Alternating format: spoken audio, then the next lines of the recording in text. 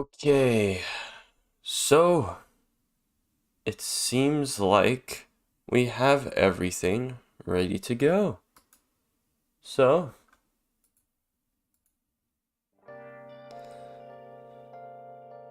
I'll just have this on. And welcome to the stream. It's nice to see that some people are here before we get started. And someone wants me to read a fanfic before reading the rest of this volume. Not sure how I feel about that. Yeah, indeed, it is time for some plot.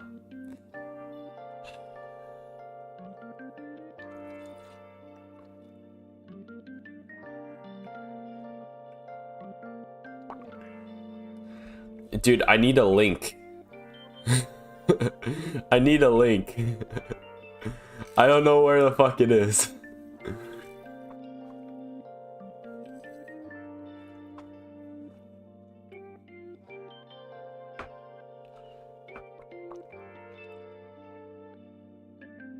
If it's a Sylphie fanfic, I'll consider it, you know? Nah, I'm just kidding, but like... Yeah, dude, send me the link. You sent it. No, it didn't go through. The fuck?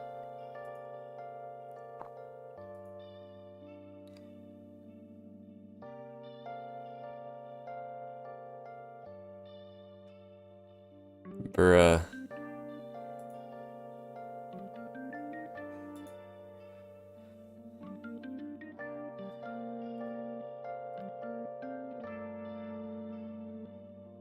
I'm legit gonna type the whole thing if this doesn't work. Bro, it's just a link. What the fuck? Dude, just send me the link. What's the officer problem?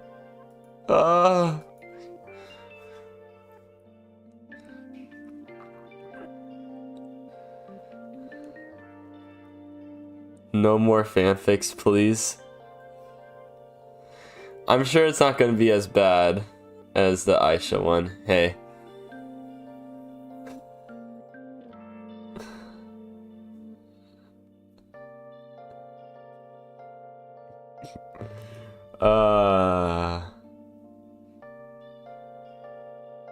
I'm sending it on YouTube. Do I need to send it on YouTube? It's a Sylphie fanfic. I'm pretty sure I've seen you on Reddit, right? Can you message me? Maidenless. Okay.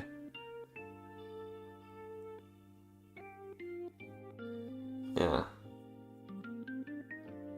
You've seen me on... You'll see me on the Mushoku Tensei subreddits. You know I'm somewhat active in that community.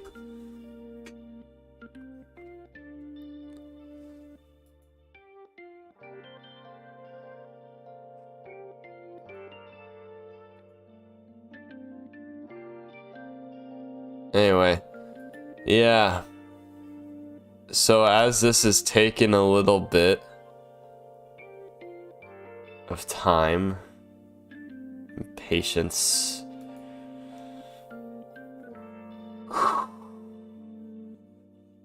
we have some serious shit. Some serious shit's about to go down, I'm sure. You sent it.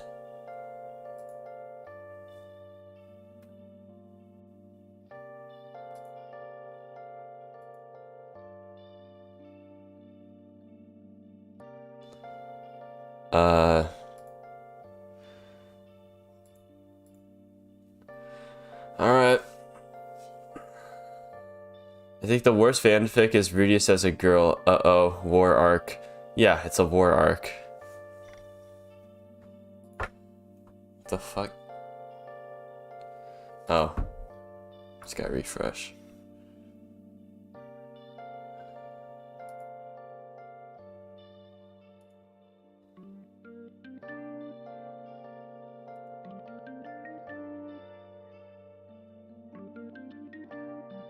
No.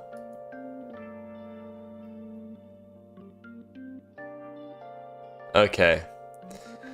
So it's a Reddit post.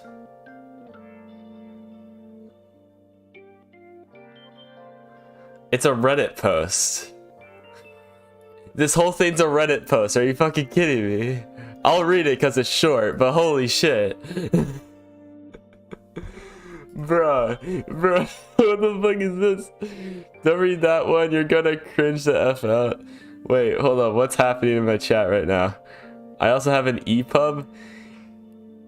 I don't care. I guess I could read it out loud if it's necessary. I don't really give a shit. Like we could just oh fuck, wait. No.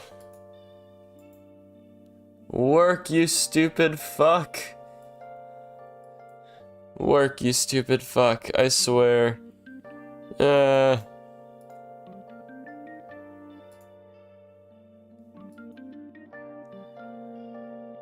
Yes.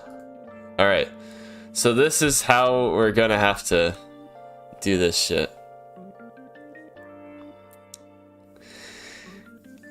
Cause I am too lazy to make this shit. None of this is necessary. I don't give a shit if it's not necessary. I don't want this guy banned in my chat, dude. Cause he's gonna annoy me about it the entire time. I have a feeling he will. So we're gonna have to go through this. Anyway. Music's gonna have to turn off. And you're gonna have to watch my angelic voice go through this entire fanfic.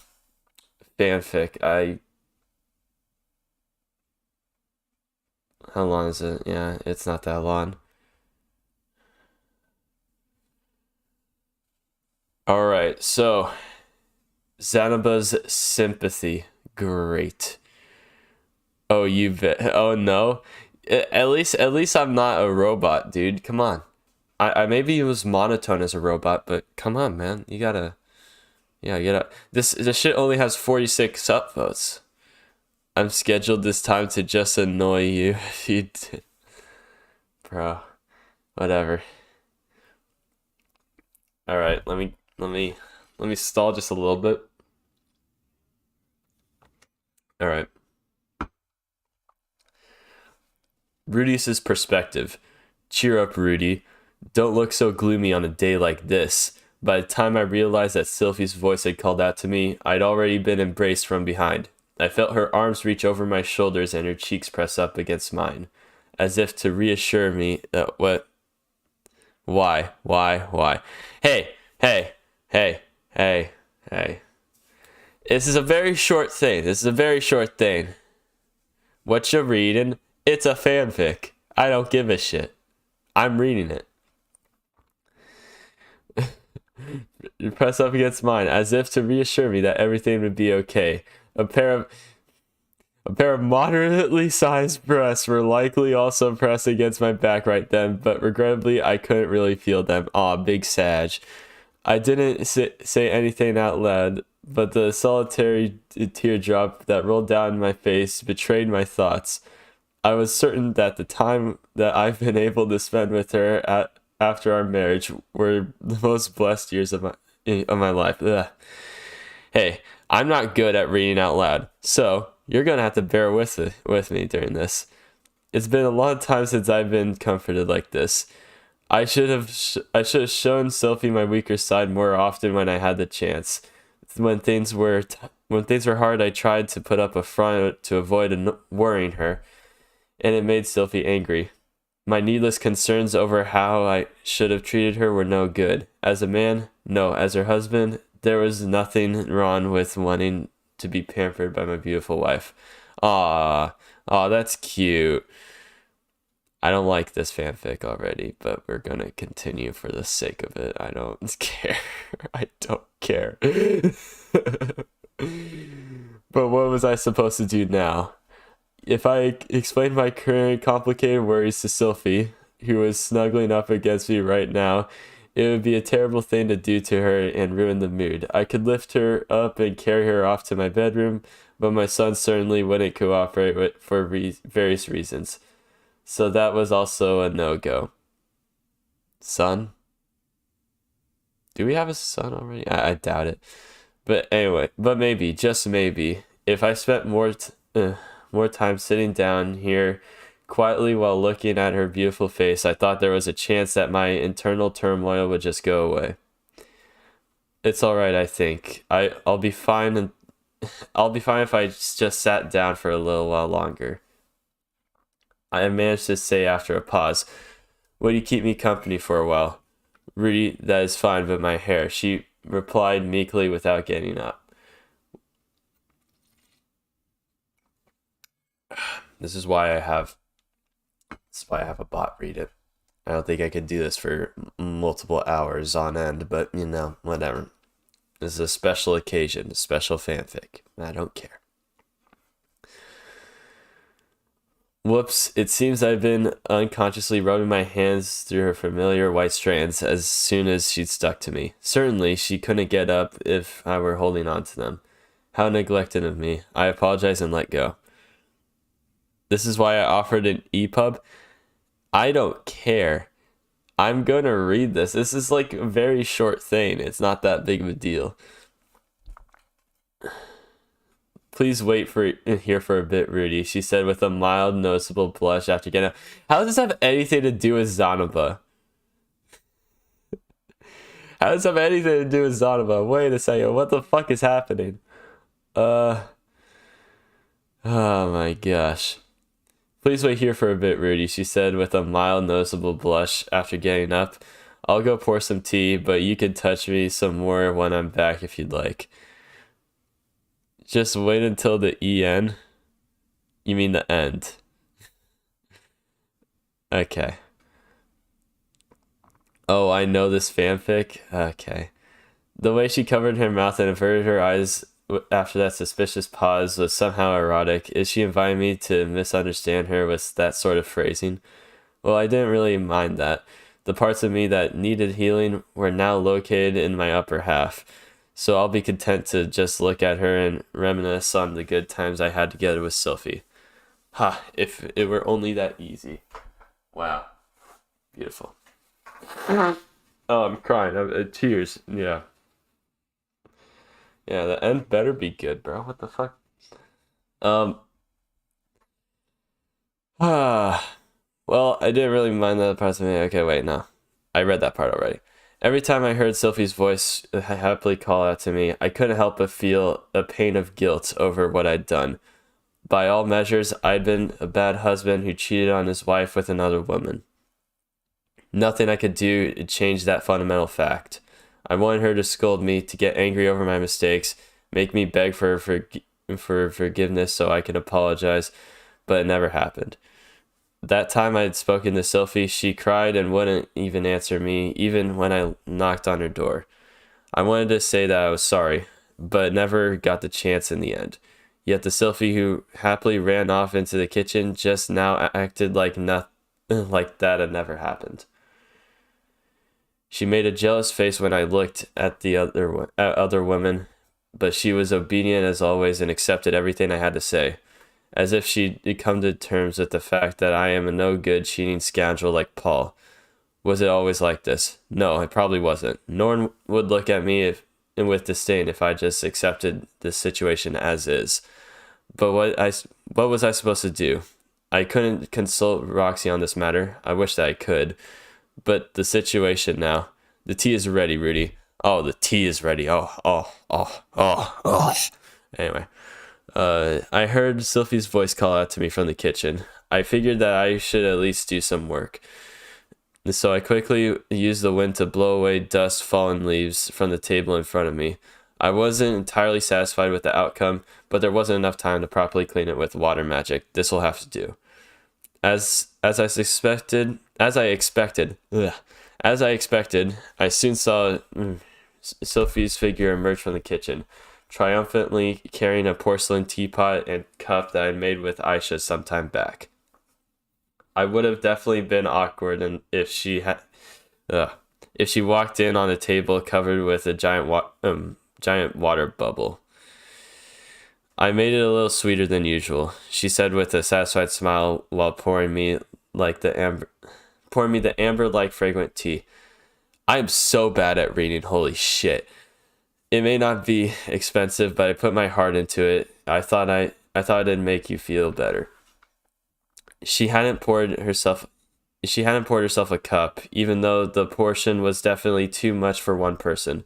Was it because she had already had some, or just because she naively thought of a good thing would be even better? More of a good thing would be even better. No, that wasn't it. What? Hello. Hello there, fellow viewer. No, that wasn't it. As I took a sip and felt the sweet liquid travel over my tongue and down my throat, I understood what it meant to be alive. It was delicious. But that was something only I could understand. That this Sylphie would never be able to do so. Right. Dolls neither drink tea nor require rest. They feel no emotion and no such organic impulse.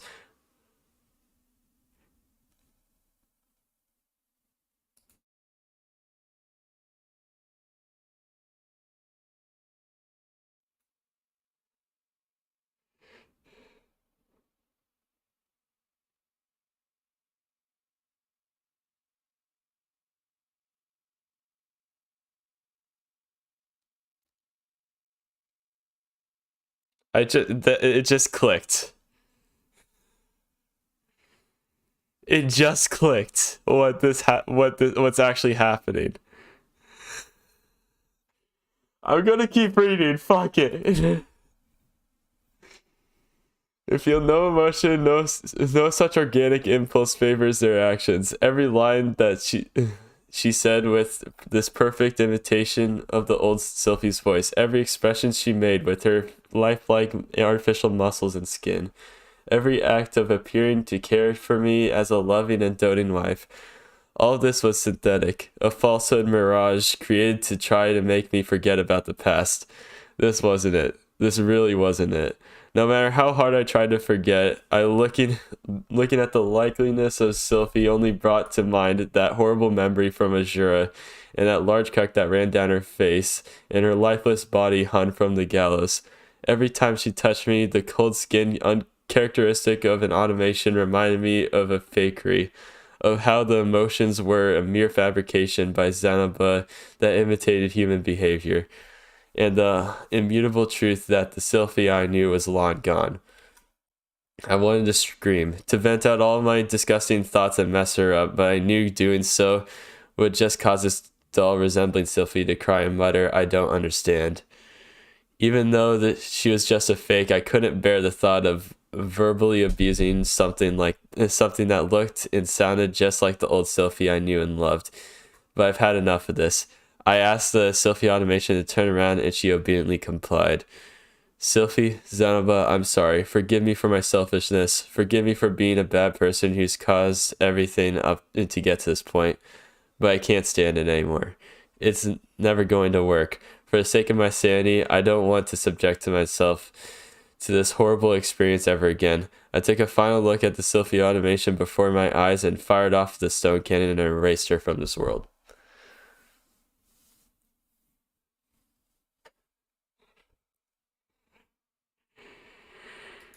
Thank you for the fanfic. Uh uh you mind if we just uh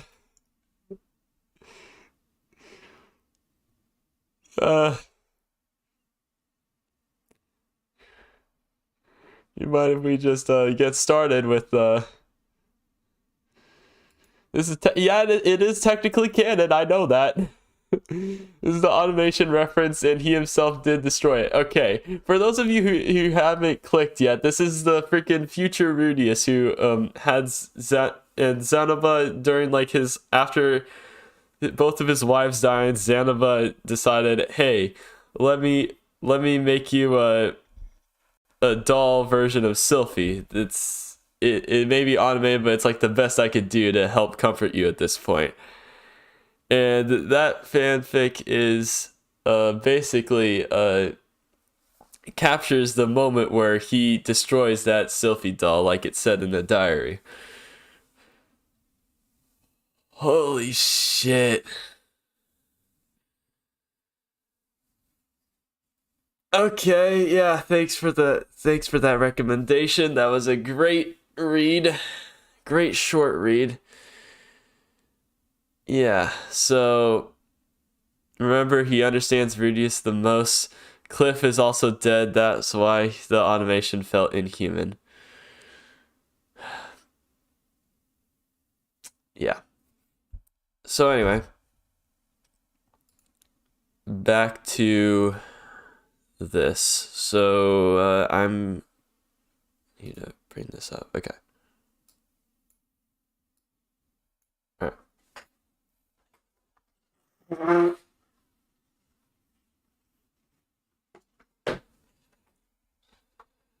Let Go, my favorite volume. Yeah. Whatever. Let's just go. Let's just go. Chapter 207, Emergency Situation, Zanoba True Motive. Part 1. 10 days have passed since the battle. Thanks to our hostage, the enemy has put forward an offer of truce to Zanoba. We sent a message back to the capital. We wrote about our victory, you missed a really good fanfic, and the possible truce. It's been proven after the fact that there is no force left which can make all-out war on Chiron now. If Pax doesn't act like a total moron, I won't complain. Well, we haven't received a reply yet, so I feel a bit uneasy. Everyone inside the fort is wildly enthusiastic about the battle. To them Roxy and my magic was amazing, Zanoba, who cut through the enemy, was also amazing. This place has been filled with relaxed excitement. Thanks to my part in the success of the battle, or perhaps because I captured the assailant, the soldiers of the fort have softened towards me. Even so, the excessive courtesy they had shown me is still there. But I think their facial expressions aren't as stiff.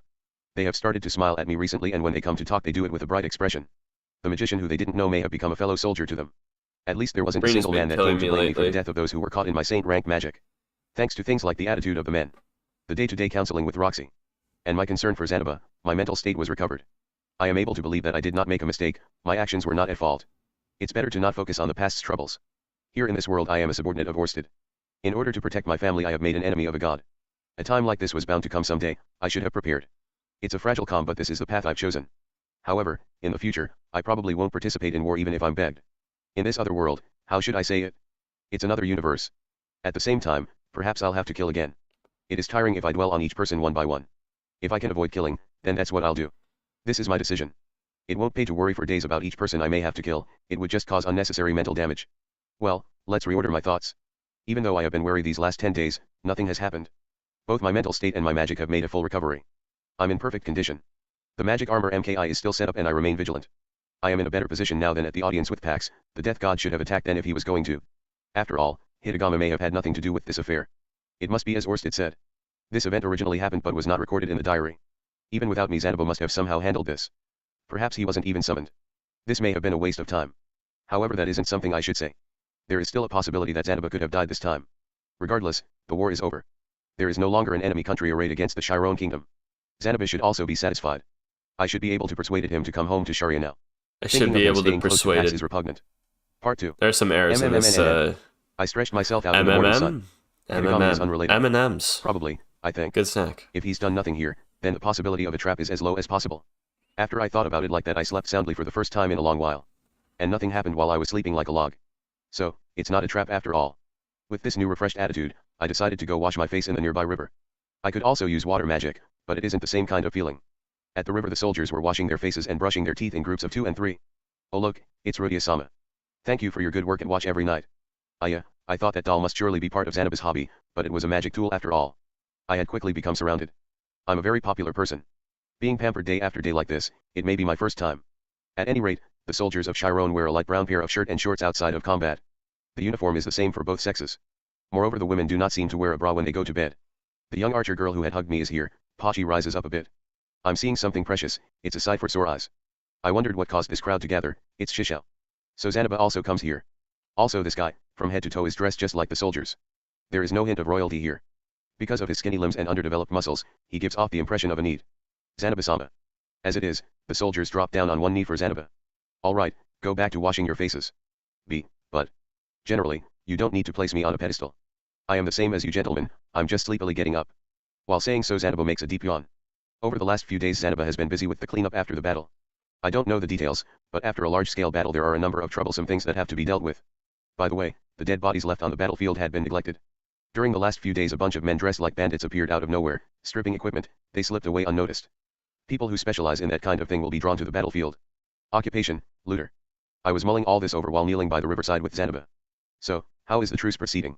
Is it coming along well? Initial persuasion, light jab. If a truce is struck, then there won't be a need for you to be in such a place, Zanoba. The war is at an end. Yes, yesterday we got a reply. The rules have not been hammered out yet, but it will all be concluded in time. Now, there will not be another attack for 3 years at the least. After hearing Zanoba's words a soldier uttered, "Oh, Pog. this might not have been something that should have been heard in a place like this. Since it is good news though, it shouldn't be a problem. Even so, in 3 years. In other words, the North Country, despite its crushing defeat, has not given up completely on their invasion. If it is assumed that the current commander will be let go because of his complete defeat, who will his successor be? How do they intend to supplement their diminished troops? Yeah, I was gonna wonder. They lost a lot of people Various during that factors are fight. entangled over those 3 years. At a minimum it would take 3 years. So, in reality it will take longer. But that's good. In 3 years' time Chiron should be able to rebuild itself. I see. This could also be seen as stalling. Certainly if it's just buying time, that should be more than enough. Can he do it, that King Pax? Even I could do it? Zanoba answered so proudly. I don't know about it myself, but perhaps there is already a plan. In any case, I've seen the end of this war. The whole thing was unsatisfying. Anyway, it should quickly become peaceful. Yes, it should. Zanoba said so happily, but his face was sad. Well, outside of wartime this guy has no role to serve. Well now, how to convince him? Zanoba, now that this battle is over, what will you do? Second jab. Accidentally, it came out like a death flag. This is like the method you would use to break the ice before you propose to your lover. It's already far too late to buy the bouquet. Even I don't have that much self-confidence. I will return to the capital for now and make ready to receive word from His Majesty. I do not know if I will continue to be assigned to this fort as it is. You intend to remain in this country then? Haha. Isn't it obvious? The magical armor has not been completed. Research of the automatic doll also has stopped before completion. Our plans to sell dolls with Julie was also just able to finally get a foothold. Nah, he's gonna be back. He'll go back. No, there definitely should be. Zanoba. What? Once the truce is signed, don't you intend to come back to the Magic City Sharia with me and continue to make dolls just as always? Now I've turned it into some kind of marriage proposal. I should have bought that bouquet. But well, I think it's okay if I say that kind of proposal. We're not getting married. I'm just asking him to discard his country and pick me instead. With a wet face Zanoba looks at me. He's expressionless.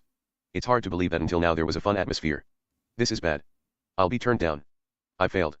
I confessed right from the start without setting the right mood. This is regrettable. This atmosphere says I'm dumped. Oh Shishao, could it be?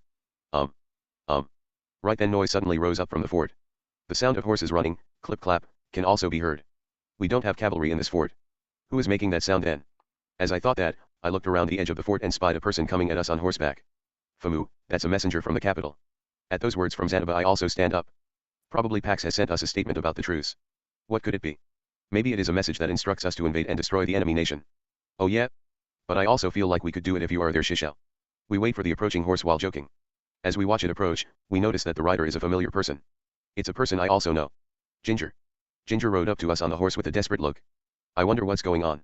As soon as Ginger sees us she cranks her neck in our direction and proceeds straight at us. The soldiers form a wall to protect us. Then Zanoba cried out. She is my Imperial Guard. Open the way. With those words from Zanoba, the soldiers give way quickly. Before Zanoba can make a move Ginger falls from her horse with a relieved expression. Ginger, what happened? Ha. Ha. Zanoba picks up on it as well, Ginger's deep distress. She isn't hurt, but has the dark complexion of severe fatigue. Perhaps she has been riding her horse for 24 hours straight. Oh, there is trouble in the Imperial City Latakia. The former warlord Jade has become the focal point for an uprising in the name of the 11th Prince. They have surrounded the Imperial Castle with their forces. As she said that, Ginger began to choke and then fainted. The 11th Prince? Ridiculous, that boy should have had only 10 people within the Chiron Royal Guard. Ginger. We need a more detailed description. Oi. Calm down Zanoba, let her rest first. I get Zanoba to stop shaking Ginger. Then, for the time being, we carry her into a room. Part 2. 11th Prince Haraha Chiron. 3 years of age. He is the child that former King Palton Chiron sired in his later years. His mother was the daughter of farmers and, as such, he wasn't originally in a social position where he could become king. Therefore Haraha was treated as if he did not exist. He was given an estate in the corner of the Chiron kingdom with his mother, and had been living quietly under the name of a local feudal lord. There was externally little to know about his existence. The former King Palton Chiron, at the same time, had a sister who is the warlord Jade's mother. Both of whom were killed during Pax's Great Purge. That only leaves the warlord Jade. He had formerly sworn allegiance to the king. Jade, in spite of only possessing farmers, was able to raise them up. Because of his talent with tactics in this regard, he was allowed the position of warlord. Thanks to Jade becoming a warlord, the family is no longer hungry, a wealthy life was possible. There was one important factor. The king expected this position to be repaid with Jade's younger sisters when called upon. It was that kind of obligation. At the time of Pax's coup, Jade had been stationed at Fort Karen. At that time there were nearly 1,000 people defending Fort Karen. Jade led 500 of those and went to the capital Latakia. However, it was too late when he arrived. The king had already died. The royal family was waiting with reports of that massacre. The forces defending that capital at that time numbered 2,000. As he marched forth with his soldiers, Jade's force swelled to 1,500 with reinforcements from local feudal lords. Factoring in Jade's repute as a tactician, fighting and winning would be possible considering the numbers. That is if you only looked at the numbers. The army of Jade, with its increasing number of commanders, split in two. The reason is that Pax had promised to treat the local lords in the same manner as always. Some of those local lords had rushed in at the spur of the moment. Some were not happy with the former king, some lost their nerve, and some actually agreed with King Pax. Looking at the nobles' disagreement, Jade realized that he could not win. He surrendered to Pax and swore allegiance. Of course, even though Jade took such an action, there was dealings behind the scene. His sister's child, the 11th Prince Haraha Chiron, was alive and he had learned not of it. worshipping He would endure it for Roxy. now. Under the banner of Haraha, Keck. he would wipe clean his regrets towards the deceased previous king. This was his vow. Then, under the surface, Jade began to move. He collected dissidents behind closed doors and shored up his forces. He organized the rebels who had been eagerly awaiting a chance since Pax's uprising. Now there was a chance for success. And then the time came. The northern country showed signs of invasion and Pax was forced to move military power into the north to meet them. Because of Jade's headhunting and the after effects of the coup, the Chiron kingdom's troops had dwindled. There would be no reinforcements from the KDK. I do not know if it would fall, but Chiron's strength would now be inferior to the northern land. If Fort Karen is penetrated, then Pax will be forced to send away his treasure, the death god. This is what Jade was thinking. He had miscalculated. The third prince Zanoba Chiron had returned. He had also brought with him the return of Roxy Migurdai, who was once court magician, and Rudeus Grere, who had overthrown the water god Riada and North Emperor Ober at Azura Kingdom. Jade had also planned to contact Zanoba in the event that he had returned to have vengeance upon Pax. However, Zanoba bowed down to Pax and headed to Fort Karen. Jade's calculations went amiss. Fort Karen fought off the enemy with a historic victory, and so the death god never had to leave for the front. The declining military power was also on its way to a full recovery. The force gathered at the north would also likely return to the capital soon. This may have been his last opportunity. Considering this, Jade launched his coup. He gathered up all of the soldiers he had left in waiting and took up to occupy the capital. He surrounded the royal capital. This was the summary that Ginger, who woke up after several hours, told us. Ginger was in town at the time, but escaped by taking advantage of the confusion caused by the revolt. She There's came like straight some to Zanoba without important stopping. shit happening Part right three. now. When I left the capital, I King like how there's some important shit happening right now, but my chat is discussing best waifus right now. You guys need to get over it. You guys need to get over it. That's what every single anime / light novel / manga fan base has come down to and eventually devolves into waifu debates. It could be in a jokey manner or a serious manner. That's all it devolves into. It's funny. Yeah. But all that aside, Sylphie best waifu. There you go. There you go. I will contribute. to shut himself up in the castle with a handful of guards. But I don't know the details or the current situation. Chat is another In a world. calm voice, Yeah. Ginger finished telling us everything she knew. Apparently Pax is under siege. It's been a few days since the revolt happened. It won't be funny if Pax dies or even if the royal palace is occupied. But the death god is one of his troops. It wouldn't be surprising if the rebels were annihilated instead. Breaking through the siege shouldn't be hard if he intends to escape. Why a siege? There is a lot I don't understand. This time we need to be careful of the situation. We need to immediately get to the capital and see things for ourselves. Zanoba said so as if it was just a walk to the general store, then stood up. Ginger made a relieved expression. However, after hearing the next words, her expression froze stiff. I will rescue His Majesty and help him escape here to Fort Karen. If that isn't possible, then I will invade using a secret royal path and come to the aid of His Majesty. Please, please wait. Ginger's body shot up from her resting position. She restrained Zanoba with a desperate look. In regards to this girl, she was entrusted with Zanoba, and that's exactly what her expression says. What now? Don't worry your little head, Ginger. Just stay here and rest your body. No, do you? Do you really have to go to King Pax as an ally? Ginger says this in a tone you wouldn't believe. Zanoba turns back. He's making an unspeakable expression. Naturally I will. To begin with, I don't even know the 11th prince's face or anything other than he was born. It's suspicious, we can't truly even know if he has inherited the blood of my father. He has a point. Finding Pax to be unbearable, the warlord Jade may have created the 11th prince as a puppet. His younger sister may have been pulling a shell game on the king. Ginger's eyebrows are bent like the character. It's an expression that is impossible to understand. Once you are committed to King Pax as an ally, what will you do then? Things like that, I will leave to His Majesty. If he says so, I will crush the rebels. How? How can you come to the aid of a person like that? Zanoba's eyebrows move, twitching. It's an expression of anger. A person like that? Ginger, you, just who do you think you are talking about? I know it's disrespectful, but Zanoba, you surely know what Prince Pax did. Just what did he do? My entire family, they were taken hostage. Zanoba's eyebrows move, fluttering. Come to think of it, I experienced the same thing. I had nearly forgotten it was so long ago. Well, it's sure to be an unpleasant memory for anyone. The side that was bullied will not forget the fact. I can't think much of a king who has to take his own bodyguard's family as hostage. I do not think that king is worth being protected. It's the kind of line the feudal lords of the Edo period from my former life needed to hear. But certainly, in this country, the ability to win royal guards was supposed to be a measure of power within the royal family. The greater the number of royal guards, the closer to the throne you became. There was that kind of system. They aren't just simple subordinates, they are vassals. Forced to take hostages to keep them. I'm glad Ginger's expressing my thoughts Ginger, on Pax. Allow me ask you the contraposition, this Zanoba Chiron. Why do you serve him? That is because I, in the past, sold you. That isn't an act worthy of a member of the royal family. Why does Ginger still follow me? The reason why Ginger was in a situation where her family were taken hostage, it should have been because Zanoba sold her. He traded her in exchange for the Roxy doll that Pax had bought. Just why has this person stuck with Zanoba? Zanoba's mother, it was a promise to her. That is, Zanoba-sama is an extremely wise person. However, Ginger did not say it. Well, she may value this and that because of the royal family. I'm here because your mother asked me to be, will not be said. Is Pax not also a resourceful and competent man? I want to do it, and then doing it without thinking of the consequences, that is His Imperial Highness Pax. It's not wisdom, he is just clever. Doing such a thing, he is plainly a fool. I'm just a fool with a doll fixation. Pax and myself are exactly the same kind of person. It is different. Kneeling, Ginger looks up towards Zanoba. Zanoba is a Maiko. You have so much power that if you were not wise many more people would have been killed by you up until now. It could be that you pretend to be foolish. I wonder. She has a point. Zanoba sometimes says some deep things. He read and understood the ancient documents of the automatic doll and even made the magic armor. This time he saw through the situation immediately and his grasp of the battlefield was fast as well. His insight in the past has also been remarkable. It seems like he could just be acting and speaking the part of the fool. However, his love of dolls would be true, that's not acting. Nevertheless, he does not make a wise appearance in public. I am originally a fool. I just have a thing that I love and want to do excessively. Then let's go back to the Magic City Sharia. There's Zanoba, you can do what you love for the rest of your life. I won't go. The doll only moves after it is handled. WH. What? Ginger then turns her head to me, she is looking towards me. Her eyes say, please also say the same to him. Certainly I think what Pax did is unforgivable. He captured Lilia and Aisha to lure me in and then set a trap to make Roxy his sex slave. There is also the matter that he struck Lilia forcefully. Recently I had not thought about it and so I could remain calm, but now that I've been reminded my guts boil over with rage. Hey, Zanoba, I also disagree.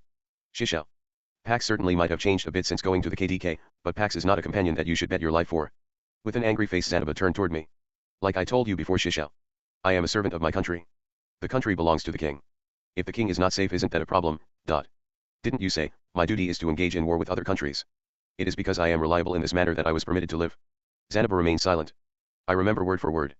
Whether the king is Pax or the 11th prince, does it matter either way? Your work is not to settle the troubles between the royal family. Once the war with the northern country is over and the truce is signed, haven't you achieved your duty magnificently? Isn't that how it is? Shisha. Wouldn't it be a nice ending? To continue living normally in Sharia. Let's go home together, Famu. Zanoba places a hand on his chin and looks toward the sky. Now I am watching him closely. That is an attractive proposal but it is not possible for me to accept it? Why? I'm not calm. For persuasion I should remain calm. This opponent won't change his opinion even if I raise my voice. I can also see that there is a hole in my logic. Just because the job is over doesn't mean he can say hello goodbye to his position in the royal family. I see. Yeah, I get it. But it would still be good to go back with that kind of excuse. Let me ask you why. Well, it's unexpected, but even you don't understand. Of course I don't understand. No, I need to calm down. Patiently, be patient. Surely there is a reason that Zanoba has become obstinate. I'll stay here and listen patiently until I can unravel his motives. Zanoba, Pax should be afraid of you. So what? Because of something like that, that fellow annihilated the rest of the royal family. Even if Zanoba doesn't hold a grudge against Pax, the other side is underhanded. It's only natural to be suspicious of someone with such a shady past. He could easily have the death god help him take care of you. Let's put whether to rescue Pax or not aside. Even if you help Pax now, Pax won't come to trust you. He'll just betray you. At any rate, once he has a chance he'll kill you. That isn't the kind of place you should want to rush into. Zanoba said nothing. He just looked at me with a sullen face. Before you said the country would die and there was nothing I could do. I understand that I could die during war. But the idea that I will die because Pax is jumping at shadows is laughable. After all, I am only here because I was called to the service of my country. Zanoba closed his eyes and was silent. I breathed in slowly to prepare my next words with care. It's that, Pax is my younger brother. He's my last blood relation. Younger brother. Blood relation. Because of those words I lost my ability to speak with a single blow. There is nothing I Can't say anymore. Despite this, Zanoba continued his arguments. Just now, I wanted to try to say that kind of thing. I don't know if you can understand, but Pax is my little brother. Zanoba is staring blankly at me. His face has no color in it. He isn't trying to express anything, not with his face, hand gestures, crying, laughter, nothing. This is the real Zanoba, looking straight at me. Ha. Involuntarily, a sigh escaped my lips. If he's doing this for his brother, and his family, how can I be so strongly opposed? I can understand why Zanoba is so stubborn about this. If it was me, and Aisha killed Norn, or possibly the other way around, the first thing I would do is remonstrate her. But I would have to forgive her. If the relationship between the both were to become so thin, the one who survives may have just been at the mercy of some great fate. Even if you make the wrong action, you can still try to move forward. Even while remonstrating, I would still cooperate. Of course he imagines Zanoba doesn't intend to Aisha return killing home with Norn us. and not the other way I can around. understand it. Is it because his brother lies or is truthful? I do not know. But, for me, I understand wanting to protect your own blood. It's not the kind of intention that can be bent. I'm sorry, Cliff, Julie. It doesn't seem like it is possible for me to bring Zanoba back with us. I will, however, follow Zanoba until I'm sure he is able to create a relationship of mutual trust with Pax. I'll support him in this. Honestly, my original intention was to get down on the ground, and half crying, beg you to come back with us, but now, if that is the case, I'll follow you a little longer. Thank very much. As expected of Shishao, if you had begged and cried I wouldn't have been able to go through with it. Then I should have done that first. Good joke. Zanoba and I, our voices broke into laughter. I don't know what I'll say to Cliff. Julie. If you wish to follow Zanoba, then I will escort you to him. I'll just have to start from scratch on a new sales plan for the Rudeus dolls. We had gotten permission from Perseus and the cooperation of Ariel, and then we had begun to look for talent with Aisha. For all this preparation over the years, there is a sense of loss. But it's okay. If Zanoba has to do this for his family, then I have no choice. I have nothing I can say. As for Zanoba and Pax, well, it's not a relationship that I can say is close at the moment. However, after this, there is no reason that it couldn't improve. Apologizing for the past, forgiving and being forgiven, that could happen. Over a long time that can nurture their relationship slowly. They can repair their mistakes. I think Pax is a jackass. But he should be able to change. I've changed. There isn't anyone who cannot change. So it's like that. Ginger had become pale. Now that I think about it, she hasn't had a chance to really see Pax since he became king. To her, Pax is probably still the same as he was in the past. He is still the old repugnant Pax. Ginger, I'm sorry. If it's this kind of thing, then I'm going to have to respect Zanoba's feelings. Well, in this situation, Pax seems like he will continue to grow into his role as king. Well, whatever, nothing will happen if we don't go to Pax. If we just come to help on our own, unexpectedly, Pax may change his view of Zanoba. It's like that, Ginger. Our troubles keep multiplying. Zanoba patted Ginger's shoulder as he went past her. Oh, please wait. Ginger came tumbling out of the bed after him. Without even standing up, she clung to Zanoba's feet. Ginger pleaded desperately. Zanoba-sama, I understand that I can't stop you, but please, just one. Just listen to my one request. Go ahead. Even if King Pax orders you to, please do not die. They were awkward words. It was probably said on the spur of the moment. But I understood Ginger's desire. She only wants Zanoba to live. It's just that alone. Haha, well but. I understand, Ginger. I'll bring Zanoba back alive by any means. In Zanoba's place, I replied. I'll help satisfy Zanoba's obligation towards Pax. I won't let him die. If their relationship is twisted and seems to be hopeless, I'll take responsibility and return with Zanoba. The original purpose that had drove me to come all this way with Zanoba was the same. I have to accomplish that original intention. It's not something I can forget. Thank you, Rudeus Dono, I am very grateful. Ginger bowed deeply to me. Chapter 208, To Pax's Side. Part 1. I decided to wear the magic armor during our trip. It is a pain to move the magic armor, which has to be disassembled and reassembled every time. If there is a battle... I still can't forgive Pax for what he did to Roxy. Yeah, but, like, you're gonna have to. You're gonna have to look over it. Because we're in this situation right now, and he is king. And if you like Zanoba, then you're gonna have to side with Pax for a little bit. For just a little bit. I imagine this isn't gonna last too long. I doubt it'll last that long. But, yeah. We'll see if Pax dies or some shit this volume. Going on in the capital, it is best to take it along. I'll just have to turn a blind eye to the magic power I'm expending by just wearing it. My initial plan was to run with the others on my shoulders, but that proved to be far too uncomfortable for everyone but me. As expected, the vibration seems to be terrible. Since it is not a distance that cannot be traveled on foot in a single day, we had to come up with some method of transportation. The method I came up with took the form of a drawn carriage. With the magic armor, because if I pulled the Pax carriage, dies, then which this had been modified whole with earth magic so that it would situation be is more over, stable. and we could just It go certainly would back have been to simpler the to just use Magic horses, and City. the ride would have been more bearable. Zanoba was retching and Yeah. vomiting. Roxy also had turned pale in the face. But we got to the capital in 5 days. I do not know how much of my magic power remains. My body feels just slightly listless, so I can tell that I'm not completely recovered. I had thought that because I wasn't using it for combat that I would arrive with a surplus, but still. My magic power is at the level where it would be impossible to even think of fighting against someone like Orsted. That's a comment. This time we'll go to Pax's aid. I'm pretty sure that the Death God is our ally, but I do not know what will happen. I'm prepared. Part 2. The imperial capital Latakia had been blockaded. The capital gate stood firmly shut and soldiers who seemed like they were the rebel army stood upon its ramparts. Outside the castle walls stood the people who had been barred from entry, piled up in great number. They were merchants, mercenaries, and adventurers. In addition there were camps of the country's soldiers. It seems that they may have come from a different city, or perhaps been outside the castle on some task when everything went down. It would seem they intend to keep out any new obstacles until they are finished. So in other words, Pax is still alive. You can just dip. It's been 10 days since the coup. The imperial castle has not yet fallen. I do not know what their difference in arms is, but they have unexpectedly held out. Well, I'm sure it's thanks to the aid of one of the 7 major powers. I forgot Orsted said that. It's also possible that Pax is already dead, and they are blocking the gate for some other reason. We can bypass the gate through a secret passage along the riverside. Following Zanoba's instruction we advanced along the river. For a second I considered squashing the rebels with a frontal attack, but it was a fleeting thought.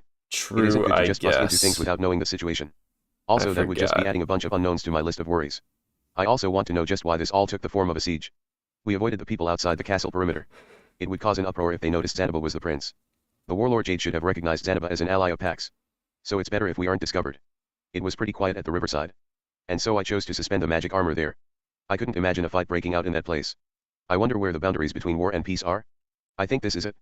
Moving along the river we had come to a single building and water mill. I placed the magic armor in there. Zanoba and Roxy came down from the carriage. Both of them were ghastly pale and Roxy had to go over and vomit into the river. This trip hasn't been kind to those two. Somewhere in this watermill there should be an underground passage. Zanoba is speaking cheerfully, but his face is still a deep blue. Seasickness can be repressed with healing magic, but it won't bring back lost stamina. Zanoba still has all his power, but his stamina is shot. Perhaps we should take a small rest break. No, we may be in a situation where we don't have a moment to lose. Let's enter right away. We do not know what has happened inside of the Imperial Palace. This watermill might be our last chance to rest. The MK1 will not fit through this underground passage. I would like to prepare as much as possible.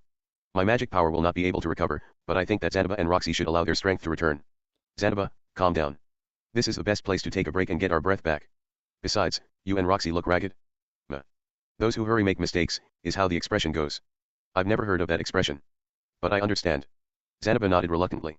Good. We don't want our travel fatigue to blunt us. Before that, someone should confirm that there actually is a passage here. Oh, certainly.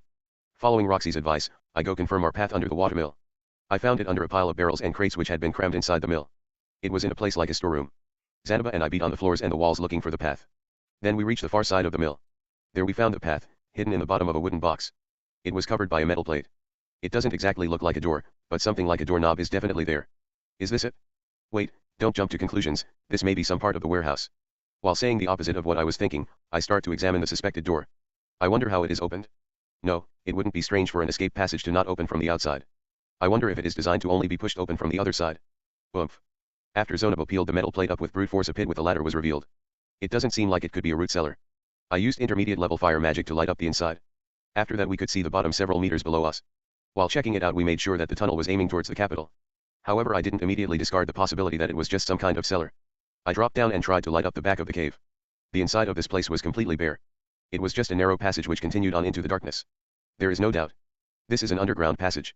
How is it down there? Seems like this is definitely the place. So we will take a break. Yeah. After we rest I return to the carriage and put on the MK2 magic armor. With the size of that passage it will be impossible to use the MK1.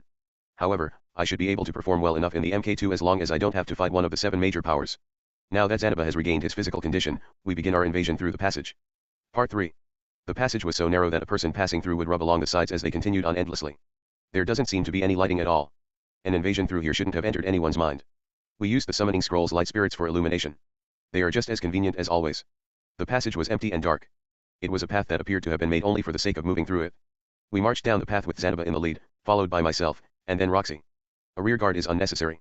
Enemies will not come from behind in this place. Being in this narrow passage, it makes me remember some unpleasant things. Roxy whispered this from behind me. I went to respond but couldn't find the words. All I ended up saying was, "Is that so?" And so we continued moving silently down the passage. We continued to walk for about an hour. Then, ahead of us and down the passage, appeared a door. It is a door made from a single sheet of metal. There is no doorknob. There is, however, a small fixed window. It is very similar to what was in the watermill. It seems it is another door that is designed to only open from the other side. Muah. By inserting his fingertips between the wall and the door, Zanoba is able to pull it open. It was a good idea to place him in the front. This is. However, after opening the door, Zanoba said something baffling. When I looked around him I could see that the passage ahead had been blocked by earth and sand. It was a dead end. And there was nothing like a fork in the road. With this, could the watermill have been a mistake? Perhaps this collapsed during an earthquake. Or the warlord Jade knew about it and closed it up in advance. This was Roxy's assessment. Well, this is probably the place. It's still possible that Pax was crushed at the time of the coup. Anyway, one of the reasons Pax was unable to escape has been revealed. Shishao, this debris, could you somehow take care of it? Yeah, I'll give it a try. Zanoba and I swapped places. I didn't just dig out our office's basement for show. This kind of sediment clearing is something I'm used to. Fortunately, in this passage, there is nothing set up to inhibit my magic. With magic I compress the soil to reduce the quantity while hardening the walls and ceilings. It feels like making a pipe through stone. It's an impromptu method this time, but it should reinforce the strength to the degree that it won't collapse.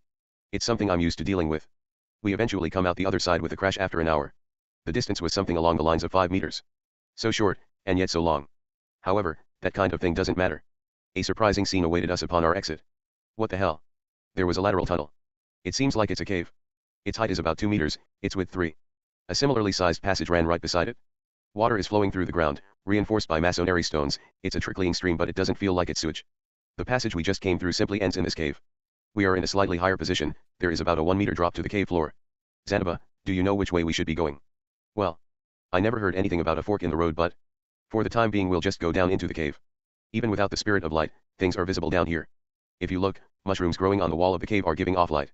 Just that small quantity of light makes me uneasy. It's like an artificial cave, but also not like one. It is a cave with a slightly strange feeling. However, I feel like I've seen a cave like this before. Perhaps we should just go straight. Roxy said this as she inspected the surrounding passages. She jumped down while gripping her skirt and hat. Rudy, please just try and dig against the wall in line with the passage we came through.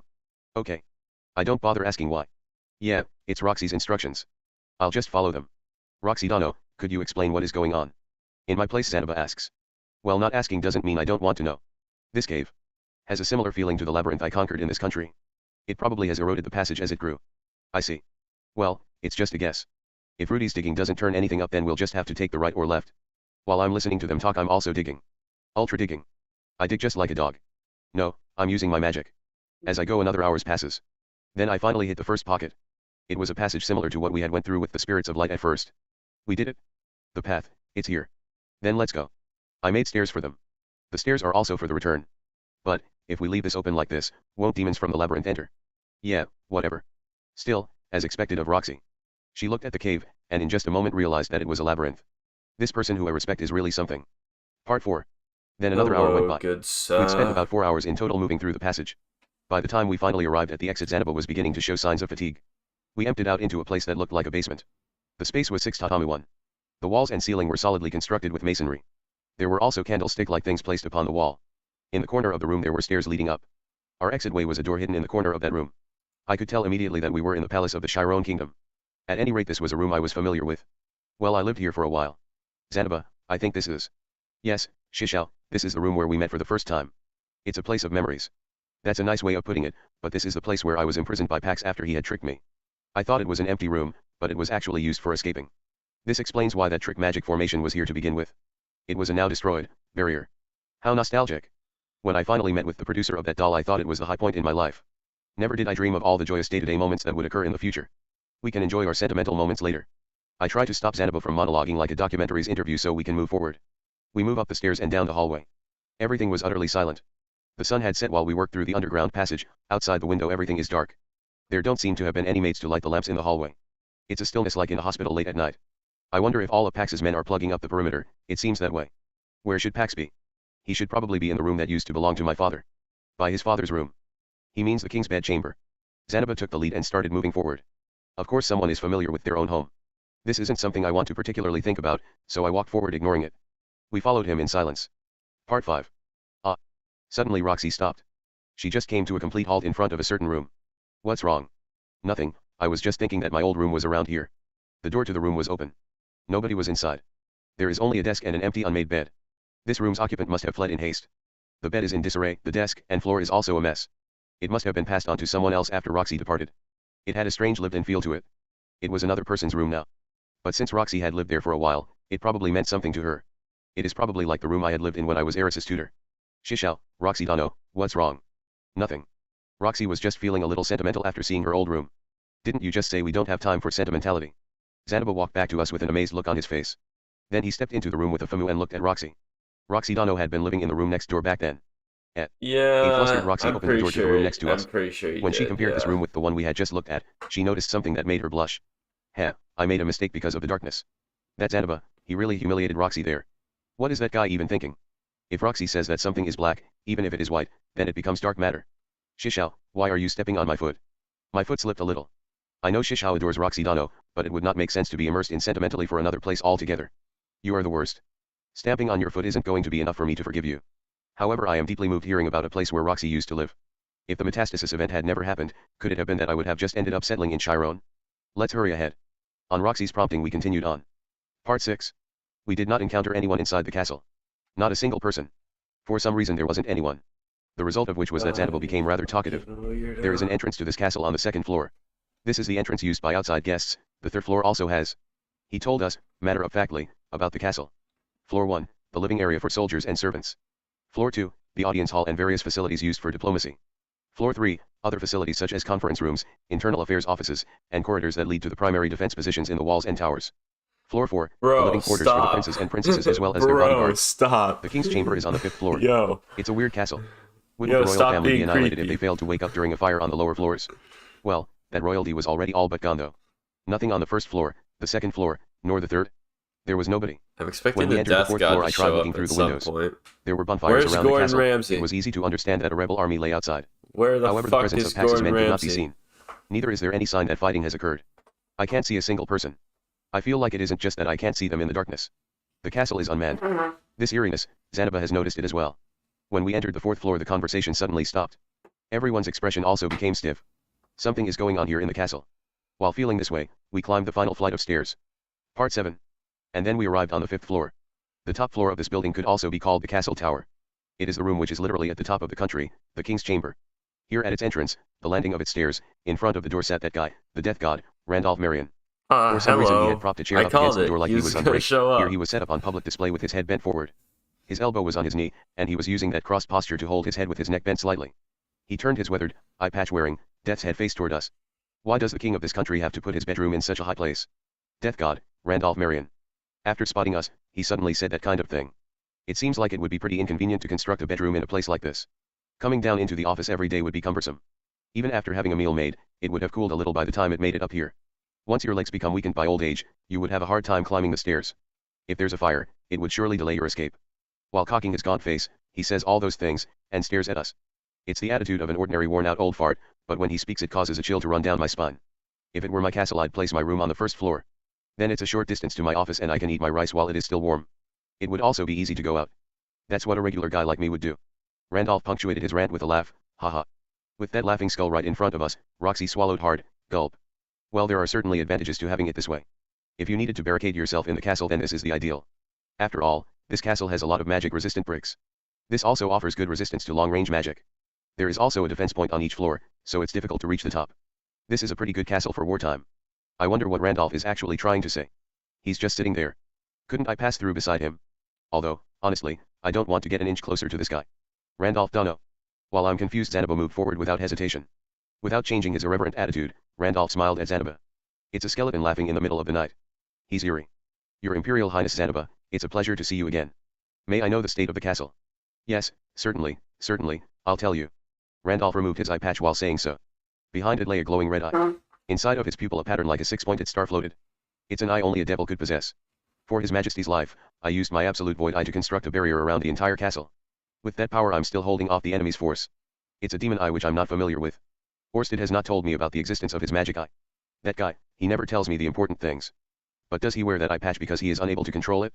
Should I be wary now that he's removed it? I see. So where are the others? Everyone who isn't dead has otherwise fled. So, where is His Majesty? Hell's Behind Kitchen him. starts. So, Death's you are currently Kitchen. protecting His Majesty. Zanoba began to go past the side of Randolph while saying so. However, Randolph extended his arm and held him back. Why did you stop me? His Majesty has ordered me to let no one pass. However, this is urgent business. His Majesty is occupied now, even if you have come with pressing matters. It seems like he is occupied with something or other. What could he be doing with no subordinates in a place like this? Move aside please, I came all this way to save His Majesty. His Majesty does not seem to be willing to leave this castle. He's being evasive. Randolph continues to talk as if he is hiding something, and it's clearly frustrating Zanoba. I want to talk directly with His Majesty. Zanoba tried to force his way through, causing Randolph to stand. He moved relaxedly. His hollow face just suddenly appeared to jump up to our level, there was no sense of him standing. Now just give me a moment. His Majesty's heart is very distressed about the current situation. His heart. Just take a good look at the state of the castle from here. Enemy soldiers stare in at us with hostility. Then our own soldiers are outside of the walls doing nothing, they just sit there watching. Randolph's eyes moved to our rear while he said this. I involuntarily looked back, and certainly, on the other side of those large windows in the landing, the state of the capital is very clearly seen. Rebels surround the castle. Outside the city walls, soldiers are stalled. If you look at it from up here, there appears to be an army which does nothing against the rebels. But the majority of that army is actually travelers, adventurers, and merchants. Those people can't be expected to help. Until the heart calms down, I won't move from this spot. When will that be? Well then. I don't know how long that kind of thing will take. It takes however long it takes, Yeah, talking to you is obviously pointless. Tired of Randolph's slippery Q&A, Zanoba puts his hand on the man's shoulder and goes to push him away. Nay. Zanoba shouldn't be someone you can just blow off like that. He rolled down the stairs, goro, and smacked the back of his head against the wall. The wall then collapsed with a loud crash. Let me say I'm sorry here, I'm sorry. You can't defeat me like this, so please just go along and leave. Randolph unsheathed his sword while saying so. In the darkness the blade glows green. Surely that is a magic sword too. Ah, this is bad. Regrets. Without the MK1 a fight is no good. Zanoba, calm down, fighting here is dangerous. But Shishao. Hearing the story just now, it is obvious that Randolph is just guarding Pax. Zanoba is also here to protect Pax. We should not be enemies. It would be another story if Randolph was an apostle of Hitagami, but that possibility seems rather low.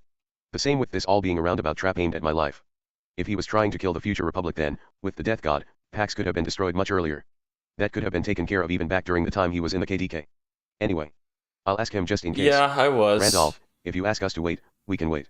I Until was then, asking there is for one web important thing I novel would like to discuss. recommendations. Okay. What could that be? Do you know of the existence of Hitagami? Randolph laughed at that, smirkingly. It was a laugh fitting this castle, an eerie laugh. Yeah, and if I know it? With a rattling laugh, Randolph said so. He declared it. The reason to fight has been lit within me. The Hitagami's apostle that we had been looking for, the apostle is this guy here. I don't understand exactly what the scheme is, but something advantageous to Hitagami is bound to come out of the situation with this guy. So, this guy is our enemy. He's an enemy that has to be defeated. I thought it would come to this. My bloodthirst rises. Ah, so that's how it is after all. Randolph has his sword. That blade which emits green light illuminates the hallway. Zanoba is standing with his club poised, Roxy also has her wand out. I go first. Little by little the course of events was moving toward this. A battle with one of the 7 major powers while only wearing the MK2. About 10 M superscript 2. Chapter 209, Everything was for naught. Let's go, boys. Hell's Kitchen, Death's Kitchen, hell yeah, dude. Oh my gosh, really said definitely a close range fight, lol. How about trash of the Cat's family? Trash of the Cat's family? I don't know. I don't know what that is. Prepare to attack, no, defend. Bloodlust of Rudeus. Not much he can do right now. He has to be in the lawn range, right? Same with Roxy. Whatever, let's just keep going. The fight began slowly. I hadn't intended to fight like this, but since it has started I can't afford to lose. My switch has been flipped. Zanoba was the first to make his move. Our opponent is one of the 7 major powers, however Zanoba doesn't hesitate at all. Without any technique he just charged straight ahead, he's really too honest. He pressed toward the death god with his club raised roaring. The death god evaded it with room to spare. But I already knew that Zanoba wouldn't land that attack. A single blow from Zanoba is an instant kill. He has a high critical chance but very low hit. It's my job to set up that hit. In the place the death god will move when avoiding, I had already created a quagmire. Oops. Then his foot sank into the quagmire and his stance broke. I strike. Then Roxy fired her magic into the fray. The death god's posture worsened as he effortlessly deflected her attack with his sword. Zanoba continued to press forward. He possesses Herculean strength that can even hold down an immortal demon king. The blow which stemmed from that strength mercilessly punched a hole in the landing of the stairs. As expected of the death god, he avoided it. At the same time we were stopping him from being able to go on the offensive. He stumbled backwards, his feet left the ground. The point of his sword is in an unexpected direction and his left hand is at his elbow. Now is the time to attack. The death god's face shows a startled expression. No way, this shouldn't. After hearing him mutter that I judged that it was time for my attack. I took a step forward and winked at Roxy. Zanoba again rushed the death god, trying to get in a decisive blow. I turned both of my hand toward the death god. If I let Zanoba land a successful hit, then I'm good. If the attack fails, then I need to determine the direction he'll dodge in with my foresight eye and electrocute him at that point. While he's paralyzed I'll spam rock bullets at him with the magic tool in my left hand and finish it. Even if he can evade all of that then Roxy can again break his posture, and we can begin anew. It's not a planned strategy, but this impromptu cooperation should be fail-proof. That guy is like a mouse in a trap. Atsu. The death god suffers a single blow from Zanoba. If I hadn't seen it I wouldn't have believed it. Oh man, he just tanked it. That superhuman strength of Zanoba's, he stopped that club with his bare hands. That is terrifying muscular strength. He's not a member of the 7 major powers for show. But, look here. The fact that his arm came away broken is clearly reflected in my eyes. Checkmate. Zanoba, move. Zanoba, hearing my shout, snapped out of the way, and I sprung forward. Purple lightning shot from my right hand. With a hollow crack and a flash, the lightning licked the death god. Direct hit. The death god's body stiffens, and he falls over. That death's head is looking right at me. It's a face which doesn't understand what has just happened. Even if you defend with fighting spirit, an electric shock will still paralyze you. That's it. I pour magic into my left arm and prepare to fire off a rock cannon. Shotgun trigger. I fire off a group of stone bullets, which people have said are between Emperor and King rank, at the death god. The stone cannon is a special move whose power was even recognized by Orsted. It has power enough to even damage Orsted if it hits the mark. With his posture and this timing, the death god should not be able to avoid this, and even if it doesn't kill him, he won't escape damage. I've won. That's what I thought. However, the next moment the stone bullets disappeared. Something happened in an instant and the only thing between me and the death god was some sand or dust. I couldn't understand. Ah, so you've come to aid me. Death god Sama. Because Randolph said and glanced behind me. A new arrival? The death god. Well then who have I been fighting until just now? I turned to my rear. There was nobody. The only thing there was a staircase lit by moonlight. Rudy. By the time I heard Roxy cry out I was being pushed away. I could see some blue hair down at my waist. I was being pushed away by Roxy. I don't know why, I didn't think about it, but I changed my posture and embraced Roxy in the mid-flight. As I fall down my back strikes the stairs. The magic armor made a sound, Geikin, as I struck the floor. There was no damage. Ouch. I turned over and looked up the stairs. There was Zanoba who still didn't understand what had happened, and the death god standing as though he just swung his sword. The death god stood there as if nothing had happened. Shouldn't he be paralyzed by my electric shock? Didn't we break his stance? That's funny, what's going on? Rudeus Dano, the god of death is always something that stands behind you. His expression was composed, his words were composed. Because of that comprehension overtook me. It was a performance. His reaction to the shock, his stance breaking, all of that was on purpose. It was all to have me turn around. Oh shit, that was my mistake. Orsted had even warned me that Randolph fought in that kind of way. Although I didn't intend to have been careless. Even so that's what just happened. My stone bullets were erased. No, that seemed familiar. That was the same phenomenon when we fought with Monetite Hydra. That this was. Magic absorbing stone. Wow, that was discovered quickly. As expected, you are someone to reckon with. While saying that the death god displayed his palms. Magic absorbing stones were fitting into the palm section of his leather fencing gloves. I did not notice earlier, but they might have been undone by those. I had not heard that he possessed such gloves, but it could even be the very same magic absorbing stone I brought home from Bigorit. It wouldn't be surprising of a knight of the KDK collected that kind of equipment. Even Orsted didn't know about it. Well, it's fine. It was a little careless of me to think we could defeat one of the 7 major powers so easily.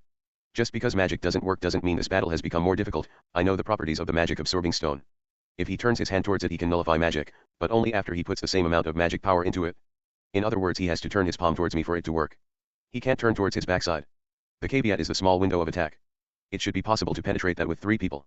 Looking at it that way, with only one magic absorbing stone glove, if Roxy and I fire off magic simultaneously while Zanoba pursues him. No, it won't be that simple. However if it doesn't work, we'll just try another method. It'll be trial and error. We'll continue until trial and error. Roxy, please move over to Zanoba's rear. Error. Wow. There's no answer. Now that I think about, Roxy hasn't moved since a moment ago. Her hand is limp. And then around her shoulder there is a strange feeling. What is this? It's red. Roxy's. Be blood. No way. Roxy's robe was cut, and then from under it blood was flowing. My heart was pounding like a hammer. Like a revolving lantern the scene replayed for me. I saw the figure of that man that pushed me from the jaws of death. That man who was struck and then stopped moving. Paul.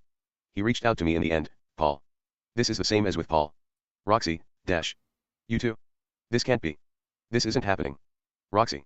Because it's actually happening, please don't touch the wound, it hurts. I finally noticed that Roxy's eyes were open. Oh, okay. It seems she's alright. Roxy separated from me, and then in a hushed tone chanted healing magic and cured herself. I was relieved. Good. This is bad for my heart. Oh, Good. That should have been a fatal wound but... Placing his hand on his chin, the death god tilted his head in curiosity. To say something horrifying like that, and in regards to Roxy, it makes me agitated. That monkey seems to have done something from up in his tree. It seems he thought he had killed Roxy and is disappointed. The result was only that the shock shaved a few years off my lifespan. Alright, the rematch starts here. There, the sound pickery came from Roxy's neck. The necklace I gave her before our departure cracked and, when I looked, it crumbled apart and blew away. After that, her fingers, the rings on them, they all shattered. Well then. That was a magic item to take the place of a single fatal wound, also magic rings that should protect from physical harm. Ah, I see.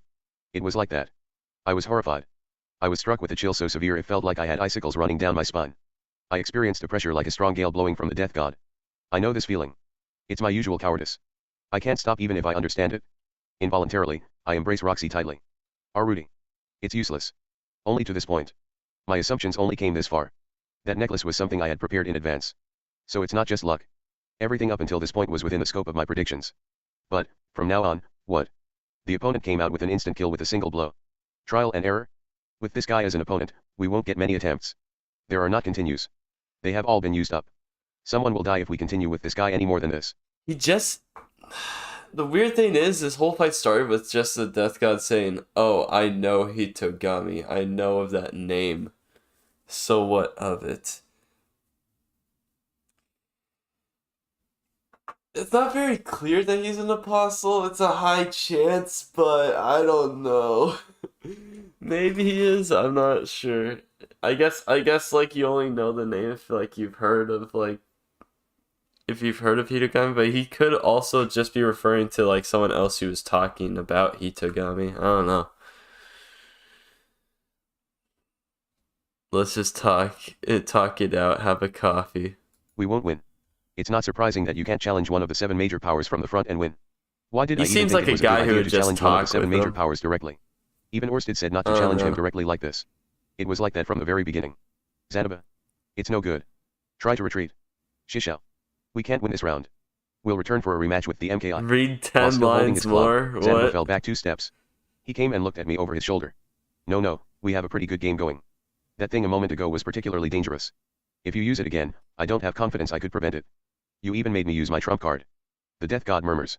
A while ago I felt like he was honestly addressing us, but this is a lie. Orsted also said it. This guy is a provocateur. He'll invite your attacks, he'll incite your defense. His words right now are a dare.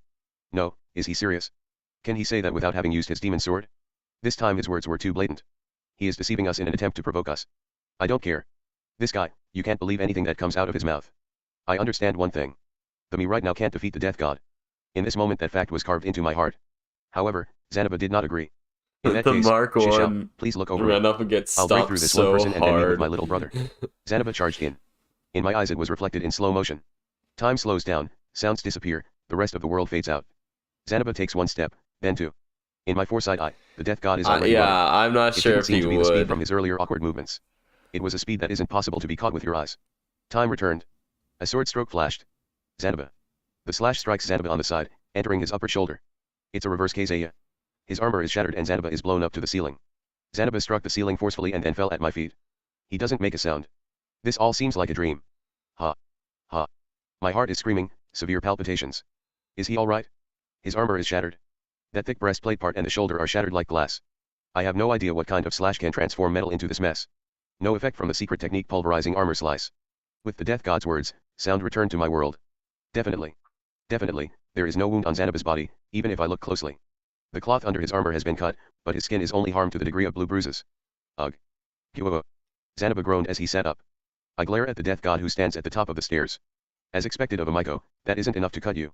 While grinning like a skeleton, the death god looks down at us. Then he slowly returned his sword to its sheath. Well, I'm not the sword god, I don't have a fixation on killing with the sword. Fire magic might work. From his majesty packs, I have heard that kind of thing. Oh, then this guy can also use magic. However, the outside of Zanoba's armor is resistant to fire. No, it's not. I don't think that it will be able to produce that effect in such a ruined state. Zanoba rises. I don't know what he thinks he's doing, but he picks up his club and puts his foot on the stairs. Roxy has also risen. As if protecting me, she readies her wand and steps forward to cover Zanoba. I also stood up. Zanoba is stubborn. He might continue to fight until his death. Naturally, I can't allow him to do that. Roxy as well. I'll die if she dies. My spirit would die. Will you go on? Randolph looks down on us with a blank expression. He has taken no stance, nor has he begun to chant magic. He is just standing still, composed. He doesn't seem to want to initiate the attack. Shit, this is just a game to him. Rather, there is even a sense like he is going easy on us. This guy has sealed my stone cannon. He had a way to disable magic from the beginning. Anyway, I don't have anything other than magic with which to catch this guy with. And still he might have another hidden trump card beside what we've seen. What had Orsted said? When it seems like I should attack, defend, and when it seems like I should defend, attack. Well then, if I believe that, then this guy can anticipate the present flow of battle. I don't know. I don't know how to move at all. There is no necklace. There is no armor. We don't know what the opponent has up his sleeves and his attacks are fatal. There is no guarantee that it is possible to prevent this guy's attacks from breaking the magic armor MK2. It's no good. It's not good no matter how much I think about it. We must withdraw at once. But how to convince Zanoba? If he can't be convinced, then stunning him from behind and making him faint. Then we can retreat to where the MKI is and fight from there. Zanoba, do you understand now? He can't be killed with a head-on assault. But, Shishao, Pax's. The death god was waiting. There should still be time for us to secure a certain victory. I could see the hesitation in Zanoba's movements. He also seems to have realized that we cannot win. Are you leaving now? Well, I wonder if it's possible. His Majesty might be finished quite soon. It's a trap. I don't need to hear it. Let's try to make a fresh start once more. I question whether he'll really let us go. I apologize about suddenly attacking you. Therefore, will you please overlook our behavior? This may have started out poorly, but maybe I can change the direction if I try a modest approach. If things continue and we can flee while fighting, there is always the magic armor. After that it's a rematch. If he doesn't give chase, that would also be good. It doesn't matter, but... is that so? This is somehow anticlimactic. I cannot read the intention of the death god for the life of me. What exactly is this guy's purpose? I can't figure it out. Death god-san, are you getting instructions from Hitagami? What kind of instructions would I get? Especially from someone I haven't ever met. But just a moment ago you said, you knew him. Someone related to me once met him, so I've heard his name. It's only to that point. Myself, I haven't encountered Hitagami, let alone talked to him. This has turned into what kind of story? That would mean that you aren't an apostle of Hitagami. I don't know anything about apostles. So that's correct. Oh, we jumped the gun. Damn it. Recently there is way too much fruitless effort. Then you aren't an enemy of King Pax. Yes. I am very much a supporter of King Pax and the Queen Consort Benedict. At any rate, those two are the only ones to praise my cooking.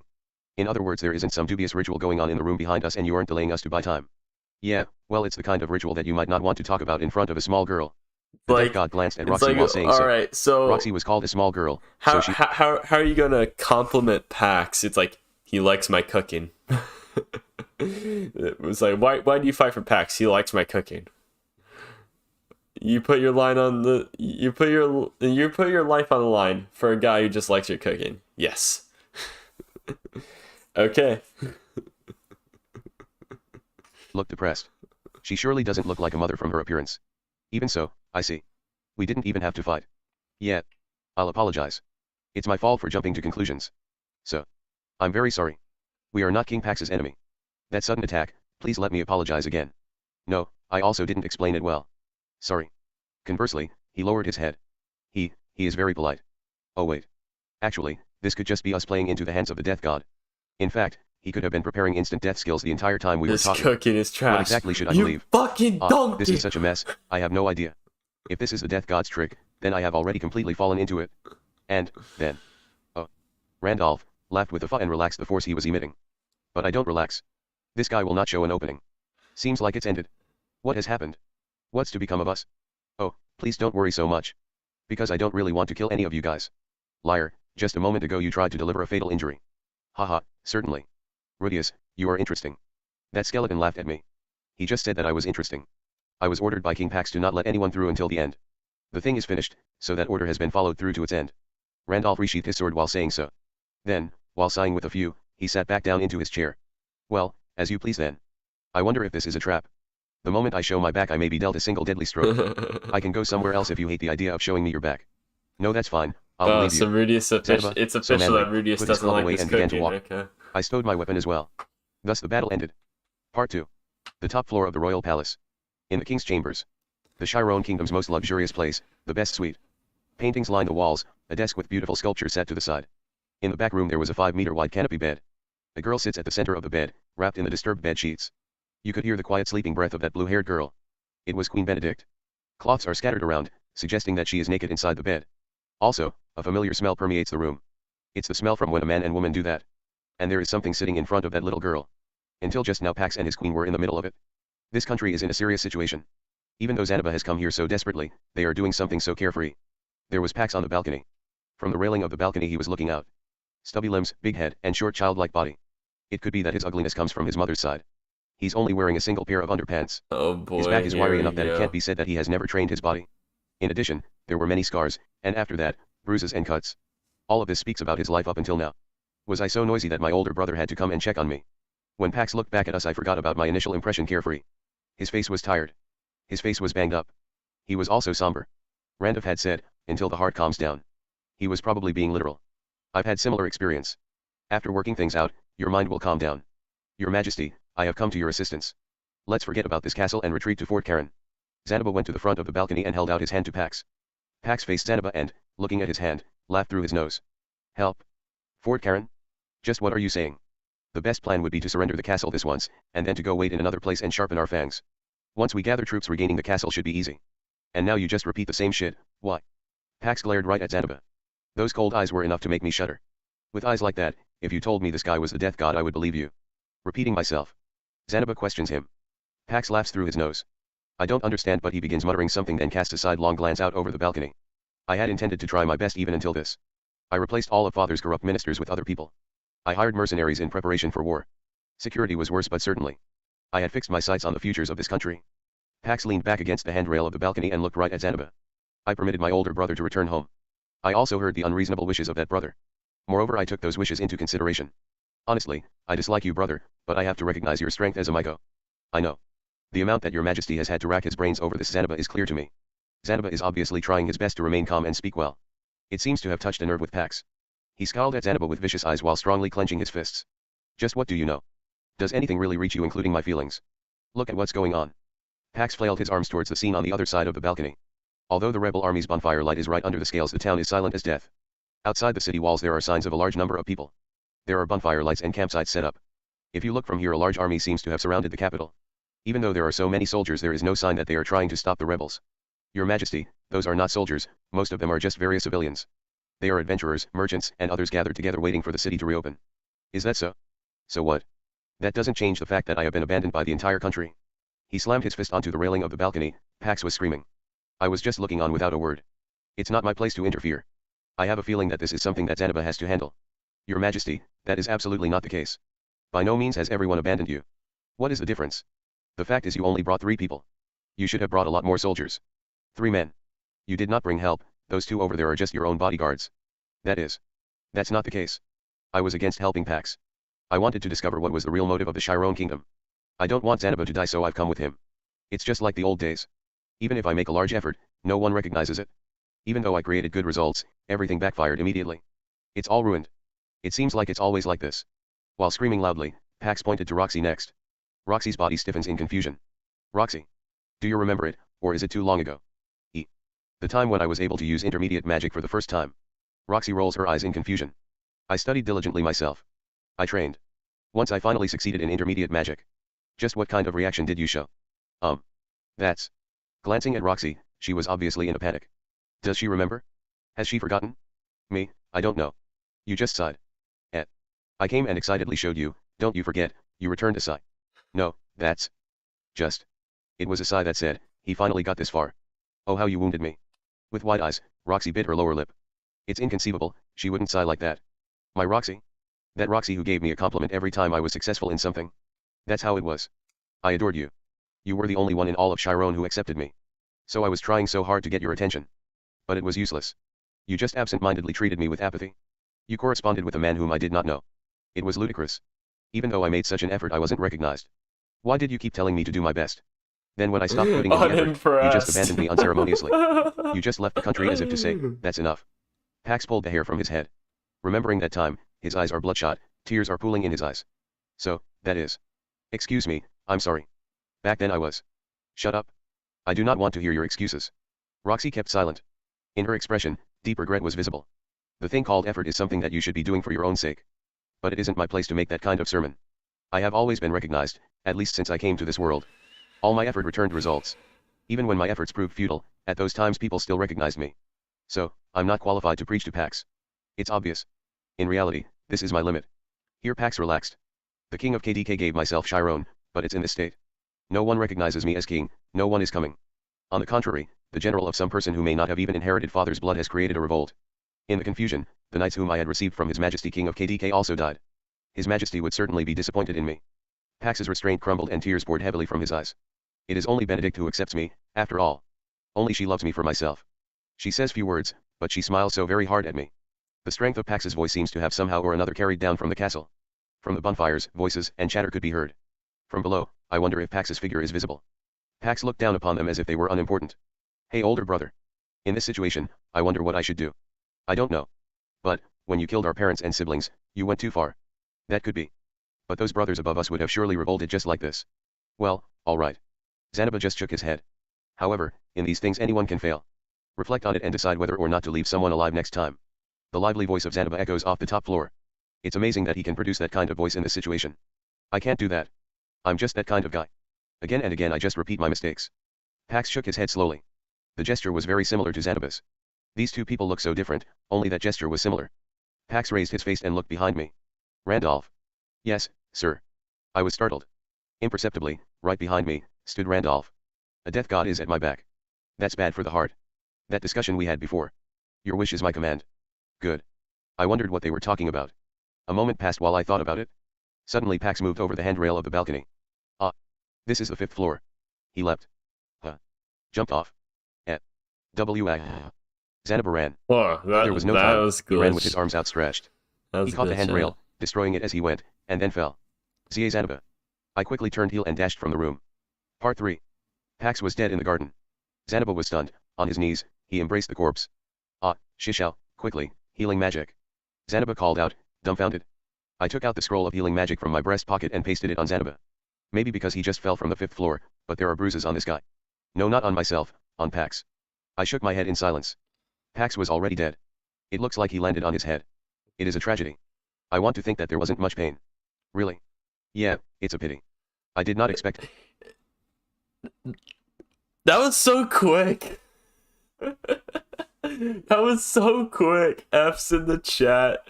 F's in the chat for Pax. Bro, what the fuck? That was so quick. How the fuck did that happen? And Pax really listened to low tier god's advice, huh? Bruh, what the fuck? We lost a true chat. No, shut the fuck up. He just went through his whole life's character development without actually like doing anything. It's just like he was on the verge of forming a republic just then and there, and he's like, you know, I'm dipping. Bye. We lost a fellow Roxy enjoyer today, bruh.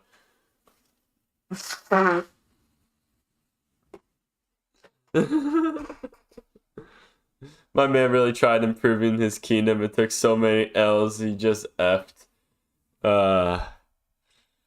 Man got character development and then yeah. And then he just killed him off. To abruptly jump off. However, he might have decided so from the beginning. His life flashed before his eyes in a monologue. It may be that he did not escape the castle because he believed he had no allies. So, he was probably fretting for several days. As a result, he came to realize that he had failed as king. From the beginning, he was going to die. Orson killed Rudeus. While holding Pax's corpse, how the fuck Zanoba, was he supposed to prevent that? He just killed himself. A beautiful full moon peered down over the back of the castle. A castle without a king. It's just an empty husk. I wonder what I should do. Perhaps, everything I've done has been for nothing. Don't say that kind of thing. You've given it everything you had. Nevertheless, Pax couldn't comprehend it. Pax had said he wanted to be appreciated by others, but he was not able to appreciate those same people. Fuck, that's funny. Before that, it was a feeling like Zanoba didn't even appear in his vision. Still, I wonder if he wouldn't have understood after some time. I'm going to commit suicide now. I had thought that Pax was nothing but a hopeless guy, but I wonder if perhaps Pax did acknowledge Zanoba. Why did it become such a thing? I don't know. Zanoba was silent for a while. Then, as if suddenly remembering something, he looked up at my face. Could it be, this is also the work of Hitagami? I don't know this time, where the hand of Hitagami was. After all, the guy claiming to be an apostle did not appear. But originally, Pax, using various methods, should have made this country into a republic. That is gone now. In this case... This is a terrible theory. I don't care. I'm gonna share it anyway. This is a terrible fucking theory, but I'm gonna share it anyway. Roxy at that time was an apostle of Hitagami. All he told her was like, "Hey, can you like sigh after him learning intermediate magic, please?" And then that all led to this moment where that sigh, that fateful moment, caused him to commit suicide. Oh no. Big Sag. Our participation squashed that republic's formation. Alternatively, from the very beginning all the way up until now, Hitagami's target might have been Pax's life. He can see the future. He may have understood that if cornered mentally, Pax would commit suicide and would not need to be killed directly. Even if that isn't the case. This time, It's possible Hitagami isn't involved at all. If I think back, I first came to this country on instruction from Hitagami. Orsted had said that the Chiron Republic in the future would be a problem for Hitagami. As a result of my actions, Pax went to the KDK. Then, it's likely that Hitagami was somehow aiming at Pax back then. You could say that. Is that so? Zanoba slowly laid the corpse on the ground. Then, slowly, he breathed in and out. He looks like he could cry, but tears do not appear. I would be crying, if it were me. Finally, Zanoba said in a whisper. Let's return. I did not need to hear anything beyond that and nodded firmly. Chapter 210, Post-War. Part 1. I went to take care of cremating Pax. Bake him and bury him. It's the common method for memorial service in this world. However, Zanoba Benedict critiques Roxy, refuses to elaborate further, dies. How can God be an apostle? Nice point.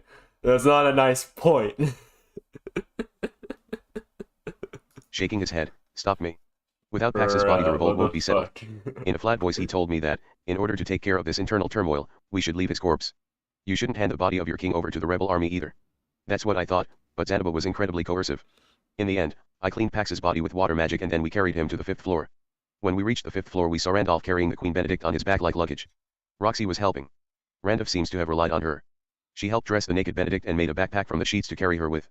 Silently she worked to fill a bag with cloths from the closet. Your Majesty, was the first thing Randolph said. The king is dead. I'll carry his body to the rebels to stop this chaos. Zanoba's reply was indifferent. Randolph's expression did not change. It was like he immediately understood the plan. I have been tasked by His Majesty, to escape with his queen, and then to escort her to KDK. Randolph knew. He knew Pax intended to commit suicide. I can't say why he didn't have the decency to stop him. Then you should follow myself. Yes sir, Your Highness Zanoba. For your forethought, thank you. He lost At the end of that very short exchange, Randolph bowed. That Randolph who had just been trying to kill us is now accompanying us. Oh, no. Ordinarily I would be cautious of him. That last battle may have just been the preamble of Hitagami's trap. But I can't believe that is the case. I feel that Randolph does not want to fight. Hitagami sent Rudeus to rescue Lilia 10 years ago, so this happens. It's a bullshit theory. Bro, didn't want to be a father, so he jumped off. A strange sensation. But, it's not like I can be sure. He's the 5th rank 7 major powers, Randolph Marianne. That man who I couldn't even compare to had such a tired look on his face. However, Roxy and I, we both look just as tired. Even if someone said, we have to fight Randolph here, I would just weakly shake my head no. Everyone was tired. Even Zanoba was quiet as a mouse. The 4 of us. No, it's 5 people. You have a request before this heavy last footsteps, chapter. we 5 escaped from the royal palace using the underground passage. Fit in again. We came back into the watermill. There was still time until the darkness makes way for daybreak. When the spirit of light broke the darkness, I cheered up. It better not be that long, that's all I'm gonna say. I'll approve of it. That last one was good, alright? This time I'll send an EPUB. You better not send a virus. Because then I'm gonna ban you from this chat. From ever speaking again, you'll be banished in the Shadow Realm. Roxy X Rat fanfic or something. Yeah, it's gonna be that. It's gonna be that, 100%. It's... New meme video incoming. Bro. Just a new meme video on Pax committing suicide. Yeah, sure. No. No, that's too... It's too normie. I don't know. Ayo, no. As the magic armor was illuminated. I didn't have to use this for anything other than movement after all. I'm disappointed. No Roxy Randolph abruptly asked me. No, he was gazing up at the magic armor with a stunned look on his face. No, this is a magic tool which Zanoba and I have made for decisive battles. It's the magic armor. I see. If you had employed this, I would have been in trouble. Is that so? But in the end I couldn't do anything about your bewitching sword. Randolph responded to that with a kind of laugh. Well, I was cornered before I used that. My body was becoming worn out from your formation, and negating that rock cannon had used almost all of my magic power. He told me this as if he was comforting me. Maybe, in that place, I would have had some more flexibility if I had not allowed myself to be intimidated by his talk, stance dancing, and bewitching sword. If I had attacked him there, victory would have been possible. Maybe. No. Anyway, it's nothing to sigh about. The correct answer was to not fight at all. To win, to lose, in the end there wasn't any meaning to it. Now that I think about it, Randolph, you had said that you were aware of Hitagami. I need to hear about this before I forget. Someone who knows about Hitagami could be valuable. We came here, but Pax died. We failed to achieve results, it's pathetic. Yeah, but I do not know that much. Just in case, can you tell me what you know? Sure thing. It's just about someone related to me. A long time ago I heard a story that they managed to fight against a powerful enemy with the help of Hitagame. A powerful enemy. In order to protect his fiancée, he stole the fighting god armor at the suggestion of Hitagame, and it seems he fought in it. The person said to be the strongest at that time, the dragon god Laplace. In the end he failed to protect the fiancée, and the two struck one another down. Randolph punctuated his story with, "Sounds fake, huh?" And then laughed. "But I've heard that story somewhere." "That's right, it's someone that both Orsted and Kisirika have said. Dragon King and fighting god battled. When I was younger, I was told this over drinks. Although it is probably a myth. Thanks to growing up listening to that story, I am familiar with the name Hitagame. No, this is valuable information. If he says this, then it's a story about a former apostle of Hitagame. Well, it's something Orsted likely already knows. Our information may overlap to some extent. Could you tell me the name of that relative? The Bigoya region demon lord, the Digati. Ah. Well, huh. If that's the case, then the story seems suspicious. That demon lord Sama was a light-hearted and vague gentleman. It could just be a tall tale. Though I don't think that Orsted would lie. Well, each person might tell a famous heroic saga differently, things are lost or added in retelling. Thank you very much. I suddenly felt worn out. I lacked the energy to continue talking. I was influenced by such a thing. Without thinking, I just want to go home and sleep in my own bed. If I think about it, it's been a full day, I have not slept today. Randolph, what will you do now? After our conversation was concluded, Zanoba asked Randolph. I will go to the KDK from here. And then, I will protect the queen until her delivery and then teach the art of the sword, erudition, and cuisine to her child. Childbirth, that would mean that That Benedict is makes pregnant. no fucking sense. You can't tell by looking at her, but because I was told to raise it with praise, it might grow up to be a little selfish. Is that so? Benedict bears it, and Randolph raises it. Was Benedict aware of the fact that Pax was going to die? Randolph is similar and won't say why he didn't stop it. I should have stopped him. It might be that these two people are the most miserable. Randolph Dono, would it be fine for me to hear one thing? Zanoba suddenly brings out a question. In the darkness, a face like a skeleton cocks to the side. Do you really even need to say why that? Why did you follow Pax? Was it just on the orders of the king of the King Dragon Kingdom? Randolph faintly laughed. No, I liked him, that fellow. Well then. If that's true, you have my gratitude. Thanks, huh? Your Highness Zanoba, you are an interesting person. I could see the remains of a thin smile on the face Randolph presented towards me. Oh, that's right, Rudeus. Yes? What is it? About that matter with Hitagame. My relative had said to not make an enemy or a friend of him. Neither would end with a good result. I nodded. I'm well aware of that. Also, it's too late. If possible, that's a thing I would have wanted to tell myself 10 years ago. My relative, it seems like he also experienced something severe because of the influence of Hitagame. But come to think of it, he had talked like he might have known of Hitagame. I have no idea where he is now, but... Well then everyone, stay healthy. You as well, Randolph Dono. He shook hands with Zanoba, then finally turned heel. That skeleton disappeared into the dark night. Then, with nothing left to say, our group returned to the watermill. I slept like a rock. Part 2. We didn't wake up until around noon the next day. Already, the royal palace had been occupied by the rebels. The blockade at the gate seems to have been taken care of while we weren't looking. Absolute void eye. The demon eye which Randolph possesses is that kind of thing. I don't understand what kind of principle it works on, keeping the enemy from entering the royal palace. However, the effect might have faded with the passage of time or when he left the royal palace. Things like cooking smoke could be seen coming from the occupied royal palace. A lively feeling could be felt from inside. Like the soldiers from Fort Karen, I wonder if they are drunk on victory. Anyway, you could feel their energy. The reign of the foolish king has ended, and now their bright future can begin. The strength of that feeling comes not just from the palace, I felt it from all over the town. On the contrary, there is only one place in the entire town that isn't bright and vibrant. It's the town square. It's the place where the corpse of Pax has been displayed. No one will pay homage to his dead body, it is naked with a cut across the shoulder for some reason. When I last saw it there was no such wound. They might want it to look like they defeated him themselves. The story that the warlord Jade is spreading seems to be, Pax was a foolish despot who I have punished while bringing you a true king as a replacement. It would be that kind of propaganda. In fact, I don't know a thing about the politics here or whether Pax was a tyrant or a foolish king. The Pax from the past surely seemed like a foolish tyrant, but recently? Could that Pax really be called a stupid tyrant? No, the only way he looks like a tyrant is if you focus on his massacre of the royal family. Despite the rumors, even though they were thoroughly spread, the people who appeared to throw stones at Pax were the minority. It's not like he was beloved, but neither was he hated. He spent a long period away in a foreign country, his reign was short, because of this he might appear to be a sacrificial pawn, many people think this way. Indifferent majority. That's my impression. Looking over all this was a trembling Zanoba. His eyes were wide and his tightly clenched fist was shaking. Watching this scene, even I had something in my eye. We should have just cremated him after all. It seems to me that it should have been fine to not give the rebel army his body. Once they occupied the castle I would think they would see it as their victory. No, before that, I should have saved him.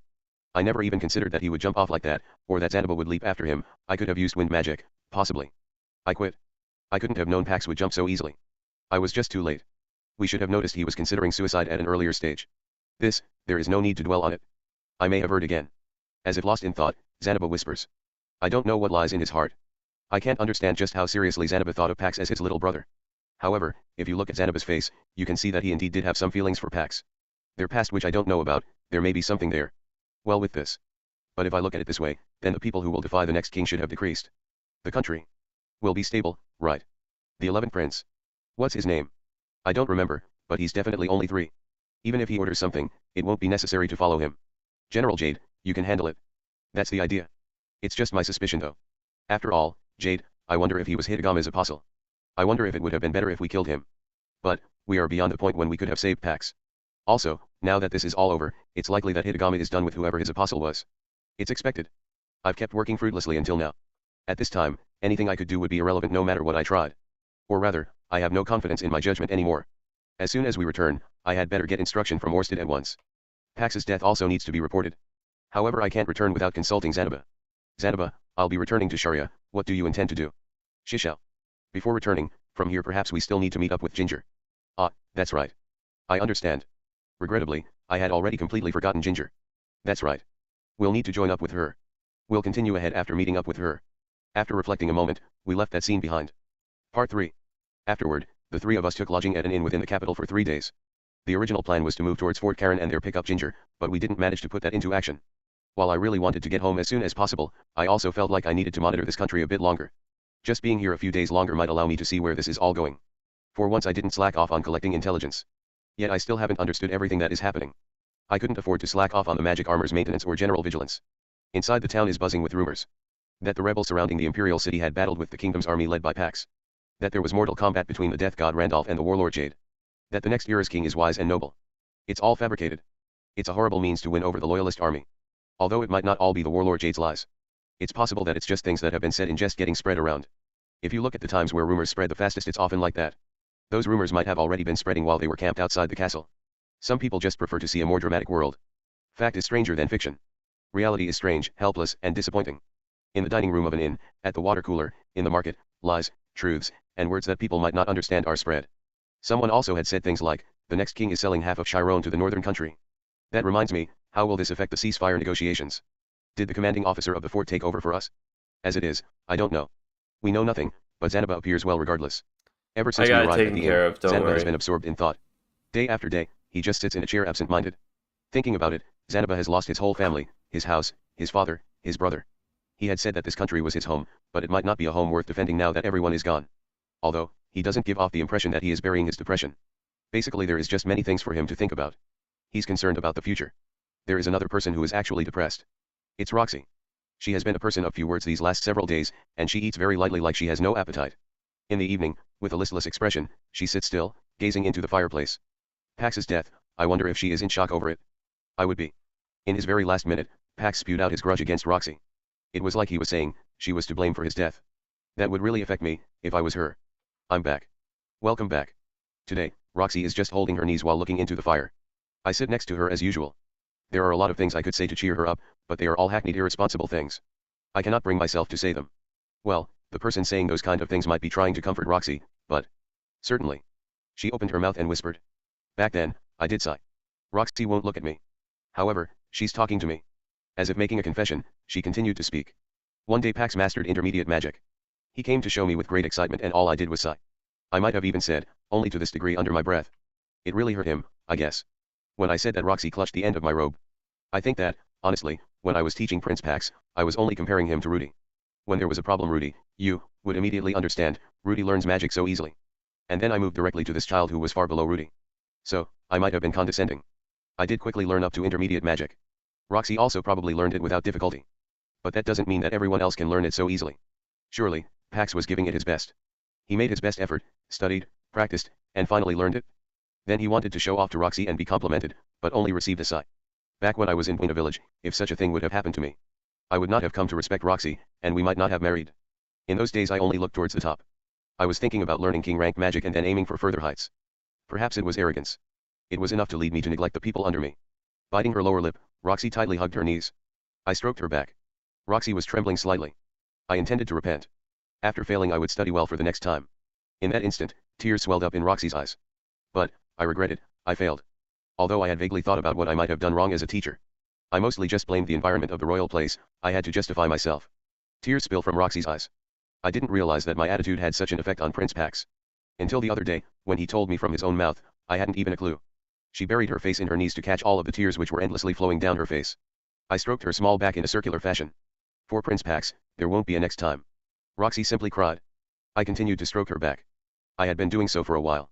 However, I kept stroking her trembling back as she sobbed. Eventually, Roxy's sobbing stopped. She looked up at me with engorged bright red eyes. Rudy, now, how can I continue to be a teacher?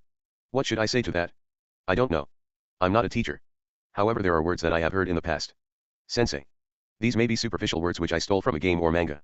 It's something said under pretense. It may be no more than comfort. I might just be cheating. Sensei, even if you fail, experience will still pile up. I do not think it is wrong to just pay lip service. Assuming the teacher does not repeat the same mistakes, the students of the teacher will be brought up magnificently and find happiness like me. Roxy, she looked at me intently. Her blue hair, her eyelashes, her small lips trembling. It was something which I couldn't reach at one time, now it is different. Rudy, are you happy? Yes, there have been painful things, but thanks to Roxy Sensei's teachings, I have been able to experience happiness. Rudy. Always says that. Quite right. What I say won't change from day to day because it is the truth. I can't explain it well, but I was able to take my first step as a human being thanks to Sensei placing me on the horse. That's an exaggeration. Since that was all such a long time ago, I'm convinced it's that way. Certainly it might be an exaggeration, but I remember Roxy moving forward after failing some things, and there is no doubt that I've been encouraged by that. I told her that seriously. Indeed, by the teacher Roxy, the life of one student might have fallen a little out of order. Roxy, it's not your fault. I'm not going to say that kind of consolation. Beyond a sense of responsibility, she feels that she killed Pax herself. But conversely, there is even a student that has been kept alive by Roxy. It's me. It isn't Roxy alone who has kept me alive so far. But, the fact that Roxy deserves the credit doesn't change. I won't tell you to forget about this time. Rather, not forgetting it might be best. But also, don't forget that there are people like me who have been kept alive thanks to Roxy. I'm aware that I said a self-important thing there. But that is my true feelings. Roxy, you should not deny yourself the life of a teacher. Roxy gave me a blank stare. She has a half-opened mouth and wide red eyes. What with her trembling body, she just then noticed her running nose, and flustered, hid it behind her knees. Rudy. Yeah. With Lara, surely I will get a chance to make amends for what happened with Prince Pax. I do not know the answer to that last question. Only Lara will be able to answer it. Hers may be different than my answer. Maybe, I can't say. Afterwards, Roxy cried for a while. She continued to stick to me. From the next day on, Roxy regained. Pax was a Chad this volume. Okay, here's a summary of what happened to Pax during this entire time. 1, he killed his entire family. Wow, what an alpha move. Okay, what an alpha move. Alright, great. Chad-like behavior, first off. And then, second, he asked his brother to go defend a fort for him. To win in a war for him. Chad-like behavior. Alright, hiding behind the death god this entire time. Okay, Chad. For sure, Chad. Alright, and then, once his brother returns back from that fight, and wins in epic fashion, he decides, you know what? Let me just bang this chick real quick. I'm gonna tell Roxy, I'm gonna scar Roxy, and just become emotionally distressed.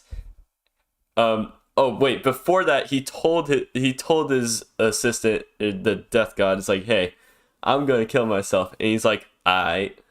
So he's just like, so he bangs the girl, yells at Roxy for sign,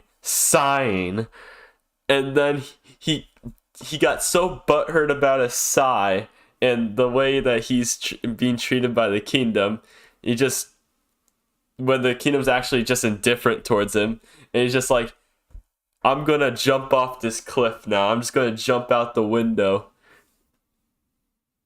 Chad behavior, 100% Chad. Yep, that confirmed. This volume made him a Chad 100%. Not even with a shadow of a doubt. Giga Chad moment right there. Yelling at Roxy. Like that comment earlier said before. Banning a chick, yelling at Roxy, and then killing yourself. Chad behavior. He did it for the kingdom. Bro, we know that he could have just made the kingdom a republic and do the same fucking shit. He's on the grind set, dude. He took an entire country. He took an entire country, and when people don't understand, he just quit instead of dealing with them. Total gazillionaire mindset. Wow. Dude, true Chad behavior. A real react to Pax is the ginger. She treats him like he deserves. I wouldn't say that. He was able to change a little bit. Like, he got better, but he's definitely not an admirable person by any means. Let's just keep going. Her vitality. Part 4. 5 days passed from then.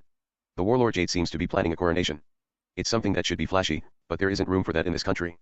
However, it is important to show the rest of the world when the head of a country changes. I heard the rumor after meeting up with Ginger. After her stamina recovered, she immediately left Fort Karen chasing us. She was only a bit late because she rode her horse into the ground coming. After seeing the state of the town, and listening to our story, she just said, "Oh, is that so?" Without changing her expression. Still, when she heard about Pax's death, her face showed that she felt he deserved it. It was impossible to miss. Well, because Pax did some terrible things to her, it can't be helped. It can't be helped, I understand, but it's still sad. Thereupon, Zanoba-sama, how will we proceed from here? Also, how do you plan to charm the country? I think when she heard about it, Ginger was calmed. Pax is dead. There should be no one left threatening the life of Zanoba. The next king might view Zanoba as a risk. But, Jade shouldn't kill the guy. Unlike Pax, they should not harbor any personal resentment towards Zanoba. They should also know the usefulness of a Maiko. It can't be said that he isn't dangerous, but both parties should be able to approach the situation reasonably. But Zanoba shook his head helplessly. No, I'll go back to the Magic City Sharia. Yes sir. Ginger gave an exaggerated nod. Just a bit, her face is a happy one. I had thought that Ginger's hope was for Zanoba to become a respectable royal, but more than that, she wants him to live. I was honestly relieved by that. If he remained in this country, it's likely he would be killed. While I was thinking that, I looked at Zanoba's face and got a bad feeling. Ginger. For some reason, Zanoba had a face full of determination. It's the face he made just before his journey to Chiron. He's up to something, it's that kind of face. I will discard this country for the moment. You're going to discard the country? Ah, you mean you'll take refuge? I think it's a good idea. Renoa, for us, would gladly accept the likes of Zanoba-sama. With a word from Rudeus, then even Azura would. No, I will not go into exile. Again, Zanoba shook his head. And then, he looked down upon Ginger, who had taken a knee to persuade him. I intend to abandon my position within the royal family. At this time let them believe that I died during the rebellion. Rather than Chiron Kingdom's third prince Zanoba Chiron, I'll just become Zanoba and try to live a fulfilling life in the future. Ginger's face is hard to read. I wonder if she's disgusted. Throwing away his social position, it's a feeling I'm familiar with. I also have something like status which was thrown away. I also think that it's a good idea. However, Ginger did not stand against it. The Zanoba back in Sharia, every day was having a good time. Now that he has returned to Chiron too late, it becomes a humiliating thought. Even taking exile in other countries is only an option available because he is a Maiko. If that's the case, then why not throw away the position and lead an enjoyable life? Without being part of the royal family, money might be a problem. I can probably throw some work his way though. Something like being the magic armor's full-time mechanic with salary would be possible. Nah, he could also do mercenary work if he finds that unpleasant. Yeah, just work Ginger, for Aisha. I would like to thank you for your help. So far. I am truly grateful for your words. Zanoba then nodded with a satisfied look. Ginger's body relaxed and a feeling like relief spread over her face. Work for Aisha for a little bit Ginger, and you're fine. After this, what do you intend to do? Of course, I plan to continue to serve you, Zanoba-sama, on into the future. Ginger said that as if it was a matter of course. But Zanoba frowned. However, although you have been this one's bodyguard as a knight of Chiron, if I am no longer part of the imperial family, then you are left without a reason to serve. No, whether Zanoba-sama is a part of the royal family, for me, it is irrelevant. But I cannot give remuneration for your labor and help. How would you continue to support your family? They are all self-reliant adults already. I am no longer the breadwinner. Those two continued with questions and answers for a while. Zanoba was reluctant, but Ginger had a hold of him. And, as the questioning continued, Zanoba gradually lost ground. Furthermore, you are at a good place in your life, won't you miss your chance to marry?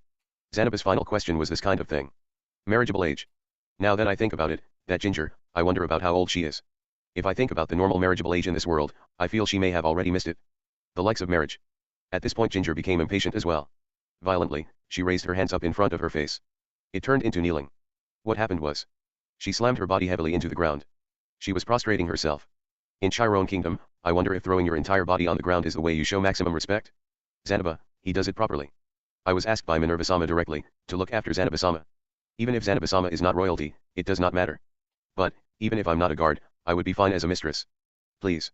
If I think about my future, there is only one place for me, I beg you, let me stay by your side. He did not hide his puzzled, surprised reaction. The name Minerva, I wonder if that is Zanoba's mother's name. You. Placing his hand on his chin, Zanoba squatted down. Ginger, I understand your thoughts. Raise your head. He lifted her upper body and exposed Ginger's tear-filled face. I won't push the matter forcefully if you say it like that. However, I won't take you as a follower. You can stand by my side as someone who understands me, alright. Tears began to spill from Ginger's eyes. Yes sir. Then, she returned to throwing her entire body on the floor once again. It's a beautiful scene. Don't you agree? Just by the looks of it, it's a little surreal. Anyway, this is case closed now that Zanoba has decided to return with us. I can't say that we settled the case well. Nothing was really resolved. Also the affair left a bad aftertaste. We are left with only a sense of futility, defeat, and stress. But it's done, the end. Let's go home. Chapter 211, Zanoba's Chosen Path. Part 1. Oh boy! Changing perspectives. Let's go. We are back into this one of these chapters. It's been a while since we've seen one of these chapters. Oh hell yeah, dude. Oh my gosh.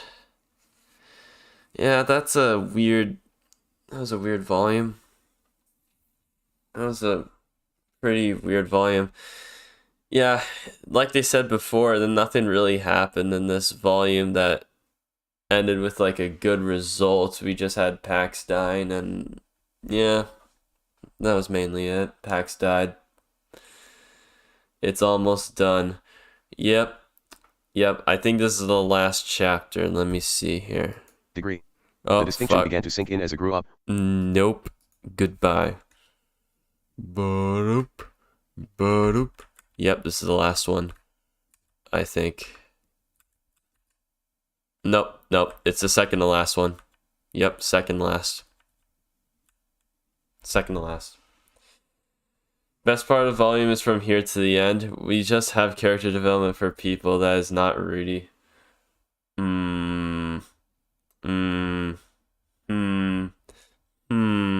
Is that worth, though? Is that worth going through it? Is that worth reading? I'm not sure. Let me see here. So, we have...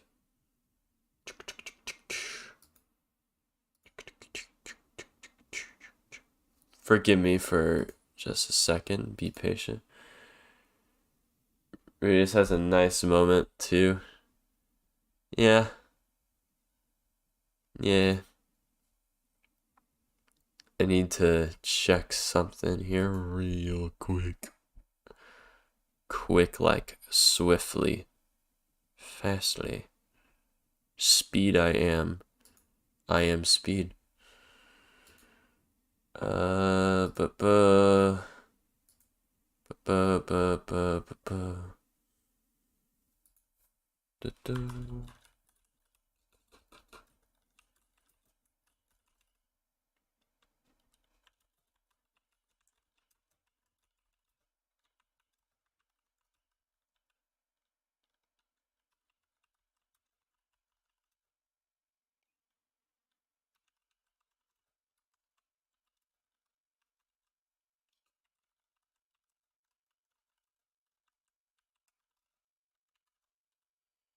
Yep, I just had to make some changes to the stream.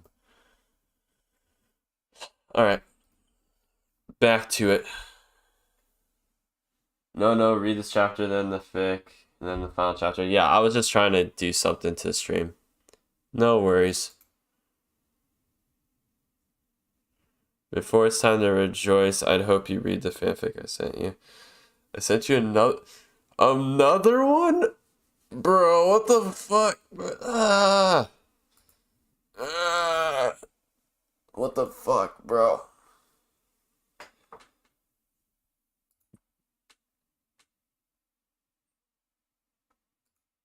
If you're talking about the second one that you sent me, yeah, I got that. If you do if you wacko the order, I regret it. Deeply regret it. No, that's fine. I'm gonna do it after this chapter. Chapter 211, Zanoba's Chosen Path. Let's go! Part 1. Zanoba's perspective. Formerly, I could not see the difference between humans and dolls. Either they speak, or they do not. I had thought the difference was only to this degree. The distinction began to sink in as it grew up, but it did not change much. Humans, their arms can be torn off, their heads can be removed. I thought they were the same as those wooden dolls you can find everywhere. No, of course I love dolls. I only love dolls. There are exquisite dolls, and there are many flawed dolls. Hold up. You were told you already passed the best part of the story. Last arc really it is really good, but nothing like volume 15 or 12. No, there is one more thing really good, and is another change of perspective. Yeah. But even flawed dolls, I love them. I mean, Human I beings doubt are, that it so to reached speak, that peak again. A doll I did not but care for. They were dolls which complained and made demands for themselves, detestable dolls. There was a change in my way of thinking after meeting with Shishao. It did not change immediately. I met with Shishao, and then went to the Magic City Sharia. Then, after several years, I met with Shishao again. Gradually, I found that I no longer disliked all human beings. The starting point was when I accepted Julie.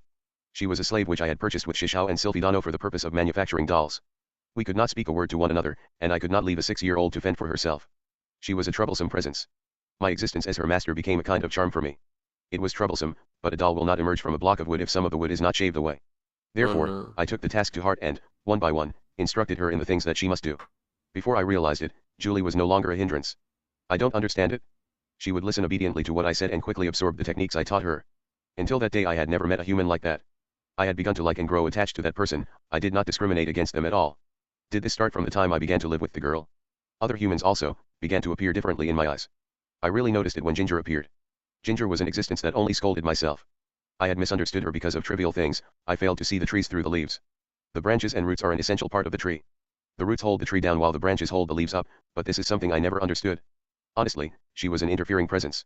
When we reunited she was no longer a nuisance. I do not know why, but she no longer felt like a hindrance anyway. Even though her nagging did not diminish.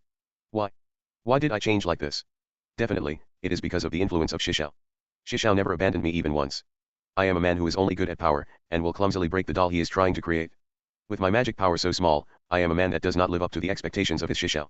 Shishao worked hard to instill into myself the secret of his doll-making technique, but it was all a wasted effort. I was ready to give up. I cannot create dolls. Even though I was abandoned by the doll-making god. I was happy.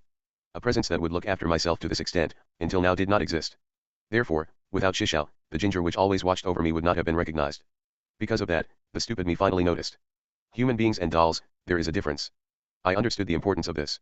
The stupid me did not understand why this was important, but I knew it was important nonetheless. By no means did Shishao tell me these things directly from his mouth. However, he has shown them to me in his actions. Through him I was granted a revelation. For that alone I owe Shishao a debt of gratitude, for that I will always respect him. I am proud that I was able to look up to such a person as my Shishao. However, there was also the fact that stupid myself didn't understand the actions of Shishao. For example, that thing with Nanahoshi Dano. Silent 7 stars. Nanahoshi Shizuka Dano. She seems to be studying summoning magic in order to return to her homeland. That home, I don't know its name, I'm not interested in it. For myself, a homeland is a place devoid of pleasant memories. No part of me could sympathize with Nanahoshi, who wanted to return home so strongly. Shishao, he is from the Azura Kingdom, and has many unpleasant memories from there. Even with that, Shishao was devoted to helping Nanahoshi Dano. When Nanahoshi became heartbroken, he brought her back to his home and nursed her himself. When Nanahoshi became ill with an incurable disease, he traveled to the magic continent looking for a cure. I also helped. For some reason, I did not mind. If Shishao was doing it, then I would aid Shishao. I did not think of it as unpleasant. However, I did not know what made Shishao help Nanahoshi Dano. Meanwhile, there was a change in myself. Unconsciously, I had also begun to think of my homeland. Because Nanahashi's homeland was a home she wanted to return to, surely I became infected with the idea of home. That disagreeable Chiron Royal Palace, for some reason it became the case that I was longing for it. Thereafter I continued to think about it. Chiron Royal Palace. When I received the request for aid from Pax, my conclusion was immediate: I will go. In fact, I like my country. I intend to defend my country in its time of need. At this time I have to go. My thoughts were like that. It's different now. At Fort Karen, when Shishao tried to persuade me to return with him, my heart wavered. I intended to return. The state of the country seemed to be good enough, and with Shishao I could indulge in making dolls and having fun to my heart's content. But I could not return. In my head, there was only the thought that I could not return. I want to help Pax because he is my brother. Instantly, that lie appeared. Even so, there was the chance that I would have relented if Shishao had begged me. However, things proceeded in that direction. I did not know why. Sometimes, lies told in the past have a way of transforming into the truth. I thought it was that kind of thing. When Pax jumped off and I watched him die, the past incidentally flashed through my head. It was the time when Brother was called to a party hosted by the second prince. What the party was about, I do not remember. It was never the kind of thing where attendance was mandatory. Why we were there, I do not remember. The part I remember is that young Pax accidentally sat down in the seat next to myself. This all happened before Roxy Dano had came. I think, at that time Pax had not yet reached the age of 10. There was no conversation. Simply, we just sat beside one another. There was an atmosphere like Pax was trying to say something to myself. I thought it was all bothersome and did not even look at Pax. To the very end Pax was unable to speak to me. It was like he was ignored. He didn't try to converse, but it was still ignoring. When I lifted Pax's corpse up, I suddenly had a thought. Why, I wonder why, at that time, did we not speak to one another, huh? Then everything became clear. I understood. The meaning of the actions Shishao took in regards to Nanahashi Dano, that inexplicable behavior, was found. To Shishao, Nanahashi Dano is probably like a sister. I wonder why I did not notice. Although Shishao also has real little sisters. In particular, how Shishao interacts with Nanahoshi Dano and his sisters, I think it seems very similar. There are slight differences, but still it's very similar. The way he watches over them and, if something happens, comes to their aid, it's very similar. For Shishao, taking care of Nanahashi Dano is like cherishing his sisters. And why did oneself help with it? After I helped, why did it remind me of my home? When the letter came from Pax, why did I decide to go back to my country over everyone's objections? After the battle at Fort Karen, why did I think that I must go and rescue Pax? Why was such a lie given instantly? Why did the lie fit so snugly? I understand. I understand everything. It was all connected. But it was too late. I should not have taken so long to notice. Pax died. I did not jump into action like Shishao. Still, there was a thing that I could yet do. Rudeus's perspective. We set out for the Magic City Sharia. Breath, good, good. I was full of dread, but the trip home was smooth sailing. I pulled the carriage with the magic armor. Zanoba and I took it apart inside the forest, and then we prepared a teleport magic circle and entered the Sky Fortress. Roxy had to pass through, but Zanoba and I stopped to greet Perogius. After greeting us with an offhand attitude, okay, Perogius took us into the usual room. To be bound by a country is a foolish thing. We received that kind of admonishment. Zanoba nodded obediently and explained that he had ceased being a part of the imperial family. With those words, Perogius seemed satisfied. Perogius even gave me praise for dealing with that trouble. Saying something or other about how his tea-drinking companion hasn't left him, he seems to be relieved one. By the way, I went and reported to Nanahoshi as well, but all I received was a sigh of HAAA from her. I suppose the farewell crying of a woman would ruin my impression of her. I understand the feeling. Well, Eris will also come to term soon. At the time of the delivery, I must be by her side. I need to go home. However, there is work to be done before that. There's an image I of need to Pax report to corpse. Orsted. I'm sure it's similar Part two. to Paul's This time corpse. I was taken care of. There was no damage to me, but the Chiron Republic sure in the it's future it should similar, have produced you know. an important person for Orsted. That is, it's kind of like we've had one of our stronger pieces taken.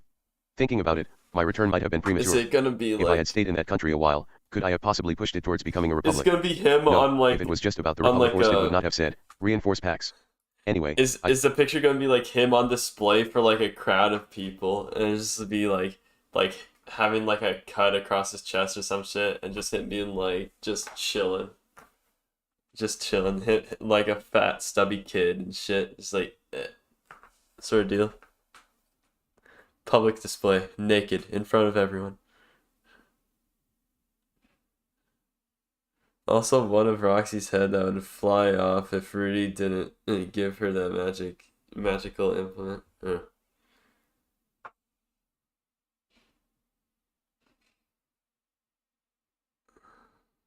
It's Zanoba Pax crushed.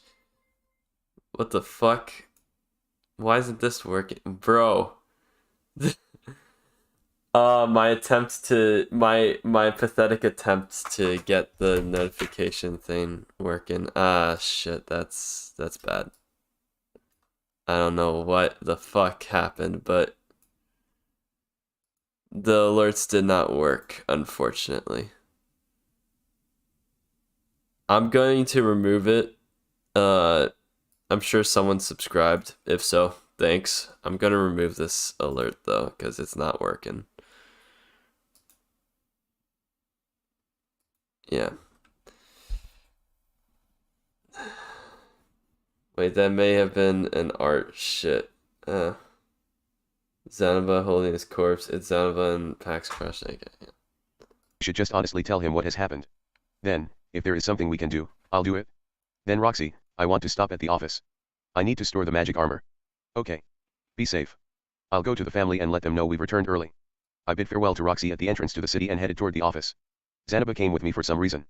Something wrong, Zanoba? Marcus, No, thanks I was Marcus protected by for this armor. subscribing. I need to give Orsted my thanks, There you and an go. apology for letting it be destroyed. I see. It seems unusual for Zanoba to thank Orsted. Because of his curse, I would have thought such feelings would be impossible. Could this be the results of Cliff's research? Once you are close enough to look into Orsted's eyes, you should be struck hard by it, but if he controls his impulses maybe it will be fine. Convinced of that, I went back to the office along with Zanoba. There I stowed the magic armor in the armory. After locking it I moved towards the main building. We went past the unattended lobby towards the president's office. See you. Before entering, I take a deep breath. It's time to report my failure. Until now, there has been several failures, but it's a large failure this time. I may be subjected to some rebuke. Perhaps he's absent. No, it's still better to prepare an early report. Okay. First, let's knock. A knock so a man can compose his heart. It's a polite knock. Lightly rapping with just the finger, tap tap. Rudeus. Ah, he's not absent. However, all of the details of the report need to be put in order. Let's just go with sincerity. Excuse me. Rudeus Grere reporting, I have just arrived with news from the Chiron Kingdom. I open the door with a bang, enter inside, and bend my waist into a bow. Then I raised my face towards him. Fua. Orsted was wearing a solid black face mask. I was startled. This, could it be? Cliff has produced a new revision of the mask. So it's a magic tool. It looks like you came back safely. Why yes. I was unnerved at the start, but my heart is still in this. I need to report in all sincerity that I failed. That I did not achieve any results. No, is that it? Reporting. I reported straightforwardly this time. What I was careful about, what I discovered. So it'll be alright if there are any retorts later, one by one, calmly, carefully, I explain everything. One at a time I went over, what I thought, my conclusions, who I consulted with, the actions that we took. Then finally, I gave the results. I told him about our conjecture about Hitagama's predictions, and what we thought the correct interpretation was. Everything thereabout was reported at once. I am very sorry. I let Prince Pax die and was unable to accomplish my orders. Finally, I bowed.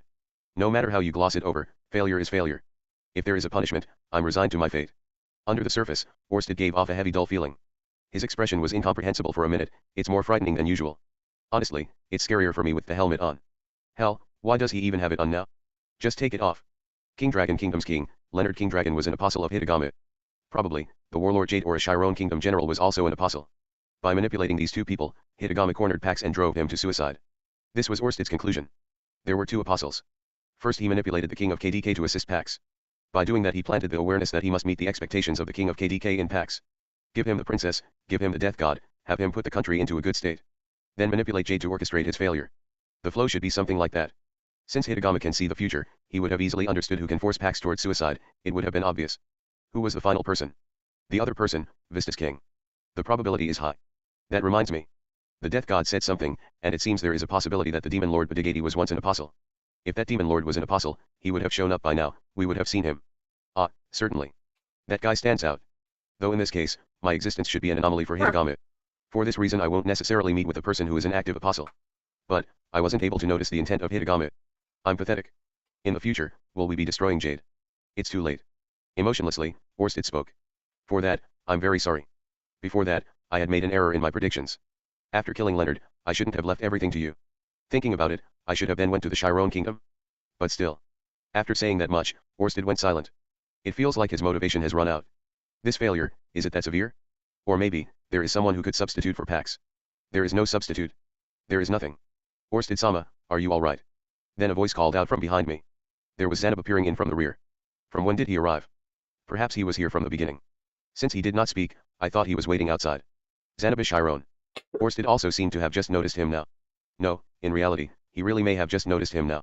With that helmet, he shouldn't be able to see a thing. Also, I just noticed, but his voice is able to make it through as well. Which means he's able to breath as well. Zanoba took a single step forward and bowed at the waist. I have no idea what kind of expression Orsted is making. But, thanks to the helmet, he should be giving off a slightly better impression. Ah, then this was the reason he was already wearing the helmet when I came in. He actually felt a sign of Zanoba before I entered and put it on in advance. You could have just expressed your gratitude to Rudeus. Wouldn't that have been fine? No, there is more than that. Just thanking him. I thought that was all, but Zanoba is going a step further.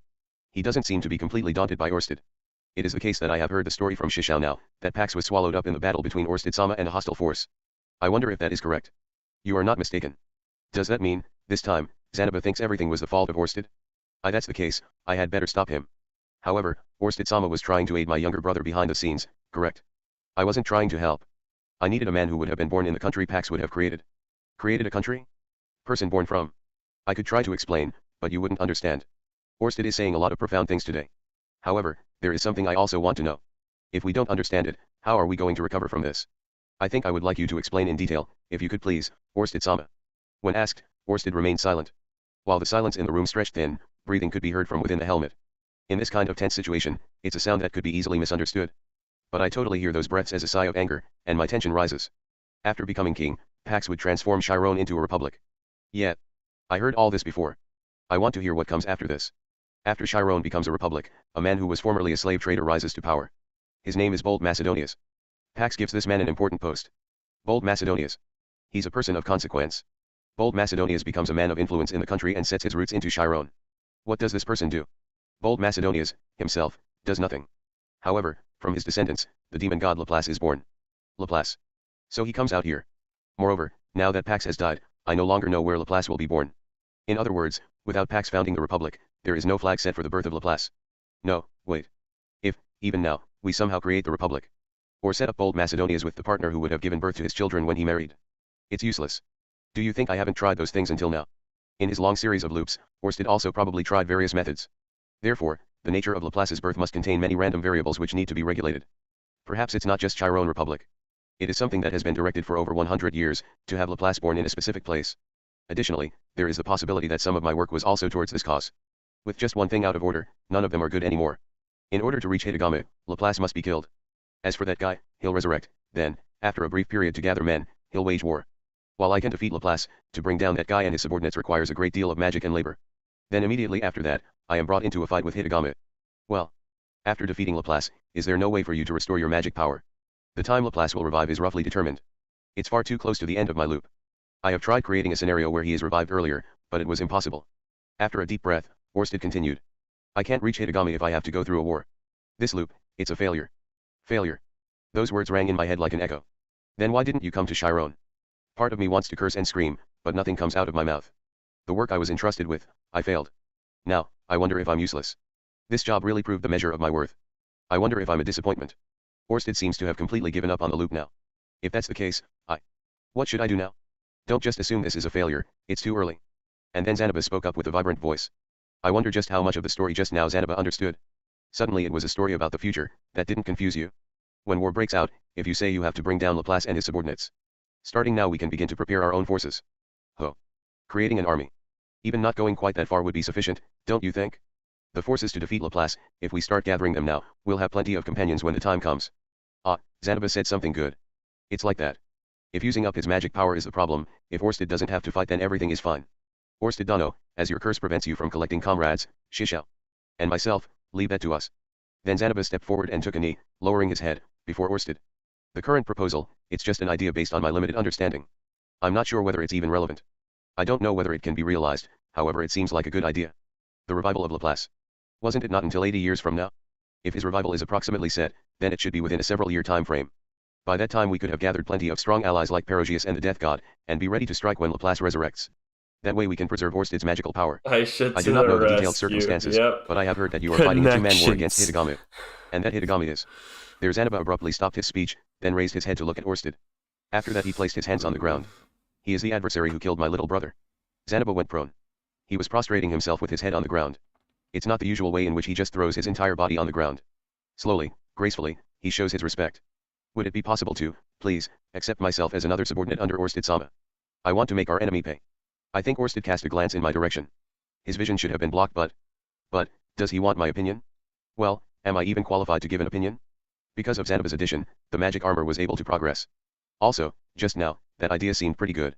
In this last job, without him, I would have faced much harsher challenges. I understand. Orsted did not bother listening to the end. He nodded, stood up, and looked down at Zanoba. Then he declared. In that case, then you shall be attached under Rudeus, look to him for instructions. If you say you can gather allies, then show me what you can do. Why yes sir. Orsted is still wearing the helmet. Zanoba remains fallen in the prone position. Like that, Zanoba became my co-worker under Orsted. Part 3. Pax died. The Chiron Republic, it won't be born. Orsted's plans have also significantly been thrown out of order. It's a large loss. It is the result of my inability to move well. Instead, Zanoba has applied for a position as my companion. The end results of this, we won't know yet.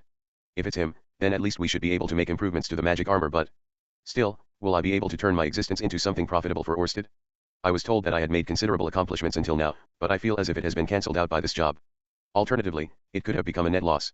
I hope that my work in the future will allow me to become more than just a detriment. No, I must become more. In exchange for all Orsted has done to protect me from Hitagami, I don't know what I can do. Orsted may be able to just move freely into his next loop, but this is the only time for me. It was a miracle that I was able to start my life over once already. Miracles do not occur twice. In this life, I must live more fully. For example, if I live the life of Rudeus Grere over and over.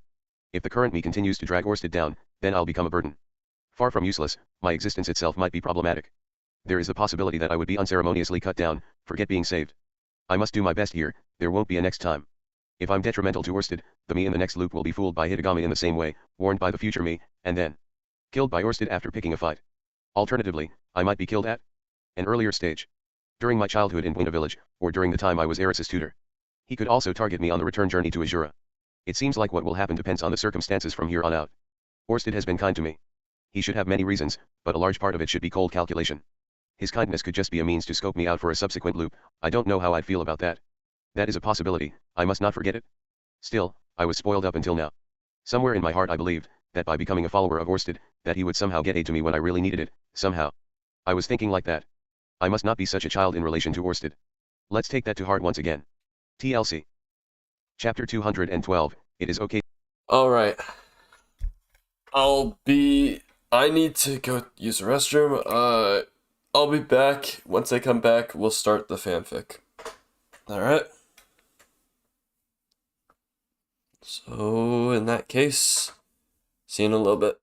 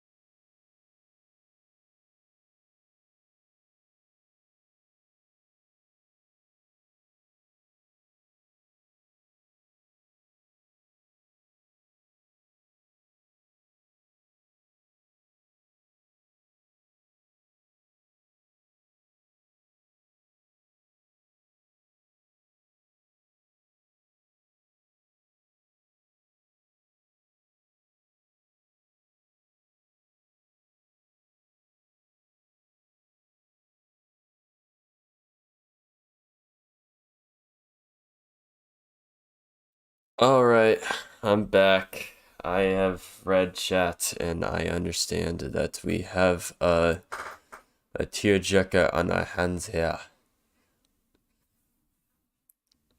Alright, let me get this.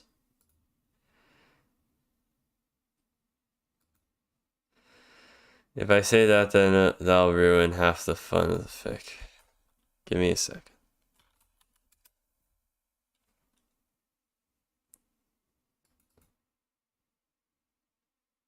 Wait, run on.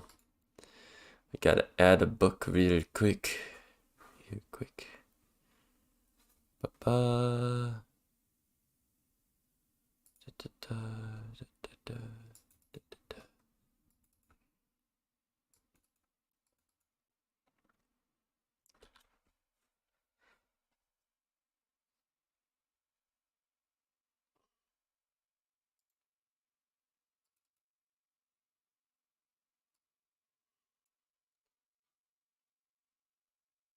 Gosh dang it.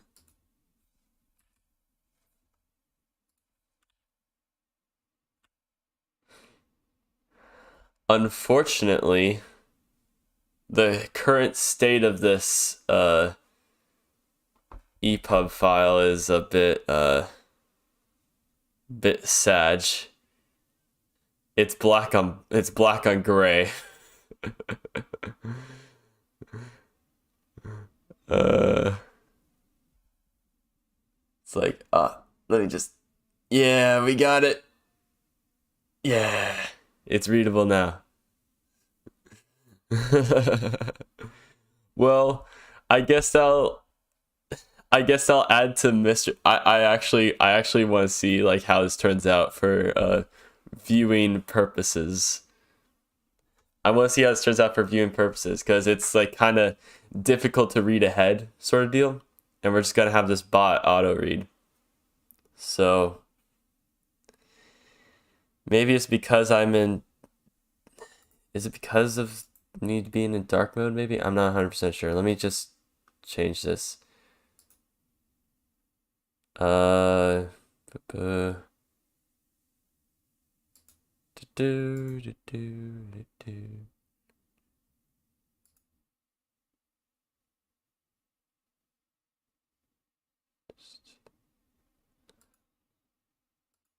Alright. Well, I'm not going to bother changing it. Let's just try this. Let's see how the experience goes. Chapter 1, A Numbing Nostalgia. Eris's Perspective. I opened my eyes and found myself in the middle of a musty room. Everything hurts. I had never seen this place before. The smell is awful, and the only window seemed to be barred off with thick iron rods. It was already evening, and the moonlight that leaked in was just bright enough to let me get a look at the surroundings. This looked like a storehouse of some sort. Everything was covered in dust and I saw a broken chair in the corner. A suit of discarded and broken armor laid next to it. I wanted to get up and see what's going on, but I couldn't move properly. After trying to jump up and falling over in the process, I realized that I was tied up. It's an unpleasant feeling, so I screamed out to Ghislaine for help. Someone immediately kicked the door open and came in. But it wasn't her. A man with an unshaven face and ragged clothes came into the room instead. "Shut the fuck up already," he bellowed. His breath was awful. It carried the nauseating stench of alcohol. Whack. I was sent flying. My back slammed into the stone wall and I almost passed out from the shock. Somehow, it felt like I'd experienced this before. Ah. That's right. When I was kidnapped as a child, something very similar had happened. Rudeus was there to save me then, and I was able to return home. But Rudeus is the one who's beating me up this time. He kicked and stomped me. Obscenities flew out of his mouth. My arms, legs, hands, feet, and head were crushed over and over onto the hard and cold stone floor. Most of Rudeus's hits didn't really injure me. Yet every time I felt an incoming strike, it hurt me in a way that I didn't understand. I couldn't bear it any longer, so I pleaded for Rudeus to stop. But he simply spat on me and said something incomprehensible. That he knew I was the apostle of some man god and that I won't be able to deceive him again. He'd always repeat the same thing whenever I tried to get through to him. It was the only thing he'd said to me for years and years, as if he were cursed with a human hatred and turned into a different person. I didn't understand what Rudeus was thinking or why he was doing this. It might have been possible for me to resist him, but my hands were tied behind my back. I told myself that I couldn't put up a good fight even if I'd wanted to. So I simply laid still as Rudeus continued hitting. I thought that maybe it's better this way. I clung on to the hope that I would be able to understand Rudeus if he let his feelings out. That if I could finally get through to him, I'll put up with the pain for now no matter how much it hurt me inside. If there's even a small chance that the Rudeus I remembered would come back, I'll chase after him until the end of the world to see it happen.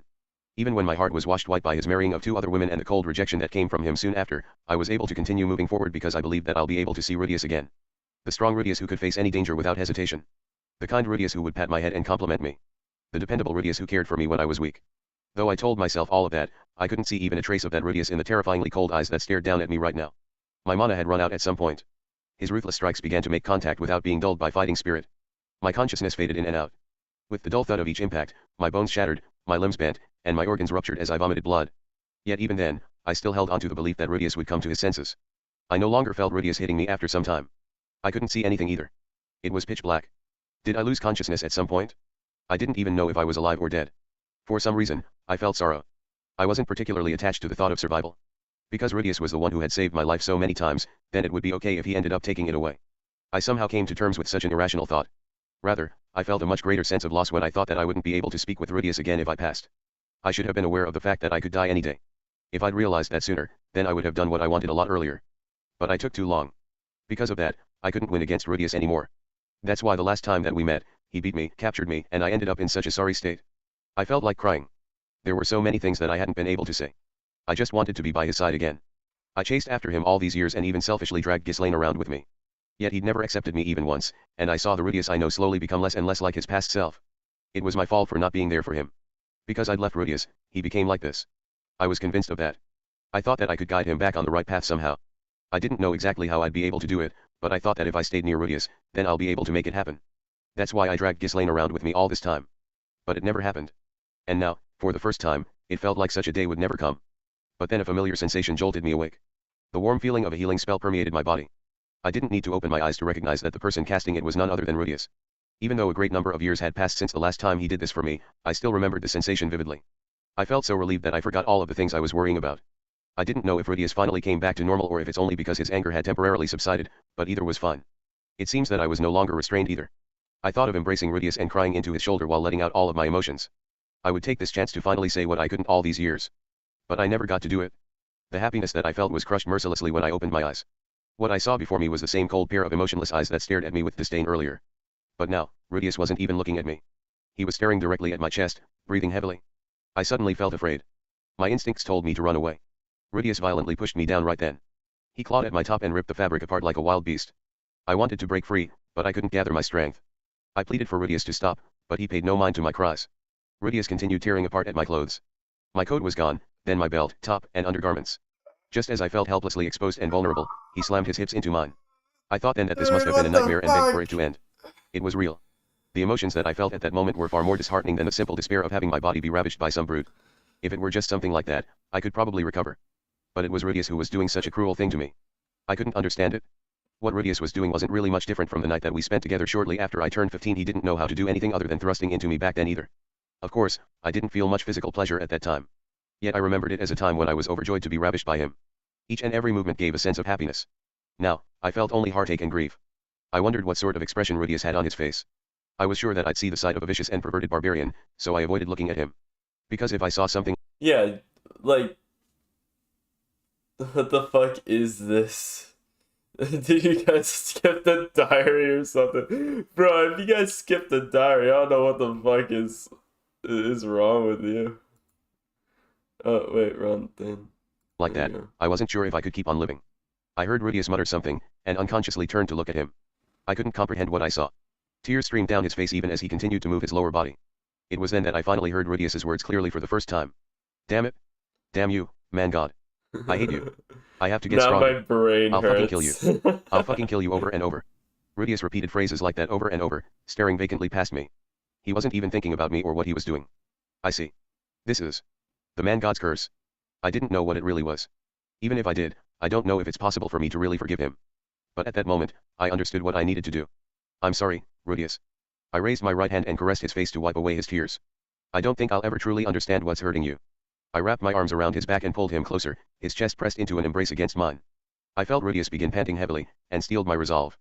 But if doing something like this eased your pain, even a little bit, then just for tonight, I'll endure it. Rudeus started to move more vigorously soon after that.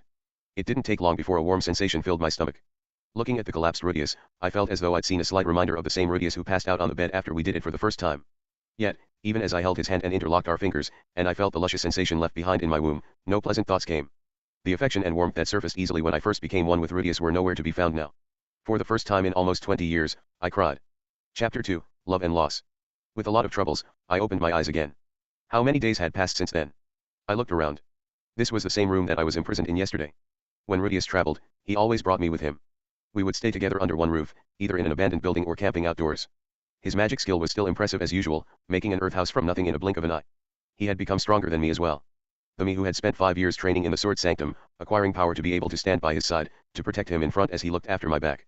Yet he surpassed me again. Normally, I would feel elated to see his achievements, but whatever Rudeus did now had lost its miracle.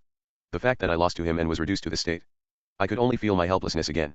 Like that time when Orsted took the life of my most important person. I could only look without being able to intervene.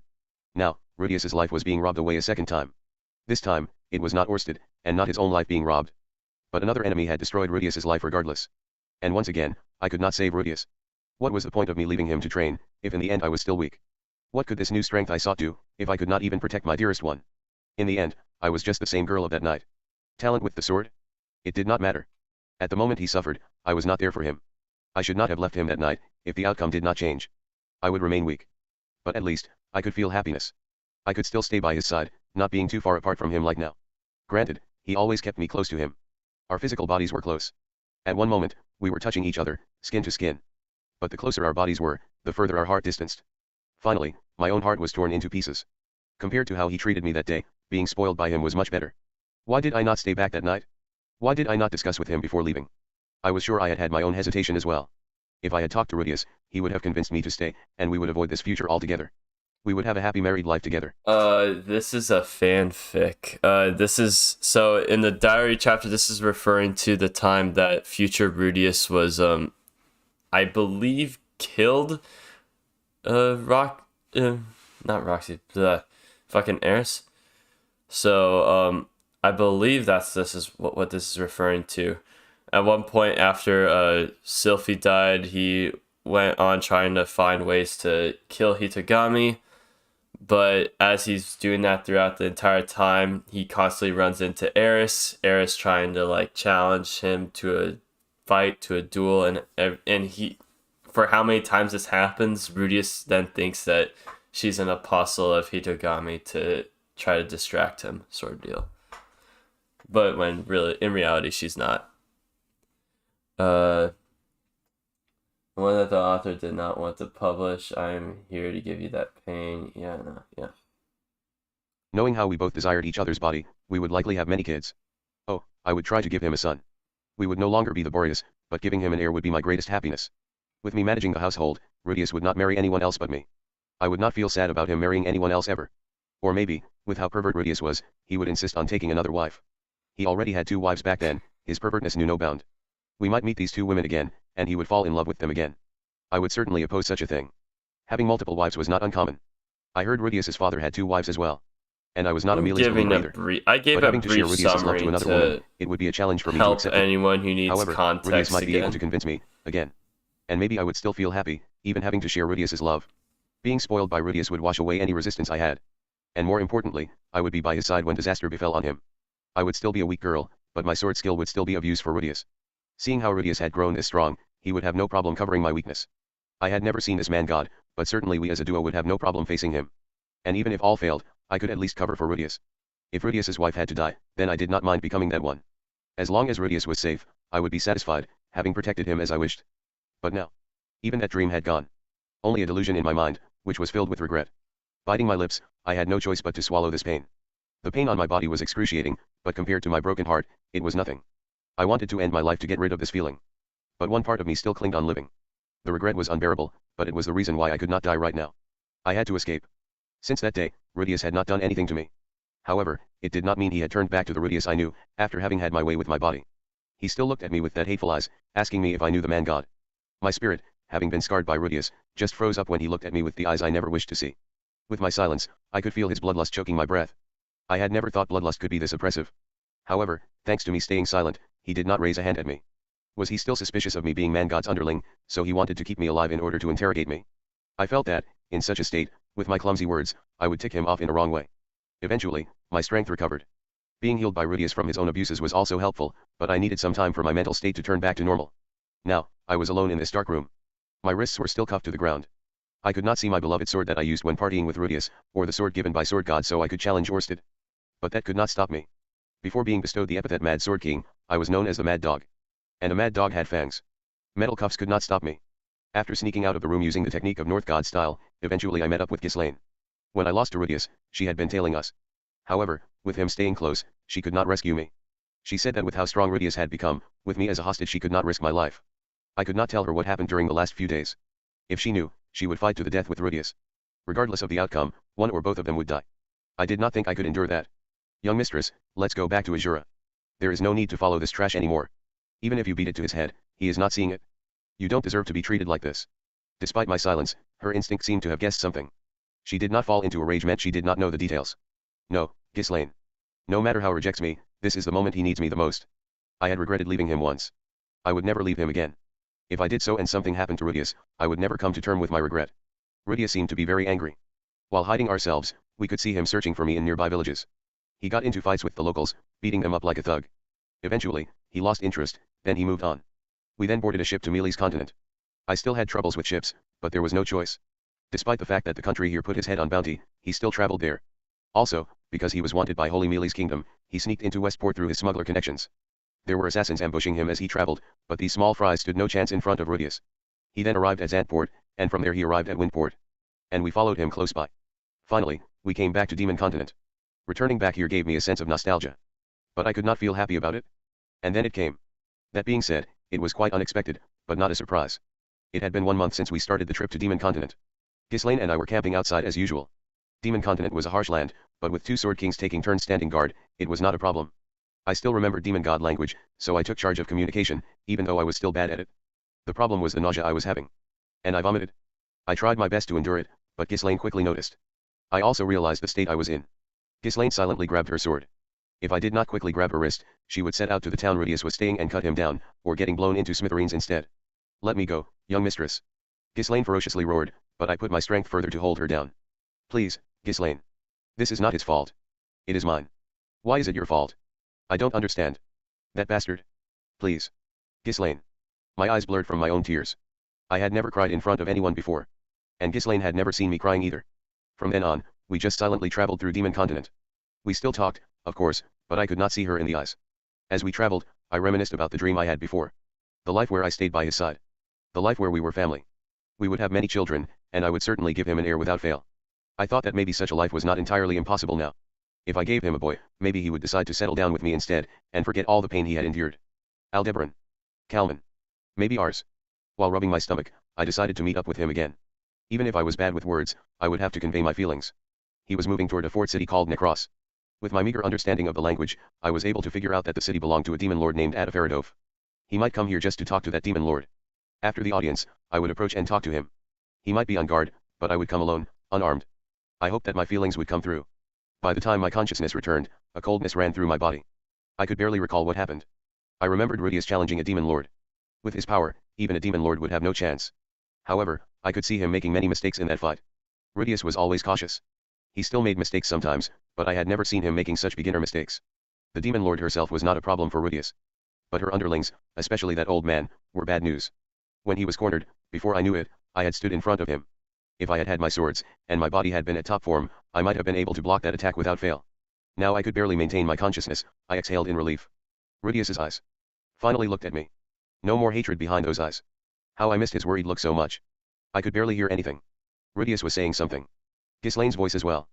But everything seemed so far away. I wanted to say something to him. How I had loved him. How I wanted to stay by his side. How I was about to give him a surprise. But my strength was leaving me. I could not even talk. Even that surprise was gone now. However, that was fine. I was able to reach him. On that day, Eris Grere died with a smile on her half-torn face. Alongside her, a small little life went along as if it were the thing she had desired the most in her life, keeping her company with its hair as red as a fireball.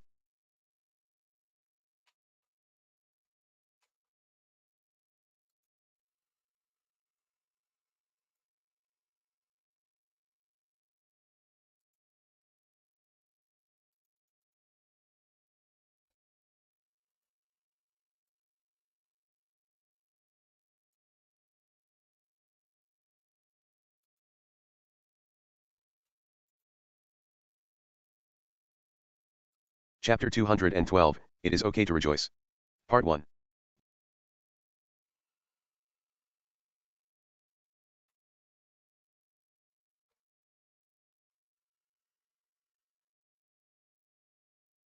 Now, the return report. Eris also might have been naive concerning childbirth. That is to say, she also has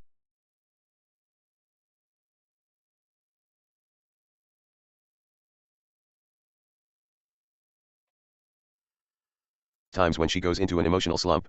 Zanoba and I move towards my home. Julie needs to be handed back over. I could keep her at my home for a while, but Julie and Zanoba will be happy to be reunited. By the way, Ginger has been busy trying to find Zanoba a place to sleep. The dormitory of the university should be usable, but after giving notice of withdrawal, can he really return to school? Graduation was only a few months away. What a waste. I wonder if Genus could do something if we asked him. That fellow is reliable, so he should be able to study at the university under a magic guild after graduation. Anyway, Zanoba, in the future, come to me if you need anything. It is I who should say that to you. Just having Zanoba around in the foreseeable future, for my sake, I'm happy. Development on the magic armor can continue and I will not need to give up on the doll sales project. As for the matter with Zanoba being out of a home, I may lend him the money if he wishes. Borrowing and loaning money can be a source of trouble, but I wouldn't regret even just giving it to him. While I was lost in thought, we arrived at my house in no time. With the tree entwined around the gatepost and the emerald green roof, it's a house overflowing with a natural Luha's atmosphere. As we approached the front gate, Beat opened it for me as usual. Okay, I needed to emotionally recover from that. I needed the next chapter to like actually like help me recuperate. Oh fuck. Oh fuck. All right, you landed. You got a good one. You got a good one there. I hope for the anime we're watching the oldest timeline play out. It ends with him going back and trying to correct things that would throw people for a loop.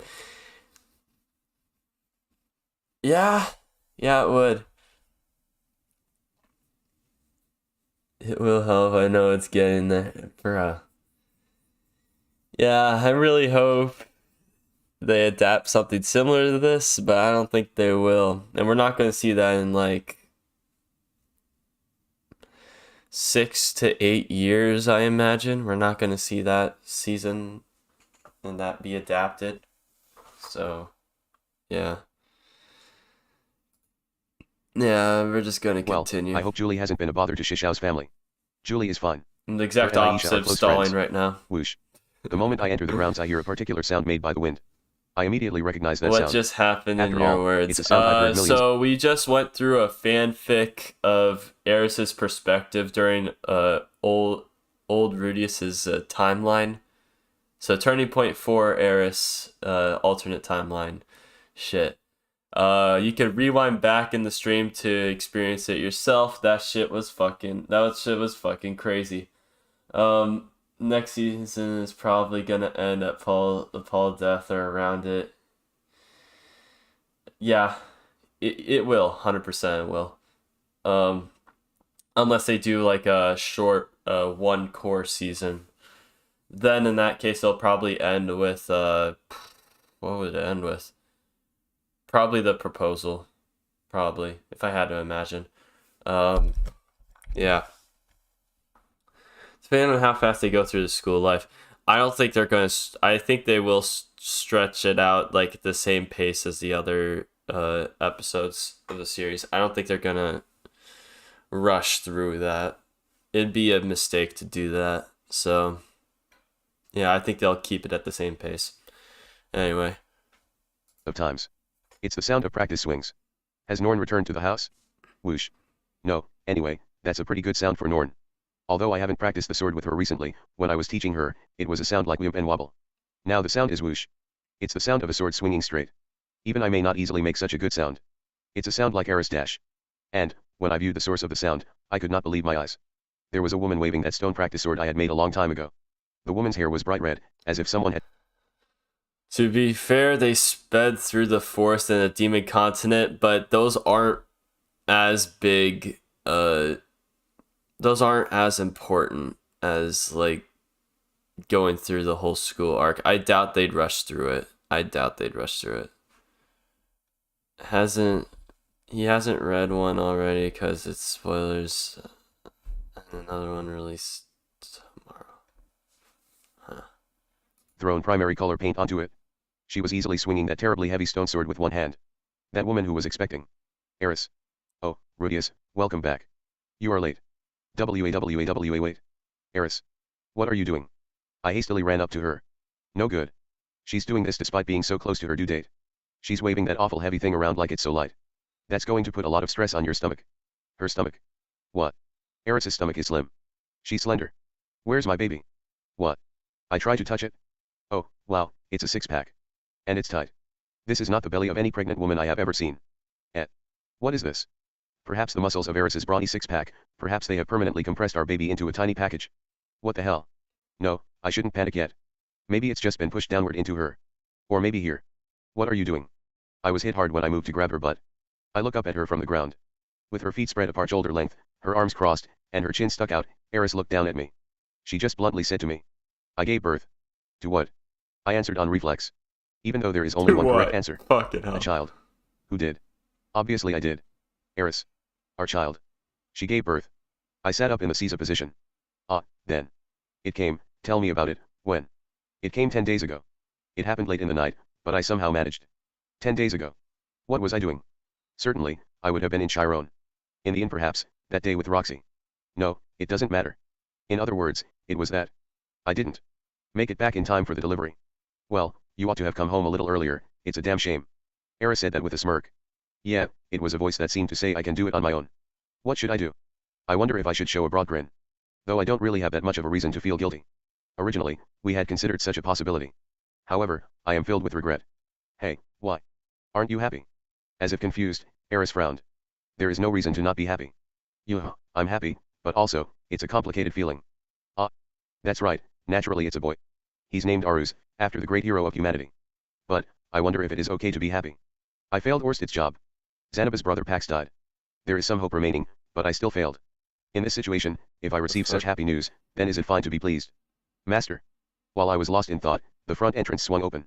A small orange-haired figure came flying out of the front door. That person ran straight past me to the shadowy figure at my rear. She ran right for Zanoba. While trying to leap towards Zanoba, she stumbled, and it became a scene where she was embracing his thighs. Ah, Julie, my disciple. I am back. Zanoba picked Julie up with both hands, and lifted her up so their eyes met. Julie, tears pouring from her eyes, squeezed Zanoba's sleeve. Julie has been looking forward to your return, Master. Fanfic said Yes, ours. it's a deeply moving reunion. She seems to have not been bullied by my family, it's obvious from such a moving scene. A moment later, Julie said something jaw-dropping. Julie, about Master, adores him. Ah, so that was the case. I hadn't noticed. Again, please don't leave me again. Please let me be by your side when you die. She began to cry out her grief. From the crying you can see that behind the scenes of this incident, Julie was incredibly worried about Zanoba. Zanoba made a face like he was taken back and, before long, smiled softly.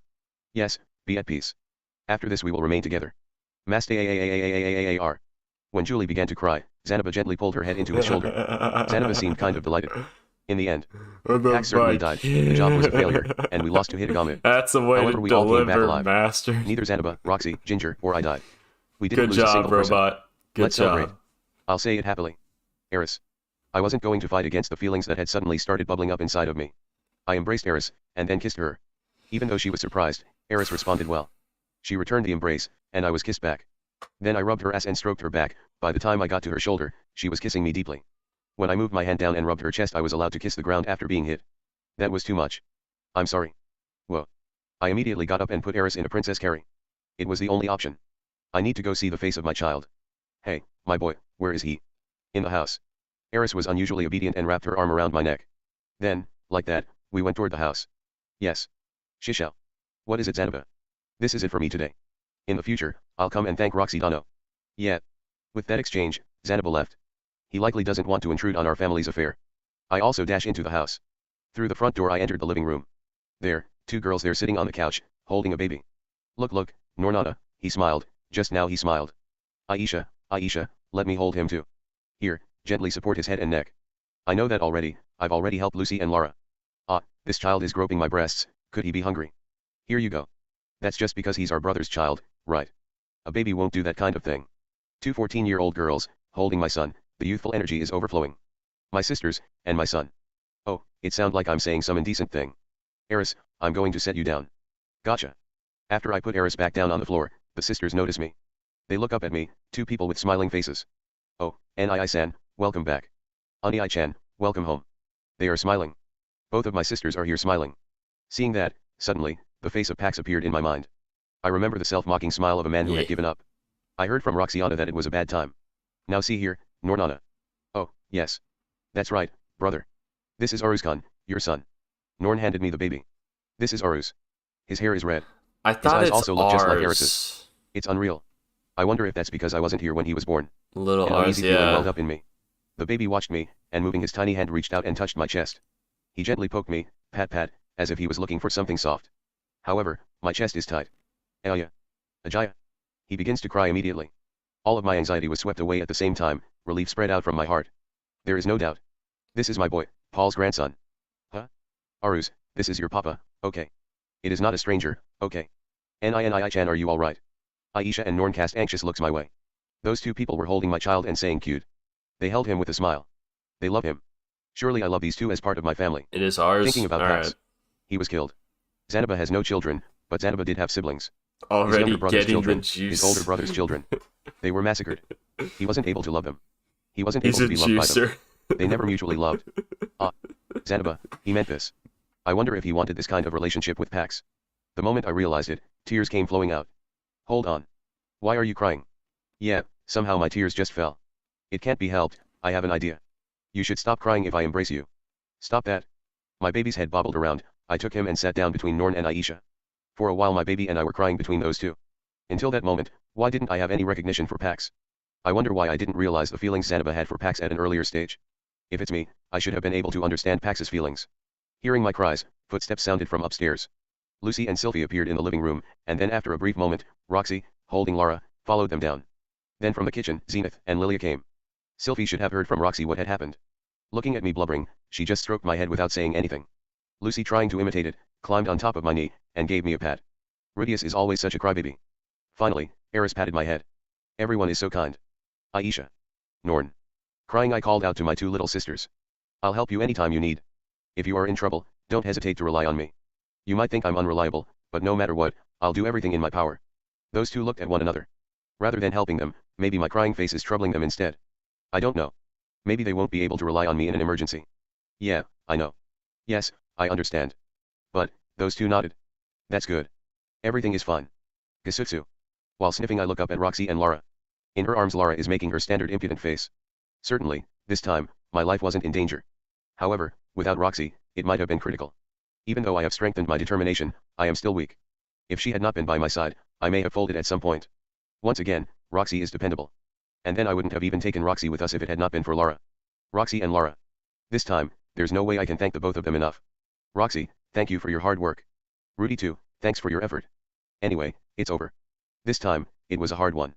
I doubted things unnecessarily, to the point that I'm mentally worn out. All I did was increase my stress, I couldn't manage Orsted's task. I let Pax die. It was a nightmare. But now, it's all over.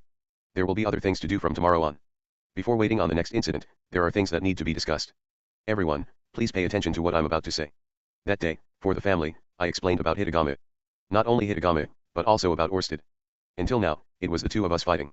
I told them that Lara might be the savior, why I cooperate with Orsted, and the other details. Then when I was finished, I asked for everyone's cooperation. From now on, Orsted and my forces would need to increase. The entire family nodded. Sylvie and Eris, not to mention Roxy. Even though Norn and Aisha seemed puzzled, they as well.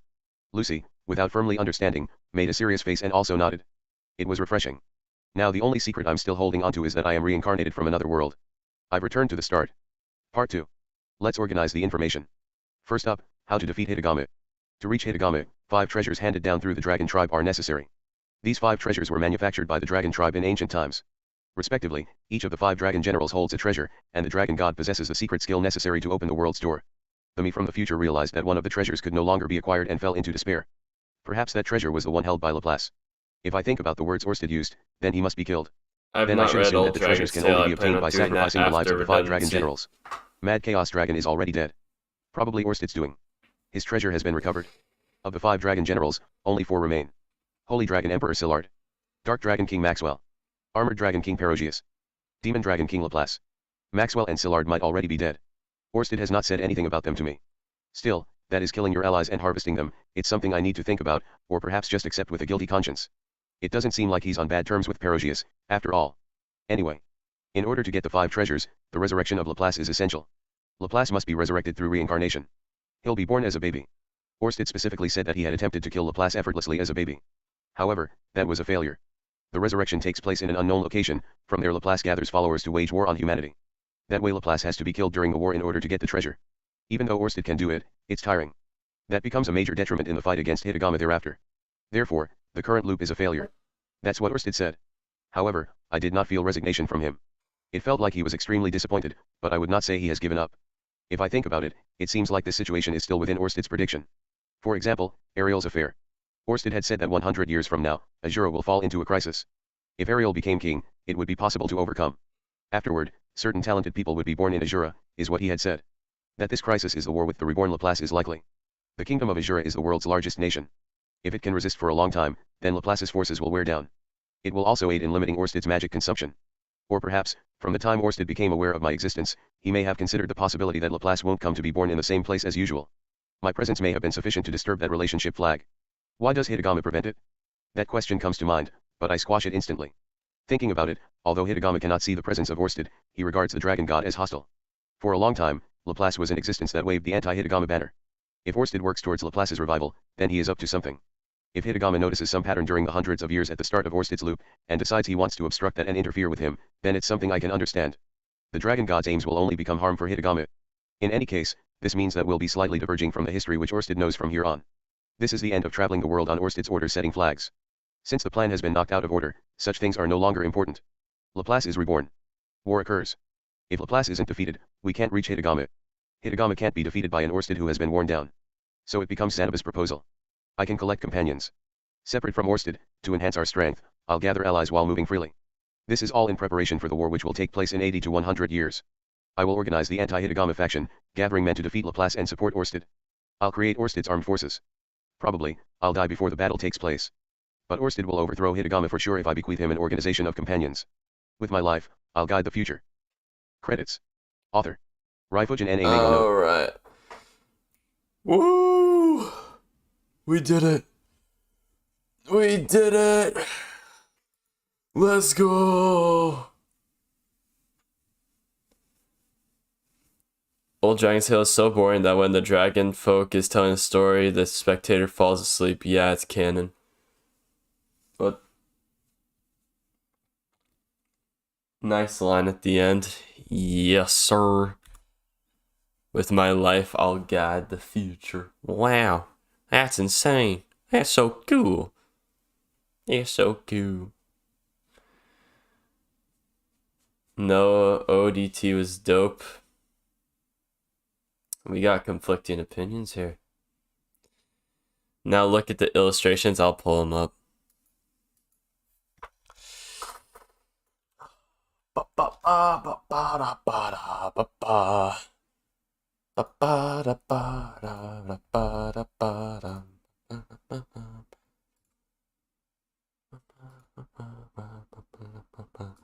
Let's put the music back on.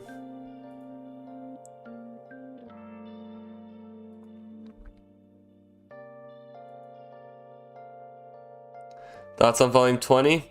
It was good. It's a lot better than most of the volumes we've read so far during these live streams. Volume 15 was obviously better, but I feel like this is like our the second best volume we've read through so far. I think this is better than volume 18. I think this is better than all the other ones outside of volume 15/16 web novel.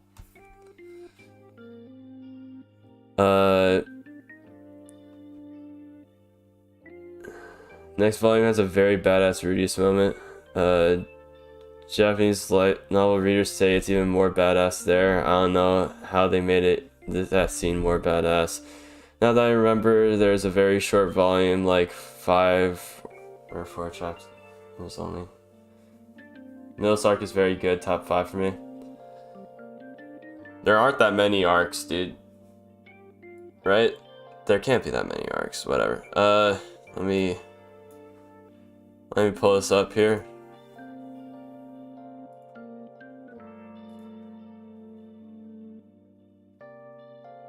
Alright. I believe I have... Nope, it's bugging the fuck out.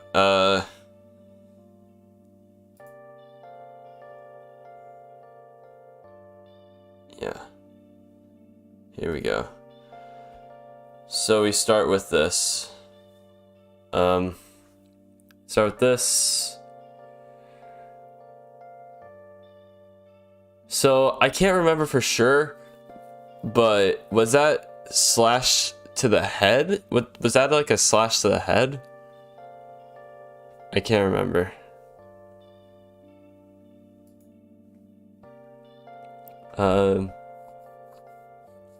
Fuck. Was this him telling them, Rudeus telling them that he has to go, I guess? I don't know. Yeah, it was a slash to the head. I assume that's during the battle. Chad, dude. Chad. We got Gordon Ramsay over here, slicing and dicing, you know.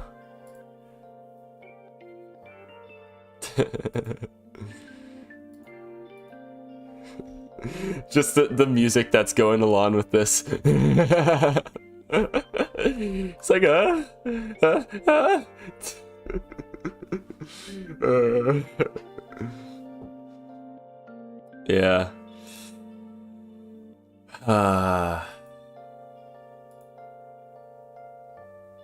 So that's Roxy crying.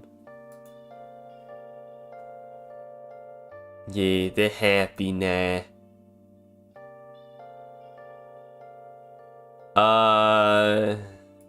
What's that from? Oh, that's an interlude. Okay.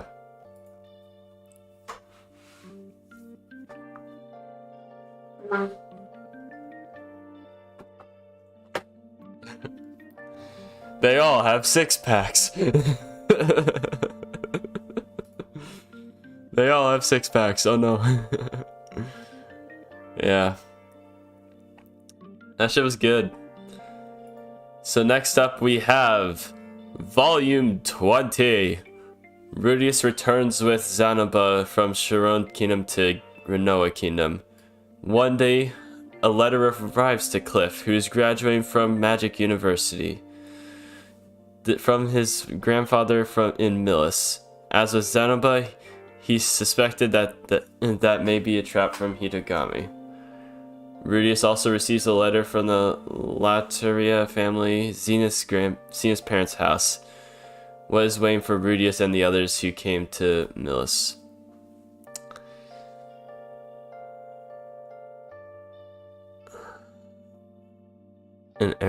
I also have an Eris Pragma. What? I don't understand. So yeah, that was a really good volume. I liked it a lot. We have some time. I have some time. So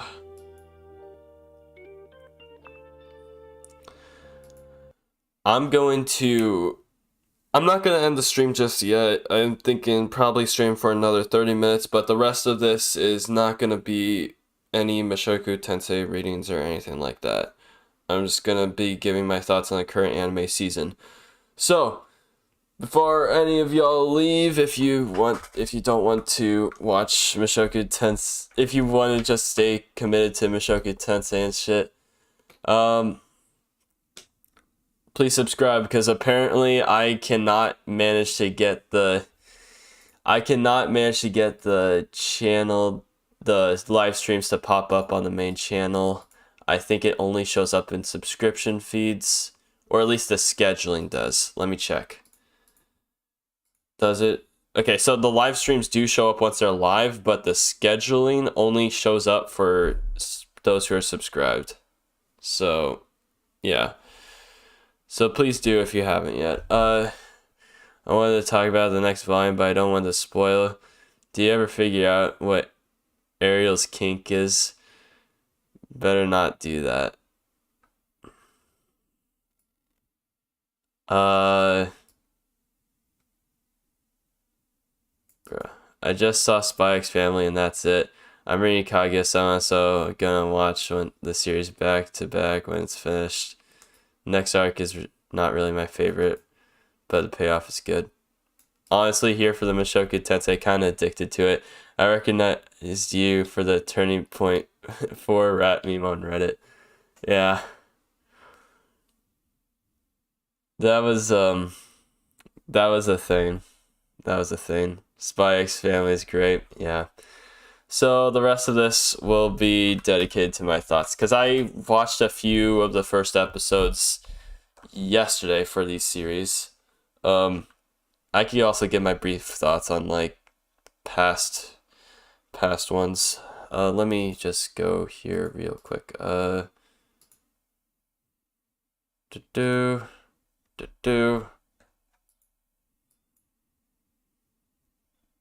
Fucking hell. Okay. Let me just go and get this pulled up. Right. and switch the window to, here we go. All right. For me, his final arc, then volume 15 is equal to volume 12. All right. So, I think, no, hold up. I'm gonna have to sign in real quick. Give me a second.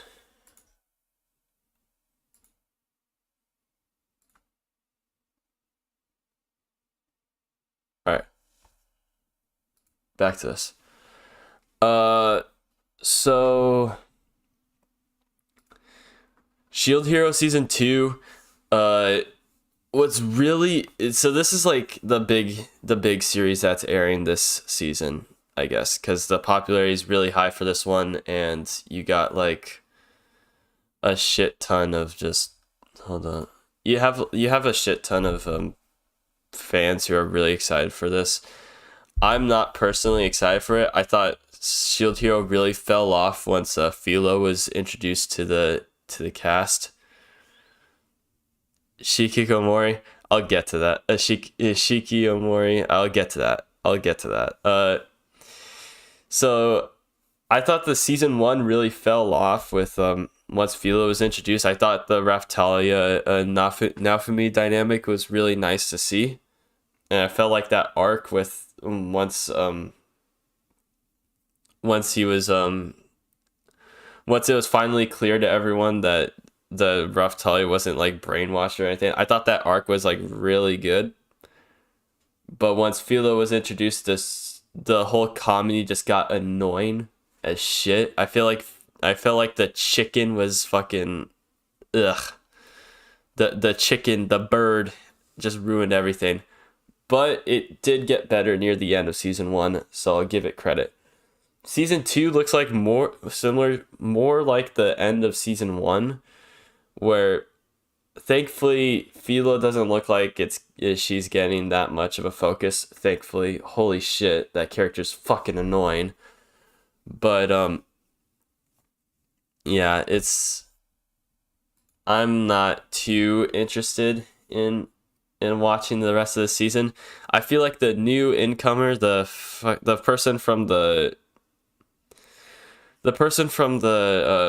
Archers party, I think she's really good. I think she has potential to be a good character, but I feel like this rating right here, yeah, it's deserving of that rating, to be honest. I have the 6 rating there. It's fine right now. We'll see how it goes. Really like the first episode of Shield Hero, then the rest were pretty boring, at least for me. I feel like a few episodes after that, it was pretty good too. So, like, I feel like Shield Hero has a really good potential to be really, really great if the story turns into something similar to Attack on Titan, where like everyone's prejudice against this shield hero was justified, and the Wrath shield ends up like consuming him and shit, corrupting him in a sense that he just goes berserk all the time and shit. I feel like that would be a great thing, a really interesting plot point, and I feel like if they emphasize that a lot more, then this season or this show will be really good. But until that point happens, until they stress on the Wrath Shield part of the show, then I don't think it'll be too interesting. I quit anime about 5 years ago. Mushoku was the first anime in 5 years, so I didn't see season 1 of that. Yeah. Fair enough. Watch Attack on Titan. It's great. That's all I have to say to that. Also heard that Shield Hero ending is a burning dumpster fire. I don't know. I can't say. But if that's the case, then I'm not looking forward to the rest of this. So anyway, back to here. I have not watched Kaguya-sama. I've watched like the first 3 episodes of Kaguya-sama season 1, but it wasn't, the comedy landed, but it didn't seem that interesting to me. I felt like I could watch other shows, other better comedy shows like Konosuba. Like at the time I watched Kaguya-sama, I didn't watch Konosuba yet, and I decided to watch that, and I found it way more funny than Kaguya-sama. So yeah. And another comedic show, Spy X Family. I only saw the first Attack on Titan first season. It was nice. It gets way better. It gets way better later on. Spy X Family. This shit was good. This shit was really fucking good. Okay. Ron scene. Studio Wit and Cloverworks just fucking popped off with this shit. The animation is so fucking smooth.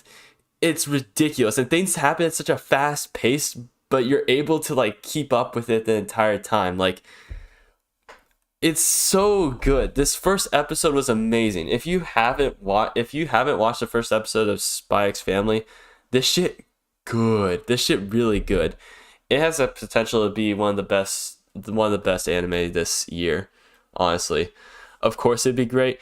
Yeah, I know, but like, Cloverworks has been like having a bad reputation like as of late because of Promised Neverland season 2. But I feel like more often than not they land with their adaptations. So yeah, I feel like Spy X Family is going to be good.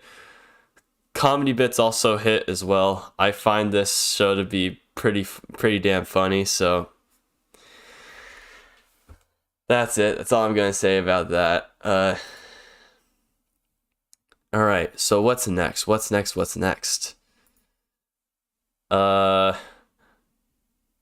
right. So next up we have Shikimori's Not Just a Cutie. I watched the first episode of this. I don't know what the appeal for this. Okay, I do know what the appeal for the show is. It is highly dependent on the girl of the show, the main girl of the show. Highly dependent on her. Like, you got the freaking. Everyone knows like that thumbnail shot from this anime. It's a very weird anime. Like, it's the slice of life aspect is nice and everything, but it's like nothing is really hooking me, and I'm not interested in it. So I'm probably not gonna watch another episode. It's not that great. Either they hit a bullseye or hit our nuts. Shigemori's bad, the worst dialogue possible. Yeah, it's not great. I don't like it at all. It's not one of those. It's not a good one. So Komi-san, I have not seen. Data Live will never see. I refuse to see it. But I don't think, actually, I think I lied about watching this one. I don't think I have. I want to watch this one. This one looks pretty interesting. Another isekai, but Overlord ripoff, sure, but I'm interested in seeing it. It's not. Send me back to the rabbit hole. I'll give you some recommendations soon. Tomodachi Game, no. Okay, this was a piece of shit. I watched this shit because I was like, this is such a weird fucking. Okay, this title is so generic. I have to see what's going on with this. I have to see what's going on with this. But unfortunately, it is beyond trash. So I'll summarize the plot for you. So basically, this demon lord, he reigns supreme over the entire world. He's like all powerful. No one can match him in terms of power. But with that, everyone has like either profound respect for him or just like super like or is like super fearful of him. And unfortunately, because of that, he can't make any actual friends. So he decides to reincarnate himself as a young lad. And in order to get a real friend connection. So, and he's not reborn with like no skills at all. No. He has all the skills that he had as a demon lord. And some people still know who he is because, well, I think his servants know that he's the demon lord and shit, so they could still help him and shit. It's fucking weird. Anyway, eventually he tries to become friends. It flash forwards to him being like age 10 or whatever the fuck. And then he tries to become friends with a bunch of people. And a bunch of other kids, and unfortunately every single one of them is like, bro, this guy is creepy as shit, and he doesn't act normal at all. So I'm like, yeah, makes sense. This is a very generic anime, get on with it. So he then runs into the biggest fucking the stupidest bitch I've ever seen. So, where are you? I need to see. Alright. Image a new tab. Fuck. So this is, I'm sorry for the low res image, but this will have to do.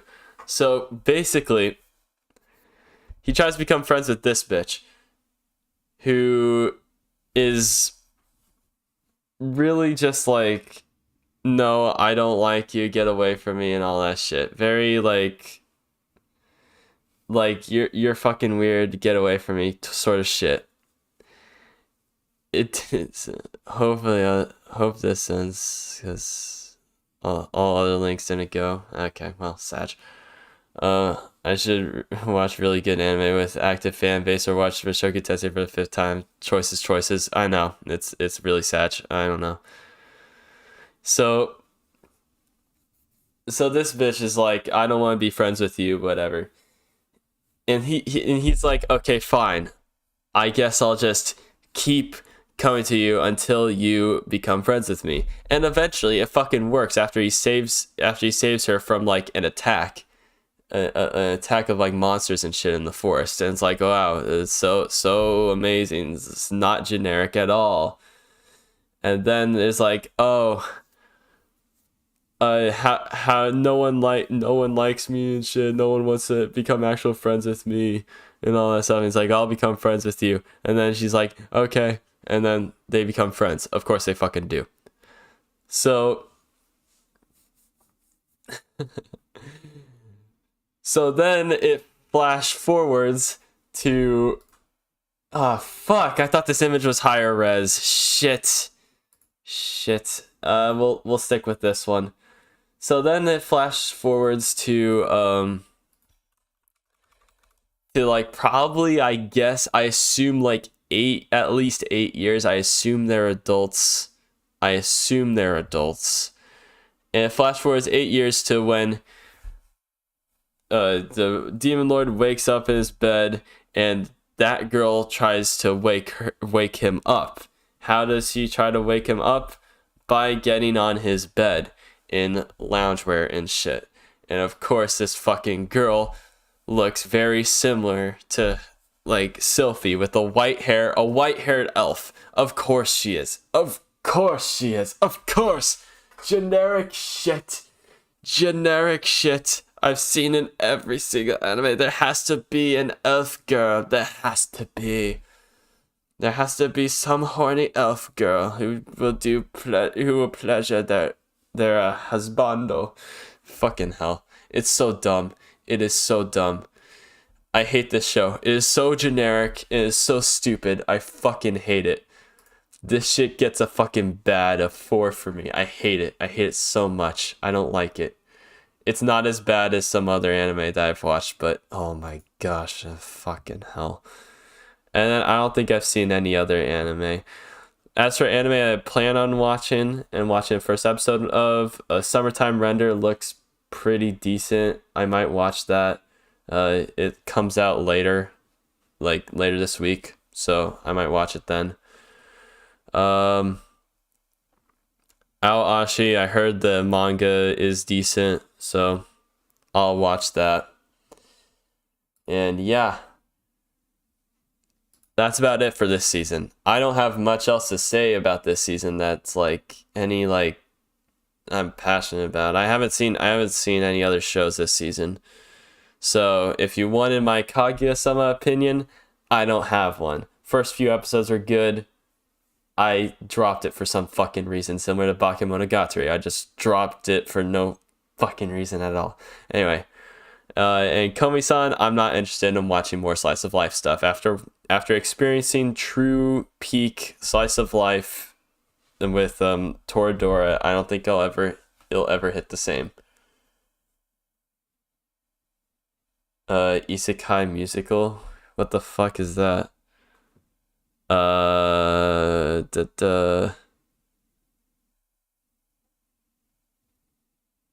Komi-san is boring AF. It looks like it.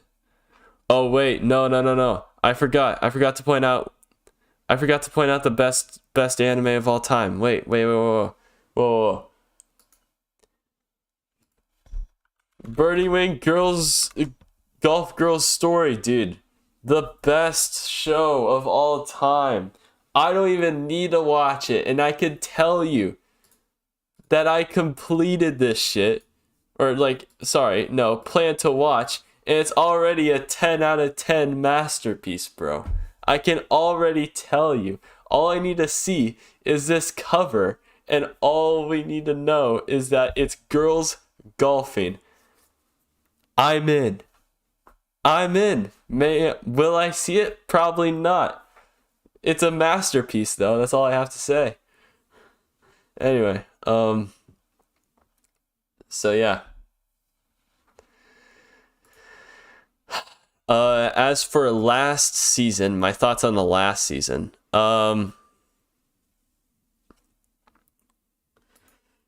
So I watched the first episode of Demon Slayer season 2.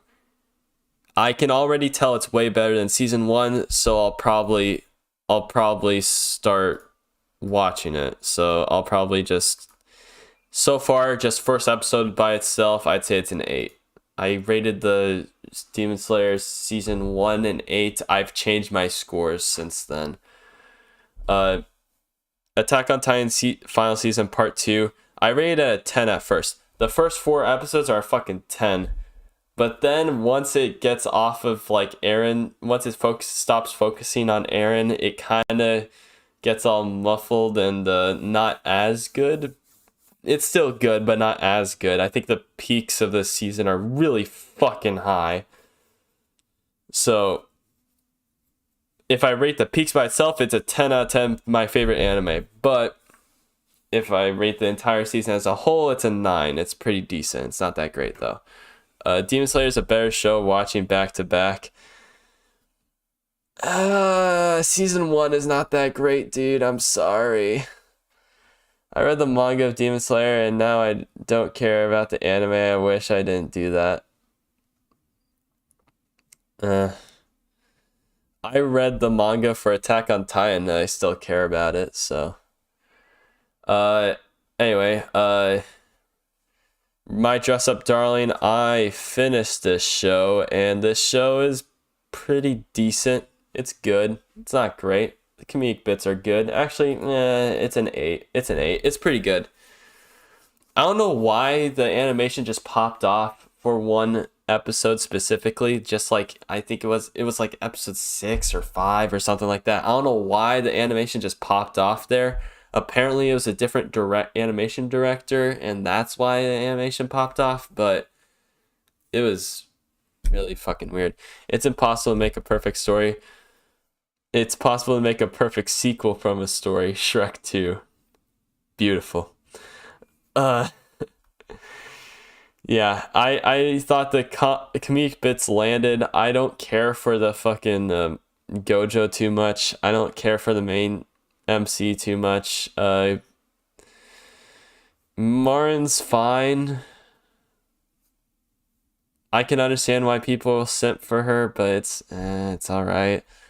I read the entire novel for Mushoku Tensei, yet I'm super hyped for any announcements for anime.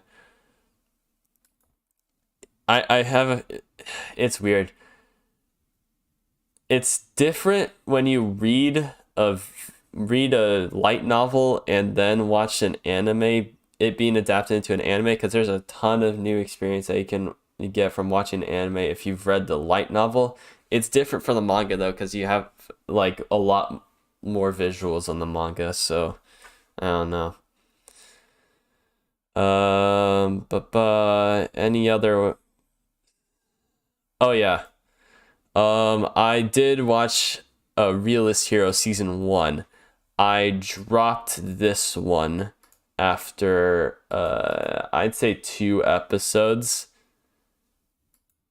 It's a fine show. It's fine. I don't care too much.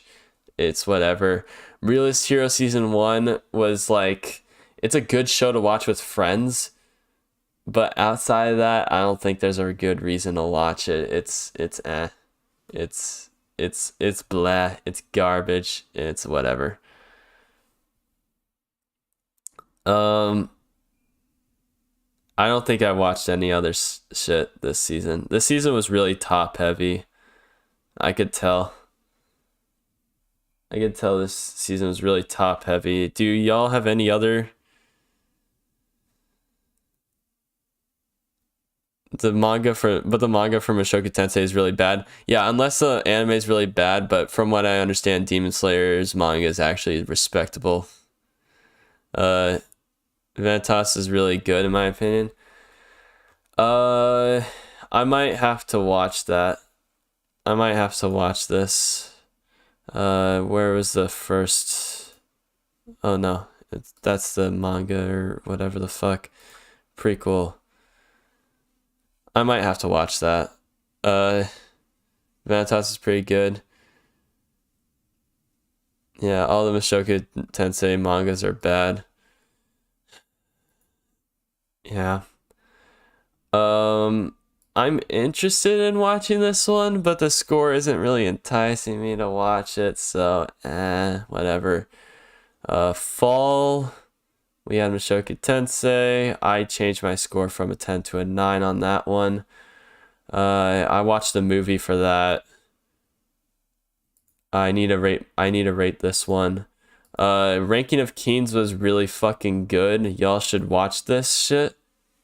Y'all should definitely watch this shit. If there's any shows that I recommend for y'all in this, watch Ranking of Kings. That shit fucking slaps, dude. My best friend read the whole Demon Slayer manga and he loved it, but said that the drawing was very bad.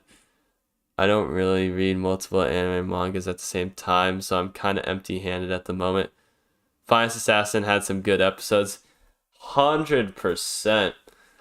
Okay, so the first few episodes of this anime was actually pretty decent. It was actually really good. But then it fell off so fucking hard. So like if I had to rank the first few episodes, I'd say it's a 7. It was good. But the final few episodes were fucking not that good. Not that good at all. And I did not watch this. I heard the animation's really good, but I'm not too interested in watching this. Roxy is much worse than the main manga to be. What? The only things that I'm currently reading is One Piece and Spy X Family and anime. Okay. Blue Period, I watched the first few episodes of that. It was alright. I read the manga. It's all right. 86 part 2. I need to watch 86. I dropped this show after a decent amount of actually no, I finished it. I actually finished it. And I'd say for sure that it is bad. First few episodes were a 7, but then it just fell off so hard and became so boring after that. It's not laughably bad later on like Finest Assassin turns out to be. This show just gets super boring, and that's even worse. So I don't like it.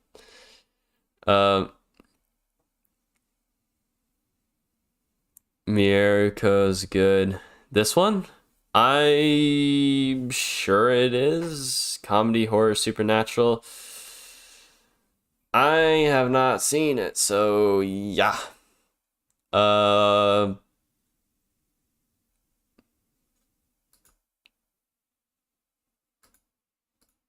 think I watched I think I dropped it. Watched 4 episodes as a joke. It's a 3.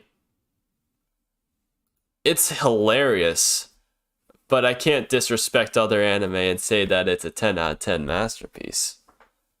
I can't disrespect it, so I can't disrespect other anime and say that, so I'll be honest, it's a 3. Durarara was going to be my favorite anime, but I didn't like the end. Oh, Big Sage. I watched the first few episodes of Durarara. It's okay. I don't like it as much as Baccano. But that's a high standard.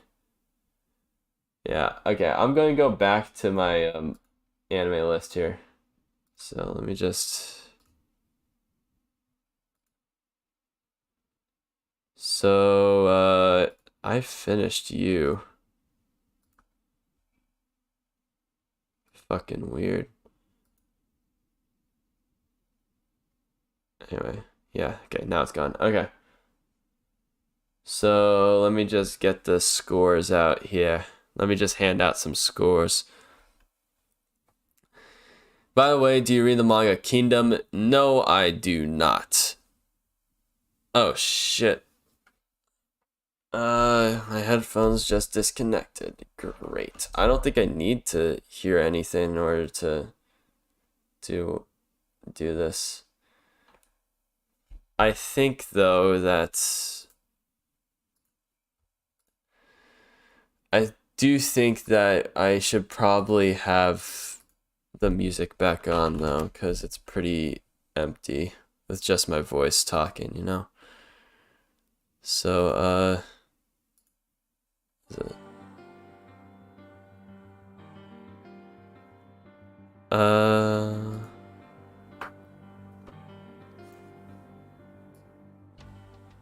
I'll turn it down.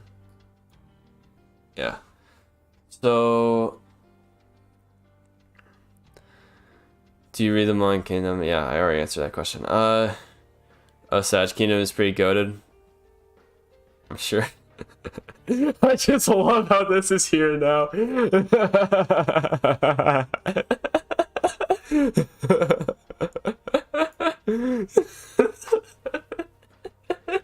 Yes, alongside Baccano, A Silent Voice, Violet Evergarden movie, and Attack on Titan Season 3 Part 2, we have Birdie Wing, Golf Girl's Story. I fucking love that shit. Yeah, these are my objective best anime. They're not my favorite anime, but I can definitely say that they're better than some of my favorite anime.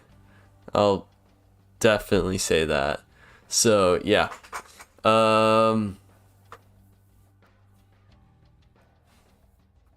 Toradora is really fucking good. Any of you who have not seen Toradora or is disinterested or not too high on slice of life shows, either watch Toradora or Golden Time. Both of those shows are fucking good. Shows are fucking great. Either one, you can watch it, you'll be good. You'll laugh more in Toradora. Golden Time, it's alright in terms of comedy, but it has other aspects of it that are better in my opinion. Steins Gate, really fucking good. All the Fate Stay Night Heaven's Feel movies I rated a 9. They're all really fucking good. If I had to give preference from one to another, I'd say the third movie is probably the best one. Second movie's pretty good too. I'd say the worst one's probably a 1 for the first one, but they're all really good, so I don't. ReZero first season, 9 out of 10. Pretty good. Mob Psycho, yeah. Hold up. And then we have Mob Psycho season 2, 9. Violet Evergarden. Okay, Violet Evergarden is really fucking good. If you haven't watched it, please do.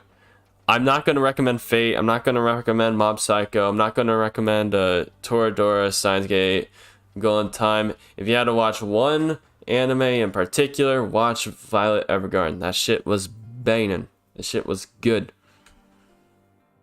Vinland Saga was also good. Mushoku Tensei, good, of course. Attack on Titan, Rank of Kings. Odd Taxi was pretty good. I didn't think it was perfect, but like a lot of people seem to think. I thought the twist at the end was very predictable. A lot of people are like, oh, I'm so surprised by the end. I'm like, are you? It wasn't that surprising to me.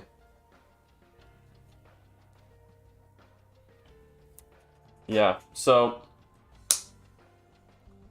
yeah, those are my 9s. Those are my 9s. Death Note, Code Geass, those are like some of the first anime I've seen. They still hold a special place in my heart, but I gotta admit, they're not that great. They're not as great as many people say. They're both 8s. Bakuno Specials, they're good add-ons. Fate Zero second season. Yeah, it's Fate. It's Fate. It's better Fate, but it's still Fate. Your Line April ending's really fucking good. I really like that ending. It's not too memorable, but the high points are really fucking high, so I'll keep it at an 8. Death Parade, it was consistently good throughout, so yeah, it's still an 8. One Punch Man, I used to rate that shit so high, but it's not that great now, in my opinion. I mean, it's good, but the only Fate thing I saw is Carnival Phantasm, so now I'm a full-fledged Fate fan. L. What's the L about? What's the L? What's the L? Care to explain what your L is referring to? Konosuba 8, really fucking good, but I don't think comedies can land too high for me in terms of range. It can't just offer something in comedy alone. It has to offer something else, in my opinion. Which Konosuba is really heavy into comedy, but I don't think it has much outside of that. Like, I need the story to be like deep in character development, and I need a story to be deep in character development to do it. Do you think Code Geass needs a sequel movie? Because I hate it. I don't think it does. It's completely fucking unnecessary. So there you go. There's my take. Shingeki no Kyojin season 3. Yeah, I'll keep it there. I Want to Eat Your Pancreas. It's a decent movie. It's a decent movie. I'm not gonna lie. Bunny Girl Senpai. It was good. It was good. I liked it. I thought the first arc was the best one out of all of them, but yeah, I still need to watch the movie, but I think the first arc was the best one out of all of them. Promised Neverland an 8. Yeah, I still hold up to that. JoJo Part 5, 8, yeah. Dorohedoro, 8, yeah. ReZero, I finally woke up and realized that ReZero Season 2 is not the masterpiece I thought it to be. The pacing can get a little slow at times, not nearly as bad as Season 2 Part 2. because a lot of important stuff does happen. The world building in season 2 is really fucking good. I have a feeling though that season 3 will be way better. So we'll leave it at that. Demon Slayer movie. Yeah. I don't know why they fucking popped off in the movie, and the show, the actual show was like, eh. I don't know what happened. I thought like many people were saying like after many manga readers say that the manga doesn't get too much better after the Mugen Train arc. In fact, it gets worse. But with Ufotable adapting it, I feel like it's probably going to get only better, in my opinion. I don't know. Because the season 2, from what I've seen so far, carries right off of Mugen Train perfectly. So we'll see how it goes. Horimiya, another good slice of life. It felt like three episodes stick together, not gonna lie. It felt more like 5, to be honest. But yeah, it felt like a bunch of episodes stick together. I already say my reasoning for my Dress Up Darling. Full Metal Alchemist Brotherhood, it's good. I like it. I'll give it an 8. I don't think it deserves a 7. I'll give it an 8. I should make it official here. Oh, no, not a 5, an 8. There you go. Madoka Magica, I'll stick with a 7. It's not as good as other people say, but it's still decent, so I'm not gonna shame people for liking it. Fate Zero, it's good. It's Fate. It's good action. I like Attack on Titan the first season for the same reason. It's good action, good fun. Same thing for Fate Stay Night Unlimited Blade Works. Parasite the Maxim, I thought it kind of fell off near the middle, but it picked up eventually. I felt like the beginning was really good, but it got kind of mid as it went along. Assassination Classroom, it's a good show to watch with friends. I don't think I could bear to watch that by myself.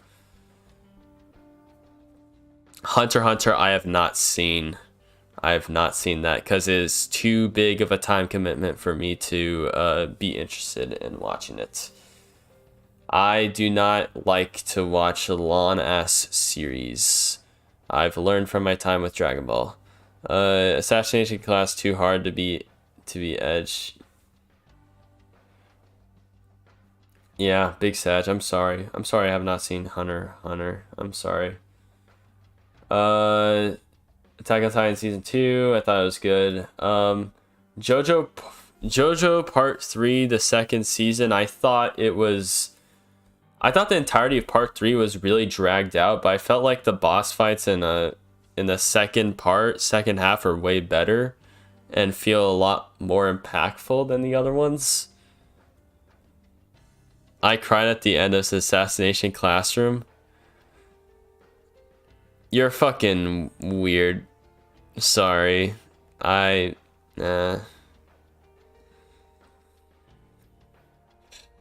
don't cry from stuff like that. Fate Stay Night Unlimited Blade Works second season. More Fate.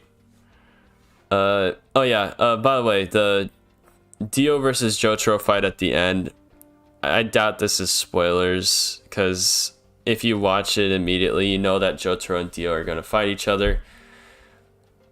The fight's really fucking good. It's probably the best fight in the entirety of JoJo. So there's a ton of memes that spawn from it. So yeah. Overlord, it's good. It's good. It's enjoyable. Steins Gate Zero. I need to fucking turn this off for a second. Let me talk about Steins Gate Zero for a second. This shit's fucking weird. So Steins Gate Zero. I've been thinking a lot about how I thought about this show. Especially after pitching Steins Gate Elite to y'all. This show is really bad at points. It's really fucking bad. some plot points just don't tie up that well at all. Some stuff just doesn't make any sense at all. Probably due to the poor anime adaptation and it being like, and it trying to adapt like 4 different like paths you can go in the light novel. But bruh, I can't with that shit. JoJo Part 5, I'll get to that. I feel like Steins Gate Zero like is really bad, but the high points are really fucking good. So like the entirety of episode 8 in Steins Gate Zero, I think is like the best Steins Gate episode in the entirety of the series. I'm sure not many of you is Steins Gate fans, but if you are interested, watch Steins Gate. Steins Gate Zero is good, but it won't get any better after episode 8. So I feel like once you reach to episode 8, I feel like episode 8 is a pretty standalone fucking. Steins Gate is better in the visual novel, I'm sure. I feel like once you watch episode 8, you can watch episode 8 as a standalone thing. Once you watch the first Steins Gate, just get like some broader context on as to what's happening, and you'd be able to like enjoy it just fine, because it's pretty standalone from the rest of the plot. So, yeah, I feel like just episode 8 alone just brings it up by a whole number score. So yeah. And there are some really high moments to to a show that would otherwise be a 5 out of 10. So yeah. Assassination Classroom second season, same reason why I do not have the. It's the same reason why I don't have the fucking first season rated as high. It's good, it's fun with friends, but by itself. JoJo Part 4, I feel like JoJo Part 4, like the stand abilities were really creative, but I don't like the setting too much in my opinion. I thought the main villain at the end was really fucking good, but it took a long ass time to get there. I feel like there a lot of the fights, a lot of the episodes, a lot of the fight scenes are like villain of the week sort of deal.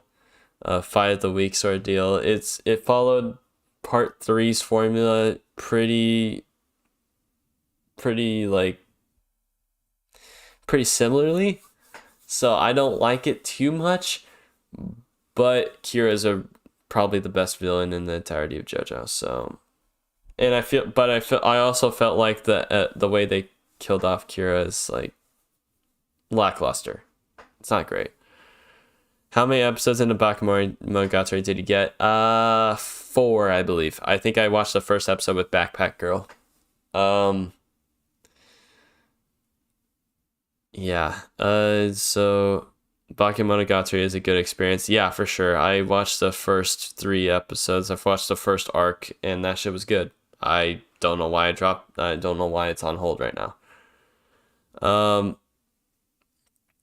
Konosuba season 2, I don't think the jokes landed as well as the first season. That's the only reason why I have it at a 7.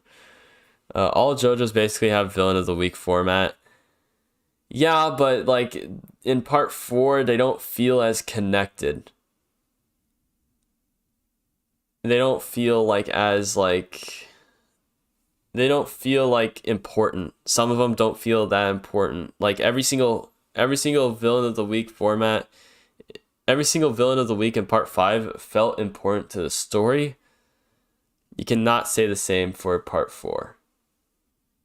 There were some that were important, but just watch Kisu Monogatari, best movie ever. I'm sure you Monogatari fans are very alive and well. I'm sure your community is thriving. I'm sure. I'm 100% sure about that.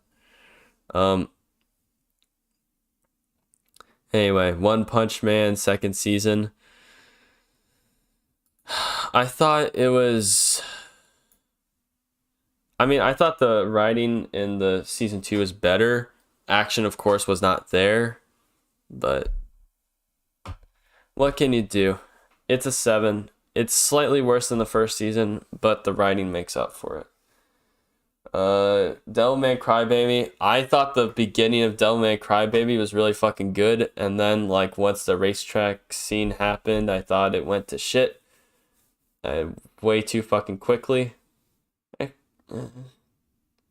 I thought it just went way too over the top once that happened. I felt like the way that the story was going in the beginning was really good, but once the twist happened, it was it fell off. I've said many times that Demon Slayer is mid. It's fucking mid. I don't know what to tell you. Same with Jujutsu Kaisen, it's mid. Actually, mid is more like a 5 out of 10, but it's good. They're both good. I like them. They're decent. Vivi, I think it's a bit overrated and carried by animation. I don't think the writing's that great, in my opinion. Yeah, I can't get along with it too much. JoJo Part 6, I like it about as much as Part 4. I don't think I hated Part 1, but Part 2 is really good, so I put a middle ground in this at a 6 for that entirety. It's an entirety of Part 1 and Part 2 combined. Yeah. I don't think I'm gonna explain the rest of this. I don't think there's much explanation needed outside of Your Name. Your Name's fucking overrated. His silent voice is better. Fuck you. Anyway, I'm done. I'm done with that part. Normies love the animation. Just watch Fate. Just watch Fate. For a better story and for good animation, just watch Fate. There you go. It's done by the same studio, if that helps. Yeah. Let me see here.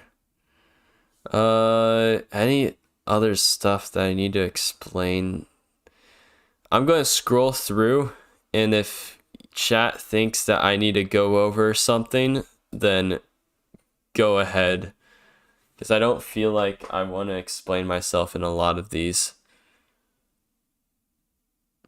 Oh wait. Oh no, you're going to get bothered by this. I can tell. This shows like a you either love it or you hate it sort of situation. This shows a really like you love it or you hate it, and I hate it. I don't like it. It's not great. It's not. I thought they left a lot of loose ends unexplained. It was really. I thought the characters were annoying.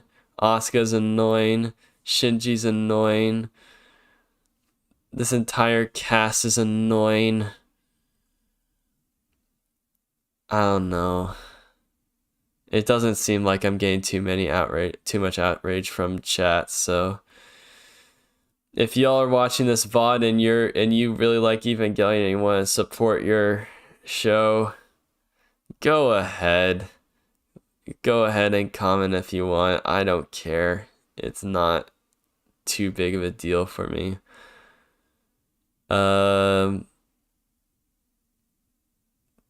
Yeah, there's a ton of shows that I have like that I need to finish or watch. But yeah. I read the Tokyo Revengers manga. It was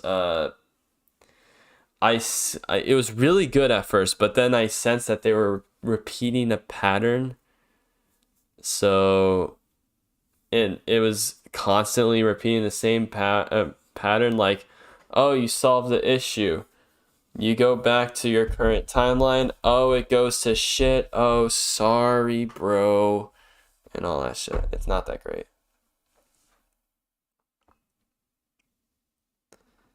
I don't really care about Eva to be mad.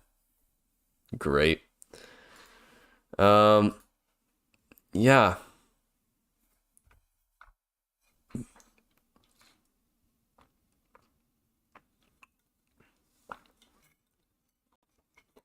13 Sentinels came out, I think, today?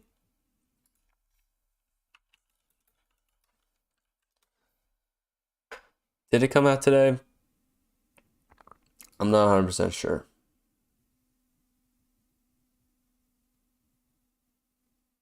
Pre-order? Okay, so it might be coming out. Oh, it comes out tomorrow. It comes out tomorrow. So 12 hours from now. Nice. I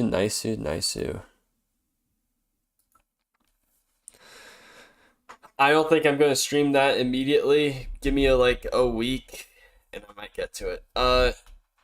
You don't watch sport animes, do you? No.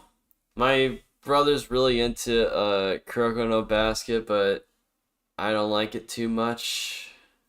It's alright. I mean, like, sports anime is alright. I don't mind it too much.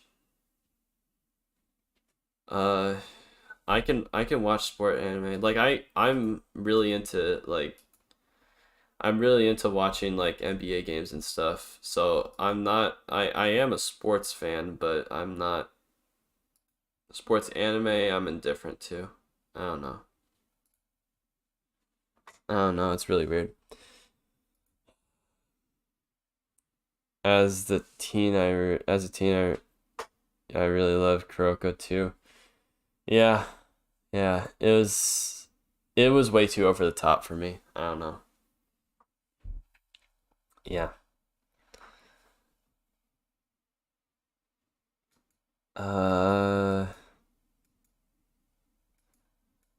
So yeah, I don't think I have much planned for the rest of the stream. So I believe we have around 4 to 5 volumes. I think 4. Let me check. How many more volumes of Mushoku Tensei do we have?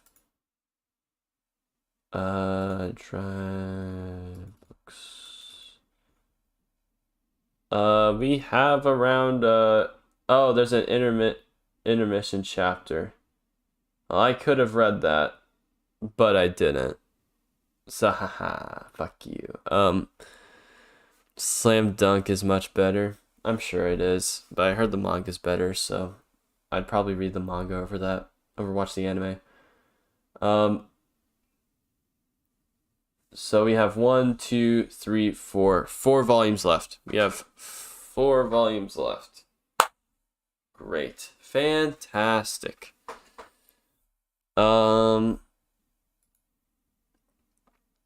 So yeah, I feel like this is the end of the stream. If y'all have not subscribed, do so you will be updated onto when I'm streaming and stuff. I might stream again this week. Not 100% sure. So, with that said, I will see y'all later. See ya.